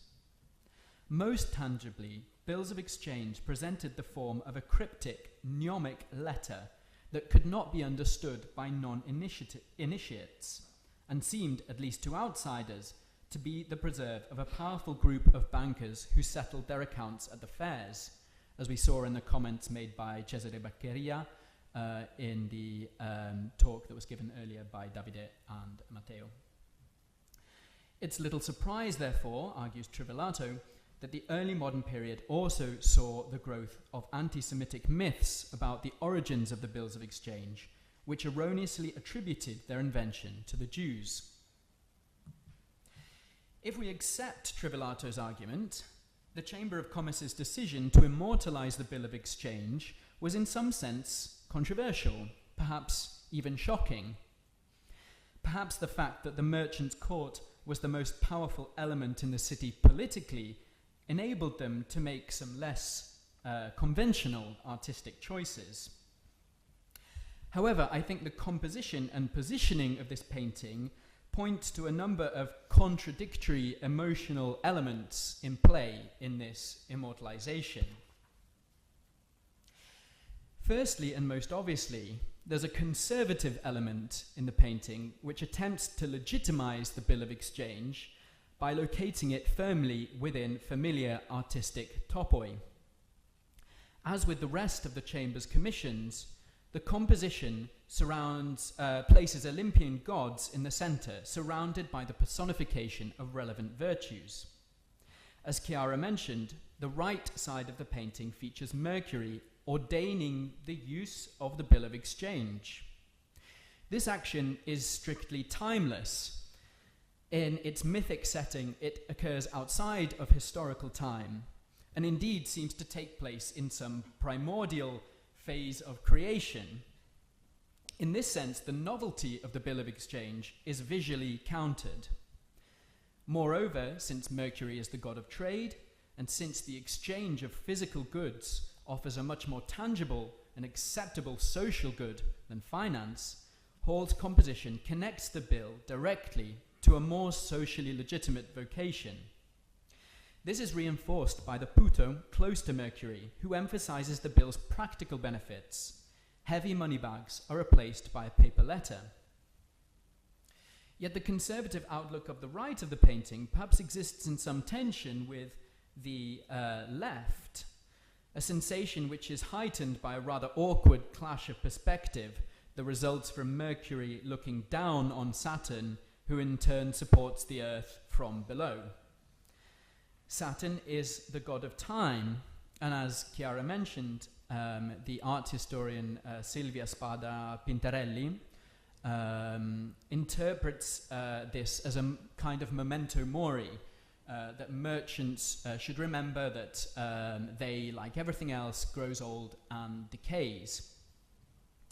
But rather than a frail old father time associated with decay and dissolution, this god is actually remarkably lean and vigorous. This suggests another possible reading of his presence, which instead evokes the increased speed of commerce and saving of time that results from the use of the bill of exchange. This, in turn, betrays an awareness of the qualitative difference between the world of the ancients and that of the moderns, perhaps even a sense that this modernity will be characterized by speed and enabled by new financial instruments, which are now shown supporting the great globe itself. The use of the globe reinforces Bolzano's pretensions as a player in international trade, which is also reflected by other references to the earth in the other artwork of the chamber, which we've already seen. But it also betrays the fact that the widespread use of the bill is perhaps something quite modern, thus undermining the attempt to legitimize it through the deployment of these conventional topoi.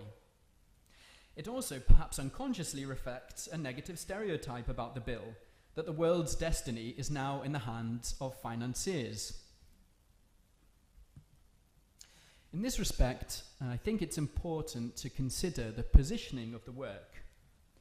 Whereas the other paintings we've examined are located in the main chamber, the Handelskammer, where the judges would receive petitioners and hear cases, the allegory of the Bill of Exchange is located in the Chancellery, an inner sanctum that can only be accessed via the main chamber.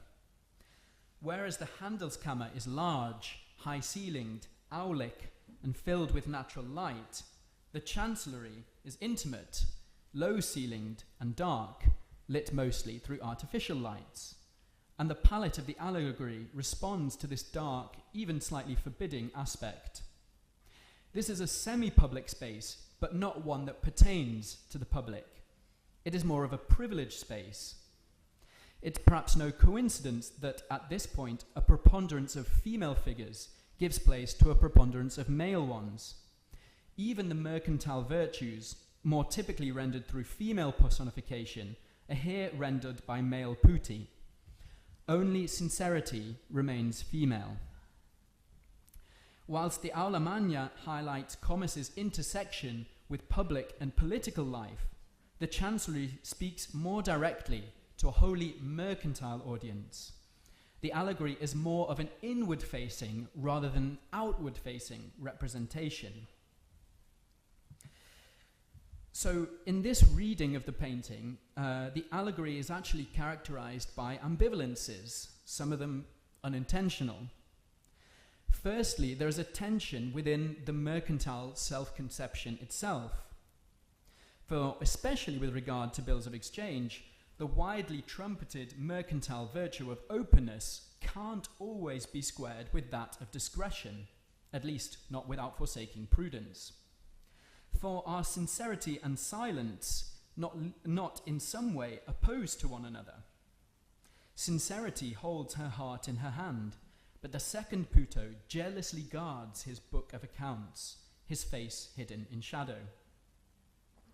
The second ambivalence regards the merchant's own attitude towards their role as payers, drawers, and clearers of bills.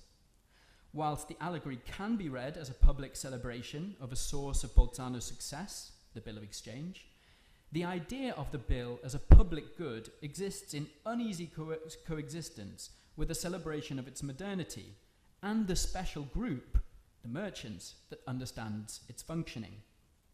The merchants of Bolzano wish their contribution to the public good to be recognized and underscore their social usefulness in a language that the wider world can understand.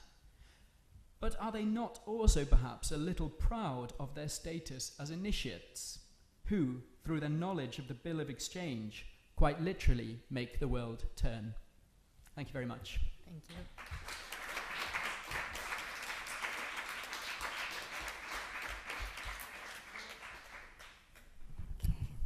Grazie mille sia a Chiara Lo Giudice e a Jake Dybol, piacevolissima veramente presentazione, veramente molto interessante, affascinante, che ha introdotto un altro linguaggio, possiamo dire, veramente il linguaggio allegorico dell'arte che descrive, restituisce le dinamiche proprio economiche e in particolare questa realtà del tribunale del magistrato che, come ovviamente hai ben sottolineato, è comunque una realtà molto privilegiata, cioè questi affreschi naturalmente erano rivolti a chi partecipava a queste udienze, dunque uno spaccato particolare assolutamente. No, veramente molte grazie. Apriamo il dibattito perché abbiamo ancora tempo, Stefania, quindi sì, esatto. Però intanto proseguiamo, io intanto do la parola, poi in caso anche io ho una domanda. Se qualcuno vuole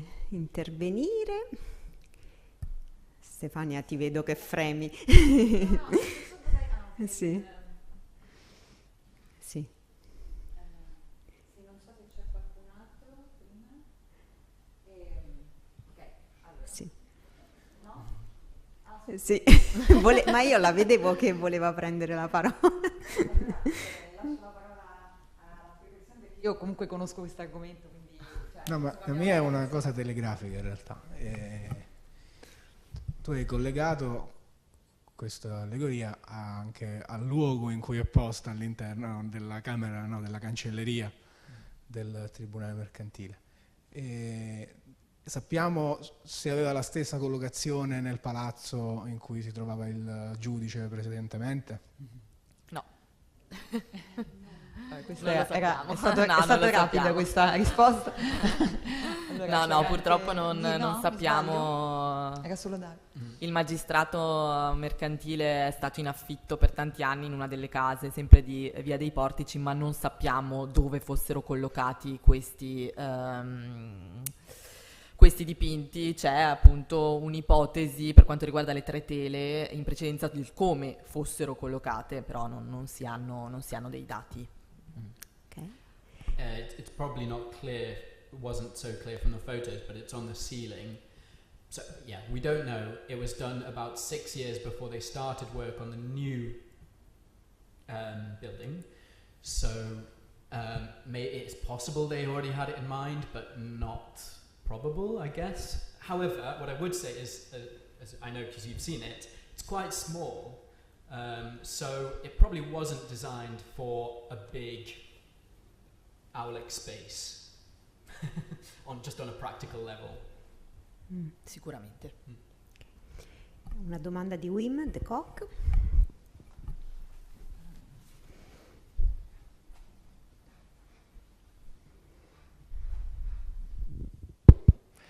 Grazie per la presentazione. Thank you very much. It was very exciting and interesting indeed to see that there are not only these presentations about justice in rooms of the courts and so on, but also here in Bolzano of an exchange contract. It's exciting indeed.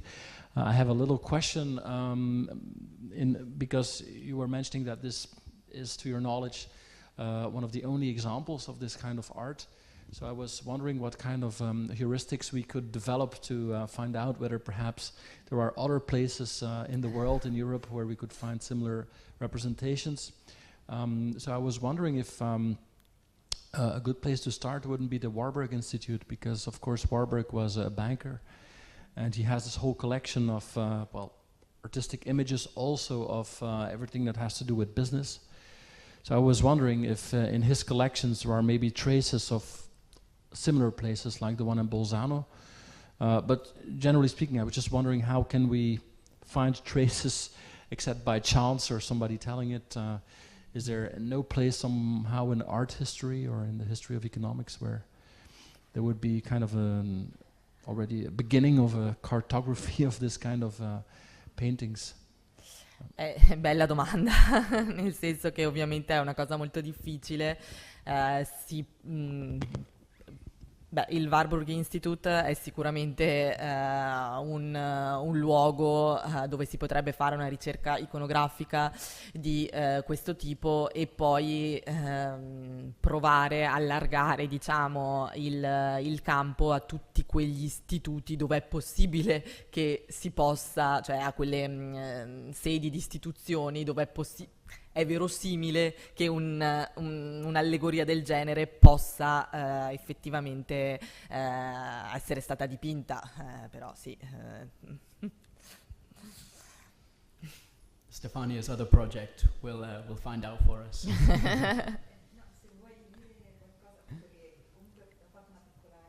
Ah sì, certo, noi comunque nel progetto guidato da Stefania, dove ero occupata fino ad ottobre dell'anno scorso, in realtà appunto abbiamo iniziato a setacciare i luoghi della giustizia mercantile tra Medioevo e età moderna in Italia, ma anche in Europa. Siamo stati in vari municipi della Lega Anseatica e abbiamo tentato, insomma, di iniziare una mappatura dei posti visitati e studiati. Finora non abbiamo trovato niente di simile. Giustizie, paci, come se piovessero, ma niente di così, insomma, specifico riguardo a una cosa del genere, ecco, no. Although I think the links between art history and economic history are very weak, even by the low bar of normal interdisciplinarity. I think for the art historians, they don't necessarily appreciate the significance of the Bill of Exchange, and yeah, I think economic historians looking at art, I don't know any, so it's interesting.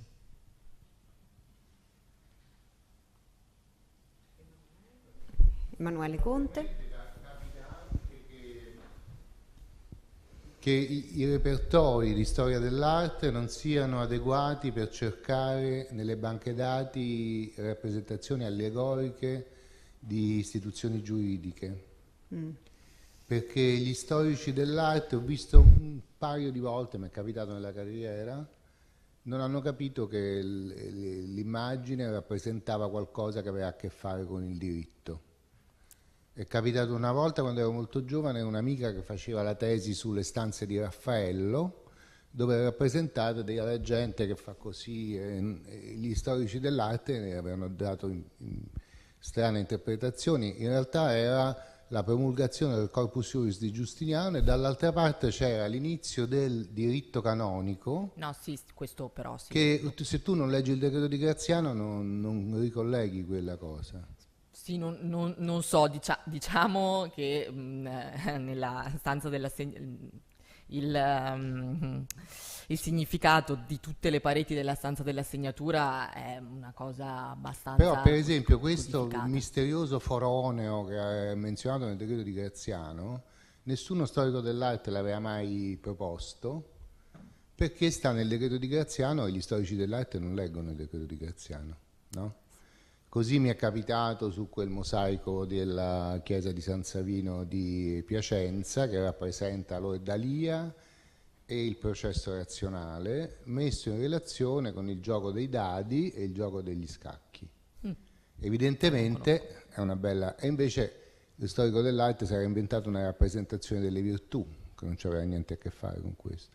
Quindi qualche volta tu cerchi iconografia nei repertori secondo parole chiave, e invece le parole chiave sono sbagliate.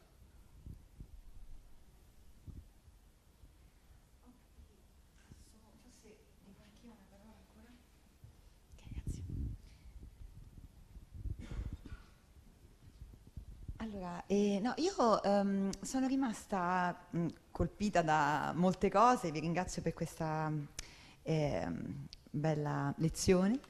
Non so se è una cosa nuova che avete pensato voi o l'avete trovato nella letteratura, questa idea di una sorta di Big Bang, di una nuova era, perché effettivamente il background, no, di questo dipinto è un po' curioso, visto che, non lo so, poteva essere anche un paesaggio, non lo so. È vero che... oddio, non lo so, però effettivamente abbastanza evocativo in qualche modo, e mi sembra una ipotesi molto convincente, quindi cioè, questa novità, anche se non è una novità quella della lettera di cambio, però è una novità il magistrato mercantile, oppure la diffusione effettivamente nella fiera di Bolzano. Adesso non so a che livello, però qualcosa volevano dire effettivamente di un passaggio dal vecchio al nuovo, di un qualcosa che cambia, no? Però lo trovo molto bello, questa nuova era, questa modernità che avanza. Ecco, volevo sapere se era un qualcosa che è stato detto, oppure è un'idea che vi è venuta. Ecco. No, è una suggestione di Jake. Ok. No, è una cosa insieme. No, e tu che ne pensi, Chiara? No, perché qui è appunto c'è... No, dimmi perché... È un'ipotesi molto suggestiva, Sì. è un'ipotesi molto suggestiva. Non lo so, nel senso che potrebbe semplicemente essere una cosa stilistica. Uno sfondo neutro, diciamo, ecco, non c'è nessun... Mercurio, una rappresentazione del genere non può essere fatta con uno sfondo paesaggistico, Ok. non esiste, è sicuramente... Ci deve essere sicuramente lo sfondo del cielo, non esistono figurazioni allegoriche di questo tipo con sfondi di paesaggio.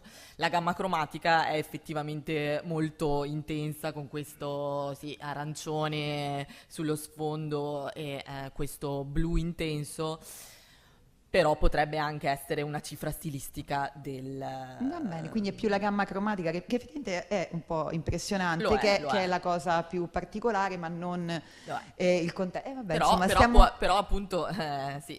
No, mi piace molto perché appunto i punti di vista diversi è proprio, no, è molto nelle dinamiche di questo progetto. Allora, non so se ci sono altre domande, io mi ritrovo appunto con questo microfono, ci sono altre curiosità, perché forse... Se Silvia è d'accordo possiamo fare una piccola pausa ancora, che cambiamo e adesso ci prepariamo poi per l'ultima parte di questo workshop con la presentazione appunto del film, del progetto. Quindi 10 minuti e cominciamo alle 6, ok? Grazie.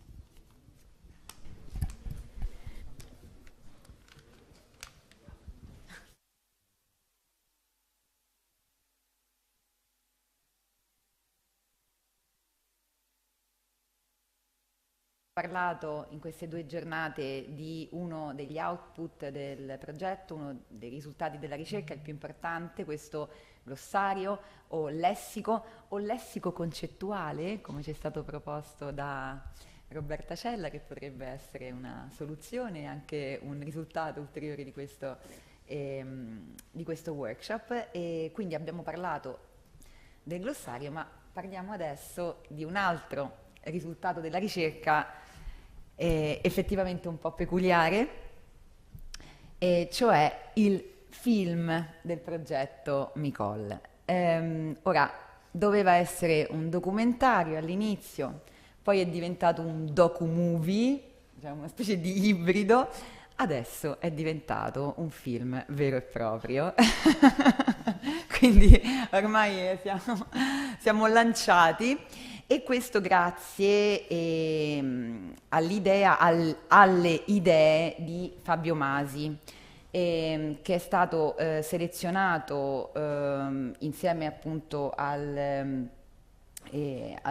produttori Benedetto Restini e Corrado Tatangelo, che hanno vinto un bando internazionale dell'Università di Padova proprio per la realizzazione di questo prodotto, e hanno effettivamente presentato il progetto non solo più dettagliato, devo dire, che questo insomma va anche detto, ma anche più convincente, più originale, e siamo stati un po' incerti per molto tempo proprio perché a volte abbiamo pensato forse è troppo originale, però abbiamo deciso di accettare questa sfida e ecco, un primissimo risultato lo gusteremo tra pochi minuti. Ora, io potrei ovviamente parlare molto di questo progetto del film, la cui, diciamo, il soggetto è stato elaborato fondamentalmente da me e da Jake Daibo. E sulla base di questo soggetto Fabio ha scritto la sceneggiatura. Ha scritto una sceneggiatura e dopo aver elaborato questa idea, che un po' è nata parlandoci, no? Un po' al telefono, no? Queste cose che vengono fuori, ma poi lui è andato per la sua strada, ha capito benissimo il nostro scopo e insomma speriamo che questa operazione vi convinca. Io però lascerei a lui, al regista Fabio Masi, regista e sceneggiatore Fabio Masi, la parola per parlare un po' di questo film, il cui titolo provvisorio, ma forse ormai non più provvisorio, è Le vie dell'acqua, e che sicuramente è più bravo di me a carpire l'attenzione, raccontare storie soprattutto. Quindi grazie Fabio, grazie a tutti quanti per lo straordinario lavoro che avete fatto fino adesso. Sono convinta che insomma proseguirà secondo questi standard molto alti. Grazie, ma devo dire che sono già molto soddisfatto della presentazione, quindi già per la presentazione potremmo mandare il trailer e io già sarei a posto. No, vi ringrazio innanzitutto per questo invito, per me è veramente un onore anche interessante, diciamo, poter parlare anche a degli accademici, diciamo, in un ambito per me come regista, insomma come autore, io sto da 25 anni. Spesso siamo abituati a parlare, diciamo, soprattutto dopo la realizzazione. Noi qui siamo in una fase di costruzione di questo primo step di riprese che abbiamo già fatto e devo dire che parlandoci con Stefania sì, c'è stata un'evoluzione diciamo, del racconto. Devo dire, forse la cosa più semplice sarebbe stata quella di realizzare un documentario, nel senso il documentario ti permetteva comunque di stare in degli standard, un prodotto dignitoso, bello. Però io, diciamo, poi ragionando sulla storia e anche sulle interazioni e dei vari binari di racconto che questa storia poi ha, diciamo, nella realizzazione finale, ultima della sceneggiatura, parlando con Stefano ci siamo anche detti, cioè nel senso, noi facciamo un documentario, facciamo un prodotto bello, ma un prodotto forse interno, nel senso che poi tu farai la tua figura, nel senso il progetto farà il suo percorso con delle proiezioni interne. Io penso che la scommessa la vinciamo tutti se costruiamo una storia che abbia un appeal, che abbia che susciti interesse anche in un pubblico diverso da quello, diciamo, in ambito strettamente, passatemi il termine, universitario. Comunque ho immaginato questa storia che è una storia contemporanea, nel senso è una storia, un affresco generazionale di 3 ragazzi, 3 protagonisti che frequentano l'ultimo anno di un liceo a Padova, con i loro equilibri, i loro disequilibri, la loro conflittualità genitoriale, 17enni, 18enni, insomma poco più che adolescenti, e che intraprendono un viaggio dentro loro stessi, ma anche quindi un viaggio nei rapporti, ma anche un viaggio di studio alla scoperta delle trattative tra i mercanti veneziani e i mercanti prevalentemente tedeschi all'alba del Cinquecento. Questo perché in realtà, diciamo, non forse per vocazione personale, ma perché si ritrovano di fatto ad aver avuto un contrasto tra i 2 protagonisti. E quindi il preside, insieme diciamo, al collegio dei docenti, impartisce loro una punizione, che è quella appunto di studiare le fonti, approfondire, diciamo, attraverso interviste a storici, linguisti e quant'altro. In più loro frequentano un corso di teatro e tutto questo, diciamo, ha una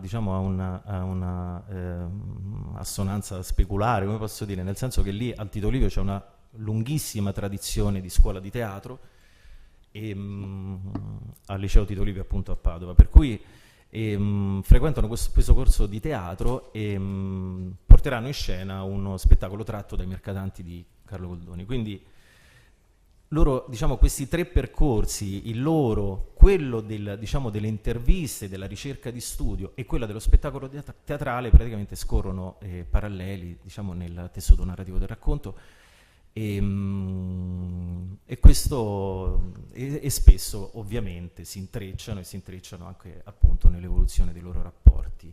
C'è un elemento secondo me interessante, loro, diciamo, noi abbiamo già cominciato a realizzare la prima parte delle riprese e le interviste al professor Mattia Heinz dell'Università di Salisburgo, al professor Carlos Petit dell'Università di Huelva, se non sbaglio, e al professor Andrea Caracausi di Padova, mi sono imparati tutti, ho imparato anche la storia dei mercanti, che ho trovato delle cose straordinarie che non conoscevo marginalmente. Quando parli dei mercanti veneziani ti viene in mente Shakespeare, il mercante di Venezia, e poi diciamo, tutto quello che comporta. È un mondo, diciamo, è ovviamente un mondo, anzi più di uno, e quindi loro fruiranno questi contenuti attraverso i telefoni, attraverso gli smartphone, quindi non solo come strumento, diciamo, d'alienazione ricco delle diciamo, vacuità di cui siamo vittime, spesso anche in preda ad attacchi bulimici di contenuti,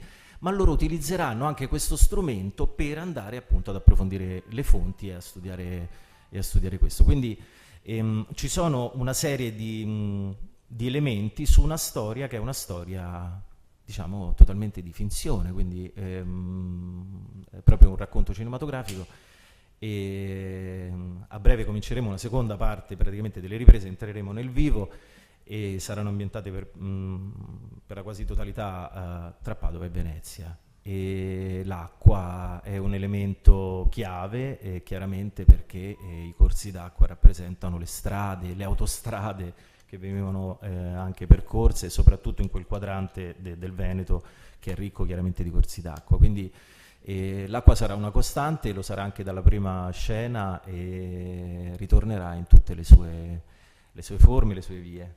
Insomma, abbiamo preparato un trailer, solitamente il trailer viene fatto dopo la realizzazione del film, però ci sono dei trailer oggi che vengono un po' definiti dei making on praticamente, quindi c'è una, diciamo, work in progress di quello che poi sarà il film. C'è un'altra cosa che aggiungo, poi magari lascio la parola a Benedetto che vuole aggiungere delle cose, me l'ha detto prima, non vedo l'ora di intervenire. Abbiamo fatto i casting per gli attori, e devo dire che al casting call abbiamo ricevuto oltre 150 richieste da tutta Italia. È chiaro che noi poi abbiamo fatto, diciamo, una selezione chiaramente oltre che dei più meritevoli anche dei più diciamo vicini, nel senso abbiamo privilegiato chiaramente il Veneto e vicino, perché poteva sembrare anche diciamo quanto mai curioso prendere qualcuno di Palermo che ci parlasse, diciamo, del percorso che faceva tra Venezia. Comunque lascio la parola a Benedetto, grazie. No, sì, effettivamente è veramente... Sì, mi sentite, sembra, no? Vabbè, a parte che, insomma, ci si sente comunque, da quanto pare. No, una cosa è vera, è veramente difficile parlare, noi insomma che lavoriamo nel mondo dell'audiovisivo parliamo sempre quando abbiamo realizzato già un qualcosa. È difficile parlare di un progetto che si sta realizzando, possiamo raccontarvi appunto alcune fasi che noi insomma abbiamo scelto di intraprendere. Sì, abbiamo appena realizzato insomma una casting call dove per esempio ci sono presentati molti ragazzi del territorio di Padova soprattutto, perché prediligiamo insomma ragazzi che raccontino appunto il territorio, che lo raccontino con loro stessi, sia perché insomma la cadenza della dialettica, sia anche un po' il vivere Padova, bisogna fargli entrare abbastanza gli attori all'interno del contesto che noi vogliamo raccontare. E quindi sì, insomma, Padova per noi è il fulcro di questa storia. Abbiamo scelto insomma di partire da lì, e i ragazzi che percorreranno questa storia viaggeranno lungo appunto queste autostrade che erano dei sentieri veramente importanti. La storia dietro i mercanti è veramente affascinante, non credevo io da produttore effettivamente che tipologia di livello ci potesse essere dietro. Abbiamo raggiunto già una fase esecutiva molto importante, ad aprile inizieremo le riprese del film e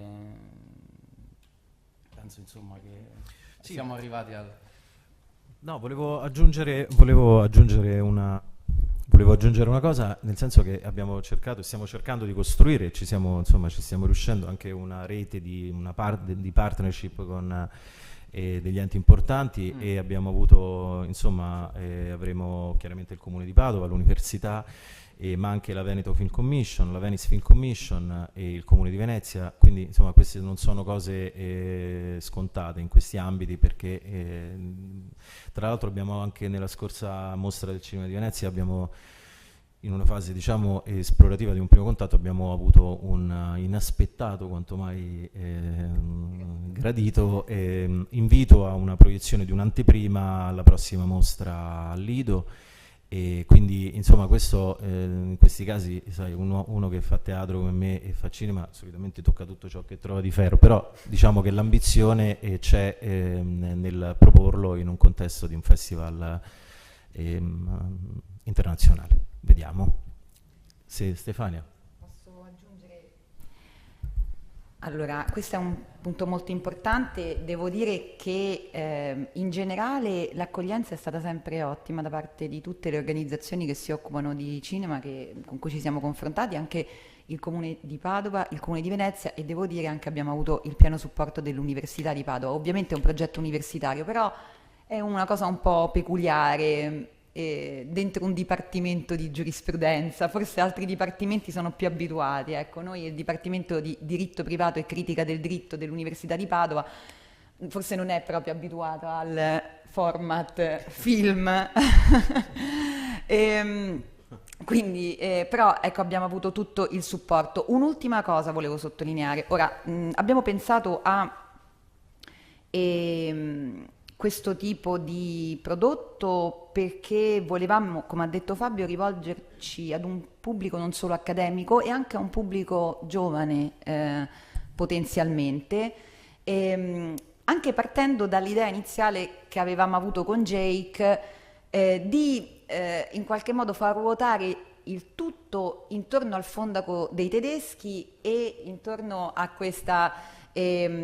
questi giovani mercanti che andavano dalla Germania, da Norimberga, da Augsburg, anche da altri posti, andavano a Venezia ad imparare il mestiere, no? È a Venezia che si imparava a fare il mercante e si imparava anche l'italiano. D'altra parte la prima scuola di tedesco in Italia è la scuola che viene fondata da Giorgio da Norimberga, Zorzi, proprio vicino a Rialto, vicino al fondaco, vicino alla chiesa di San Bartolomeo, e ci ha lasciato questo autore dei dialoghi molto interessanti. Quindi questa idea dei giovani, giovanissimi, come Jakob Fugger, che è stato per circa 16 anni poi a Venezia e amava comunque farsi ritrarre con un copricapo in stile veneziano, per esempio da Albrecht Dürer, e stiamo parlando di uno dei più grandi mercanti del Rinascimento, e andò a Venezia giovanissimo, si andava intorno ai 12, 13, 14, fino ai 16 anni, diciamo. E quindi ecco questo aspetto di questi ragazzi che insomma comunque coraggiosi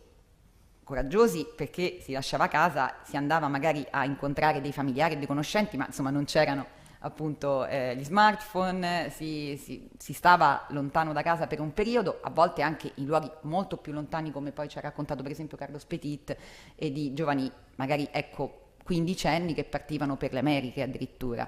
Quindi insomma ci immaginiamo a volte questo mondo medievale o della prima età moderna come un mondo dove non si viaggiava molto, certo non si viaggiava nello stesso modo in cui lo facciamo oggi, però in realtà c'era un certo movimento. Ecco, questa idea dei ragazzi di un tempo con cui i ragazzi di oggi in qualche modo forse si possono confrontare. Ecco, quindi siamo partiti da questa idea che è stata sviluppata in modo eccellente da Fabio, ma c'è un altro aspetto, e questo mi piace molto, e anche tutto il team che è dietro alla realizzazione di questo film è molto giovane, cioè a parte me e Fabio che siamo giovanissimi, però ecco, Benedetto, Jake stesso, Corrado, Michele, di cui mi sono dimenticata di fare il nome fino a questo momento, e altre persone coinvolte. Per esempio ci sarà una colonna sonora originale anche creata da un ragazzo di quanti anni? Giovanissimo, 23 anni. Di 23 sì. anni. Ecco, tutto questo mi piace molto e spero che appunto riusciremo proprio a comunicare con questo pubblico più ampio che abbiamo in mente, anche grazie appunto al coinvolgimento di appunto persone che sono un po' anche all'inizio della loro attività lavorativa e che però forse hanno un entusiasmo che ad un certo punto a volte un pochino si perde, ecco. E sì, lascio ancora la parola a te perché io poi veramente mi taccio.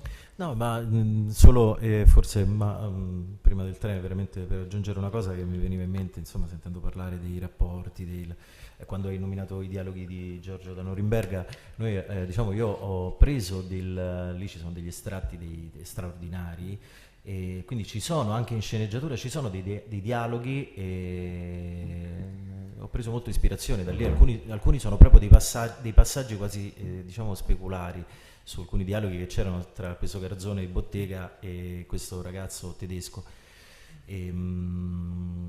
Il valore dell'amicizia è un valore che veramente travalica i secoli, ecco, e questo c'è sia nei mercatanti di Goldoni, c'è sia nei dialoghi di Giorgio da Norimberga e c'è sia in questo film, di cui vi faremo vedere un'anticipazione, diciamo, di un trailer appunto del Work in Progress.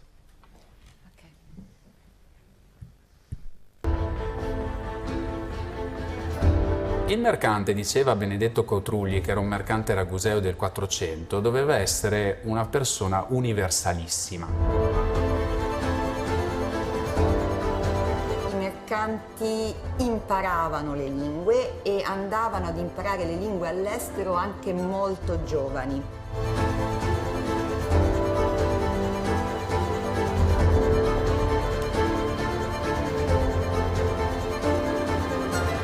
Viaggiano i concetti. A Venezia soprattutto si erano sviluppati degli sistemi di commercio, di gestione commerciale superiori a tutti gli altri in Europa, che venivano imitati.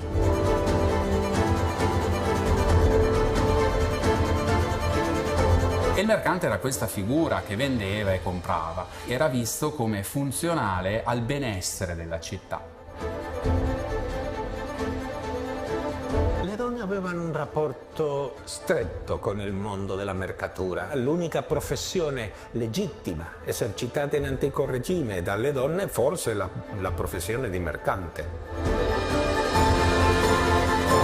il copione dello spettacolo teatrale? Posso vedere? Le vie dell'acqua. Testo scritto dal maestro ispirato ai mercatanti di Goldoni. Che palle, preferivo Shakespeare. Che interprete poi? È un gazzone di bottega veneziano, si chiama Giacinto. Parla delle trattative che i mercanti facevano con i tedeschi nel 400. Ci ha dato il maestro l'altro giorno alle prove.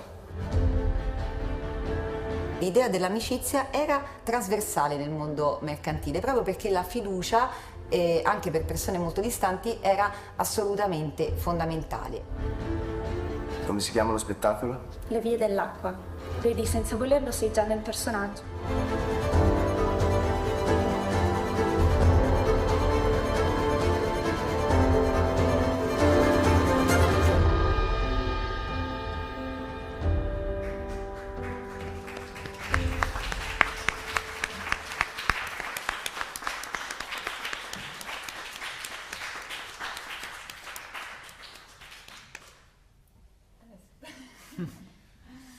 Allora, quindi questo insomma è un primo assaggio di quello che stiamo facendo, con le prime interviste e appunto degli estratti un po' del casting. Non lo so, insomma, se volete ancora dire qualcosa o se ci sono delle domande, non si sa mai. No, volevo aggiungere una cosa Sì, io. vai, Diciamo Benedetto. che nell'ambito dell'audiovisivo difficilmente si trova un'università che voglia produrre un film di finzione, perché sostanzialmente è quello che poi noi proponiamo. Noi raccontiamo dei contesti storici attraverso comunque delle vicende narrative che sono frutto di fantasia, sono comunque narrazione. Ed è importante anche l'inserimento dell'università attraverso questo ciclo. Appunto poi avremo una presentazione a un festival molto importante, che non è molto scontata, soprattutto in questi periodi dove la domanda audiovisiva è molto importante. Per l'università, immagino anche soprattutto per Stefania, sia un punto di arrivo molto importante, ecco, quindi è una cosa da tenere. Grazie Benedetto. Adesso siamo proprio all'inizio, nel senso ovviamente la sceneggiatura c'è, però siccome c'era questa occasione del workshop, allora in tempo record veramente hanno fatto questo montaggio, perché abbiamo pensato che fosse una bella occasione proprio per farvi capire un po' in che direzione stiamo andando. E allora io direi che se non c'è altro possiamo concludere. Allora c'è una piccola conclusione del workshop a cura di Sara Menzinger, che invito poi a sedersi qui, quindi magari facciamo uno switch, lasciamo Grazie. qui le vie dell'acqua. Grazie mille. Grazie. E tanto poi Grazie. ci sentiamo.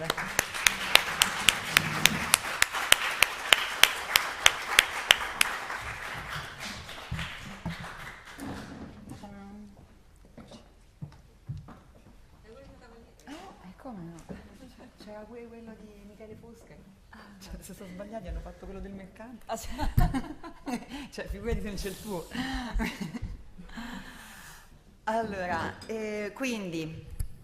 Allora, so che siamo tutti un po' stanchi e vi ringrazio della partecipazione. Adesso la professoressa Menzinger, che tutti conoscete, dell'Università di Roma 3, farà appunto qualche considerazione conclusiva. Lei è parte di questo progetto in quanto membro dell'Advisory Committee e è una esperta di storia del diritto medievale, anche di statuti comunali, di alcuni temi, non di mercanti in particolare, ma di tanti temi che in realtà penso che in questi giorni in qualche modo, no, qualche cosa, no, perché fa parte anche del progetto, proprio perché uno sguardo un po' esterno su queste dinamiche per me è molto importante, assolutamente.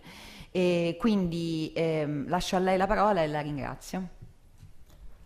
Grazie mille, promesso, sarò breve, non esaurirò la platea che è stanchissima. I'll try to speak English because we have some foreign friends here among us. So, first of all, I must say that I'd like to congratulate to MICOR Research Group, and in particular to the PI, Stefania Gialdroni, for the solidity with which this project has grown. I left you in Padua 2 years ago, really at the beginnings, at the questions, no? And I'm beginning to see in 2-3 years, so 2-3 years later, I'm beginning to see some important answers emerging. So that is very important. So I will try to highlight what seemed to me to be some common lines, some common issues that have emerged over these days, irrespective of the specific context of every paper, that were all interesting, but obviously that I can't recall all at the end. So I'd like to underline those who don't know me, that I'm not a scholar of commercial and mercantile history. I'm a total outsider, so I beg everyone's indulgence for this, if I say things that are particularly naive. So, it seems to me that, coming back to your introduction yesterday, it seems to me that in parallel with the importance of the link, of the nexus between linguistic and legal history, which is obviously at the core, at the heart of the project, The area that has really taken focus in many works that you presented today is that of the documentary organization. A topic to which I must say I'm very happy to have seen many of you pay attention as an object of interest in itself, how the documentation was organized.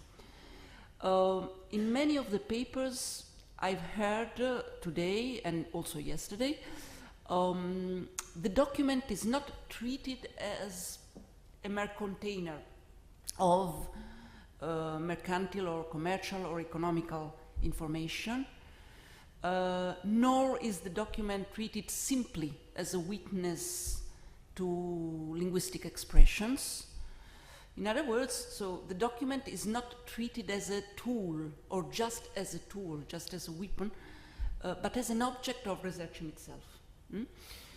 So I would highlight this. If I were you, I would highlight this in a final stage of the project, that in a way you are heeding to us, because we are not at the end, but we are in the second phase of the project. I would highlight it by going beyond the mere mention, the simple mention of the presence of a paleographic know-how, as you mentioned yesterday, in the project. I would highlight precisely this aspect that in a way you are discovering. So that is the identification of mercantile law, of commercial law, as an area of rethinking the function of documentation, and the indissoluble, does it exist? Indissoluble link that you have often identified in your papers between commercial instituti, sorry, this word, as you know, is untranslatable, commercial instituti and their documentary form, between instituti and documentary organization, precisely in its really material dimension. So the valorization of this dimension, so that is the importance of understanding the documentary system in which the individual records are contained, and the abandonment of a documentary scoop perspective, seems to me to be to enable an important reinterpretation of certain instituti. Of course, this is true in a way for all the documentary sets, but the commercial sphere, the mercantile sphere, it is of particular importance here, because the routine, repeated serial records that you all have spoken of, whose ratio we have seen is fundamental to understand their function, is in mercantile area particularly evident. In this sense, I find important the sentence that yesterday Roberta Cella said at the beginning of the meeting, that sounded more or less that single texts tell us little, and her reference instead to the interrelation between documents, an interrelation that she as a linguist has theorized, but which I find you have all posed. In particular, I found this in the papers of Brunori, in the paper of Tinterri, but also of others. This aspect, I saw this aspect emerging, the attention to this aspect. In a way, the semantic etymological work being carried out by others, specifically by Basaldella, by Francesca Fusco, so the linguistic côté of the project, of the research, goes in a way in a similar direction. So what I like most is that by focusing on technical etymological study, it seems to allow to totally overcome, to completely renew certain historical and very dated today debates that exalted, for example, national, municipal origin, primates. So the Venetians discovered this versus the Genoese discovered that. this was French, this was Italian. So the perspective of historical etymology and of focused on documentation, how this corpus of documentations are created, allow to renew these debates, no? To see new things in these debates.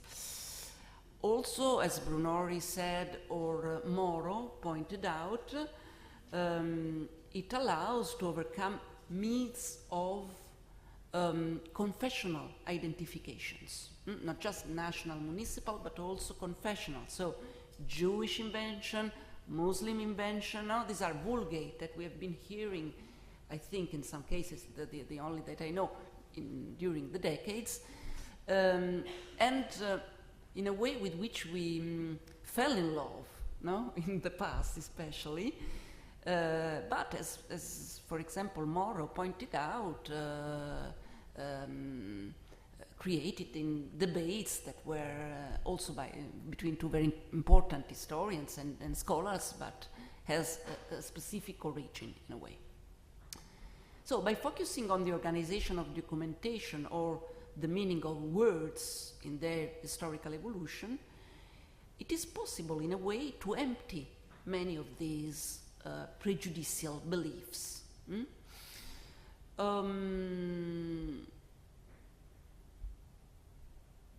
So the second point, this was in a way the first point.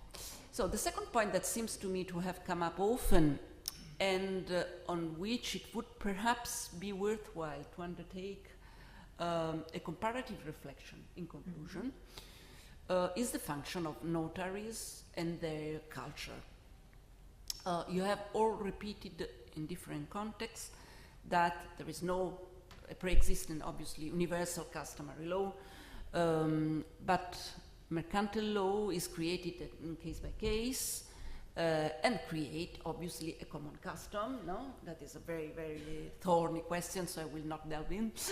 But it is obviously a custom that is very influenced by the culture of the notaries. No. In a way, two different aspects of what we call notary culture also emerged during these 2 days. So on the one hand, the theoretical culture that the notaries learned in the learning structures, that has a very strong Italian matrix, explained, for example, once again by Brunori and others. I mentioned Brunori because we were in a different context from Italy, with, but an Italian matrix in a way, what she has explained. So keeping a mark of that, in a way, extraordinary, documentary, laborative that Italian communes have been, no? In a way of which Sella's documentation is a manifestation, is a specific manifestation. But at the same time, of another aspect of the culture of notaries, that is instead the international one, the culture that the notaries learn on the field, which comes from the exchanges with different nationalities, from the knowledge of different languages sometimes, from the contact, no, with different documentary styles, system, and so on.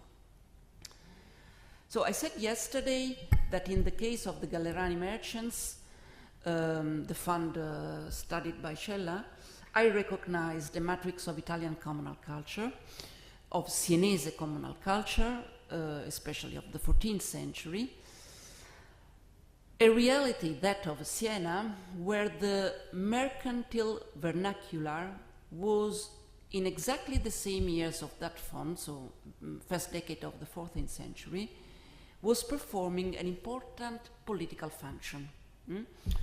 Siena, unlike Bologna, unlike Perugia, unlike Padua, was not a city dominated by jurists, only for a short period. The power and wealth of Sienese merchant class became so extraordinary in the second half of the 13th century that it politically imposed merchant oligarchies in government in a period that we do not see in this form so intense elsewhere.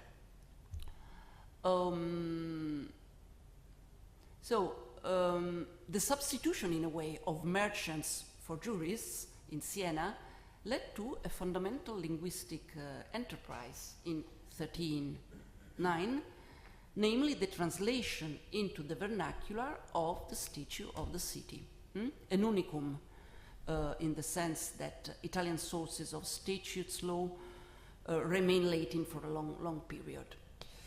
So translating legislative sources into the vernacular is a political act against the jurists, in a way, against the jury's excessive power over the municipal governments, where the oligarchies of merchants wanted to loom, to dominate. So the Senese case, but also the case described, for example, by Bettina Pfotenhauer of the Tucker in Nuremberg, revealed the importance of a field, that of the political role played by merchants in their city, which would be interesting to understand, perhaps in a comparative sense, once again, at the end of the project. That is, to understand whether there are some regional constants on the urban role of merchants, with political comparisons between Italy, Germany, especially, that were at the core of the project, Italian and German cities, that were at the core of the project, between late Middle Ages and early modern times. So in this field, I believe that the role of iconography can be very important as a way of self-representation of the mercantile class, as we have seen today with a very, very nice and interesting paper of Jack Dybel and Chiara Lo Giudice, a very nice approach of concepts and images at the same time, so a use I really appreciate of iconography. Two final words on the lexicon. This is a subject that Stefania knows I care about, because when she was building the project, it seemed to me an important tool to offer to the scholars. You were the one who first said you should do a glossary. You will have damned me for the next years. We were in Rome, I remember that very well. It was it was built in the common discussion, but it was something that I thought, yes, I supported in a way.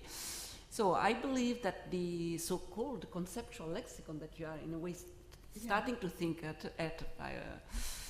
you want to build can become really a place of great enrichment for the voices that you will choose. So this is really something that still I believe in, also after having heard you more, after having heard you. So I suggested yesterday to Francesca Fusco, who spoke of the theological moral meanings of the terms failure, bankruptcy, and so on, understood as a guilt, a use of secondary literature that has greatly enhanced the presence of patristic concept and terminology from the late antique period in the economical lexicon of the late Middle Ages and early modern times. Thus the works of Sylvain Piron, of Wim de Kock, obviously himself, Giacomo Todeschini, Valentina Toeneatto, are, in my opinion, valuable sources, precious sources of this economic framing of the faithful, and a perspective that can enrich, a bit renew also the context of a lexicon. So Wim de Kock's idea today of the Catholic theologians using contract law in the 16th century to fight Protestantism by imagining salvation as counterpart of respecting the commandments as kind of clauses of a contract is a perspective I find extraordinarily interesting. Or the role attributed to intention and the split between verbal expression and intention in the contract theories of the 16th century is a perspective that in a modern conceptual lexicon I find it would be important to find in a way, no? Okay.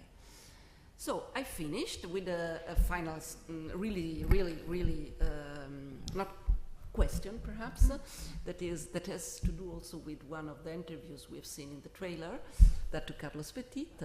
So women are absent from all the papers we heard today, and even if, as Carlos Petit has said in his interview, the role of women in merchant world was important, no, in the organization of the merchant world. So, just a question, just to know if it is foreseen some kind of, I can't call it integration, but kind of attention at the end to this aspect, or if gender in a way is in your projects, or... Okay, first of all, thank you very much for these considerations. I know it's late, so I wrote down a lot of things, then I said, okay, don't say anything, but I have to answer this question.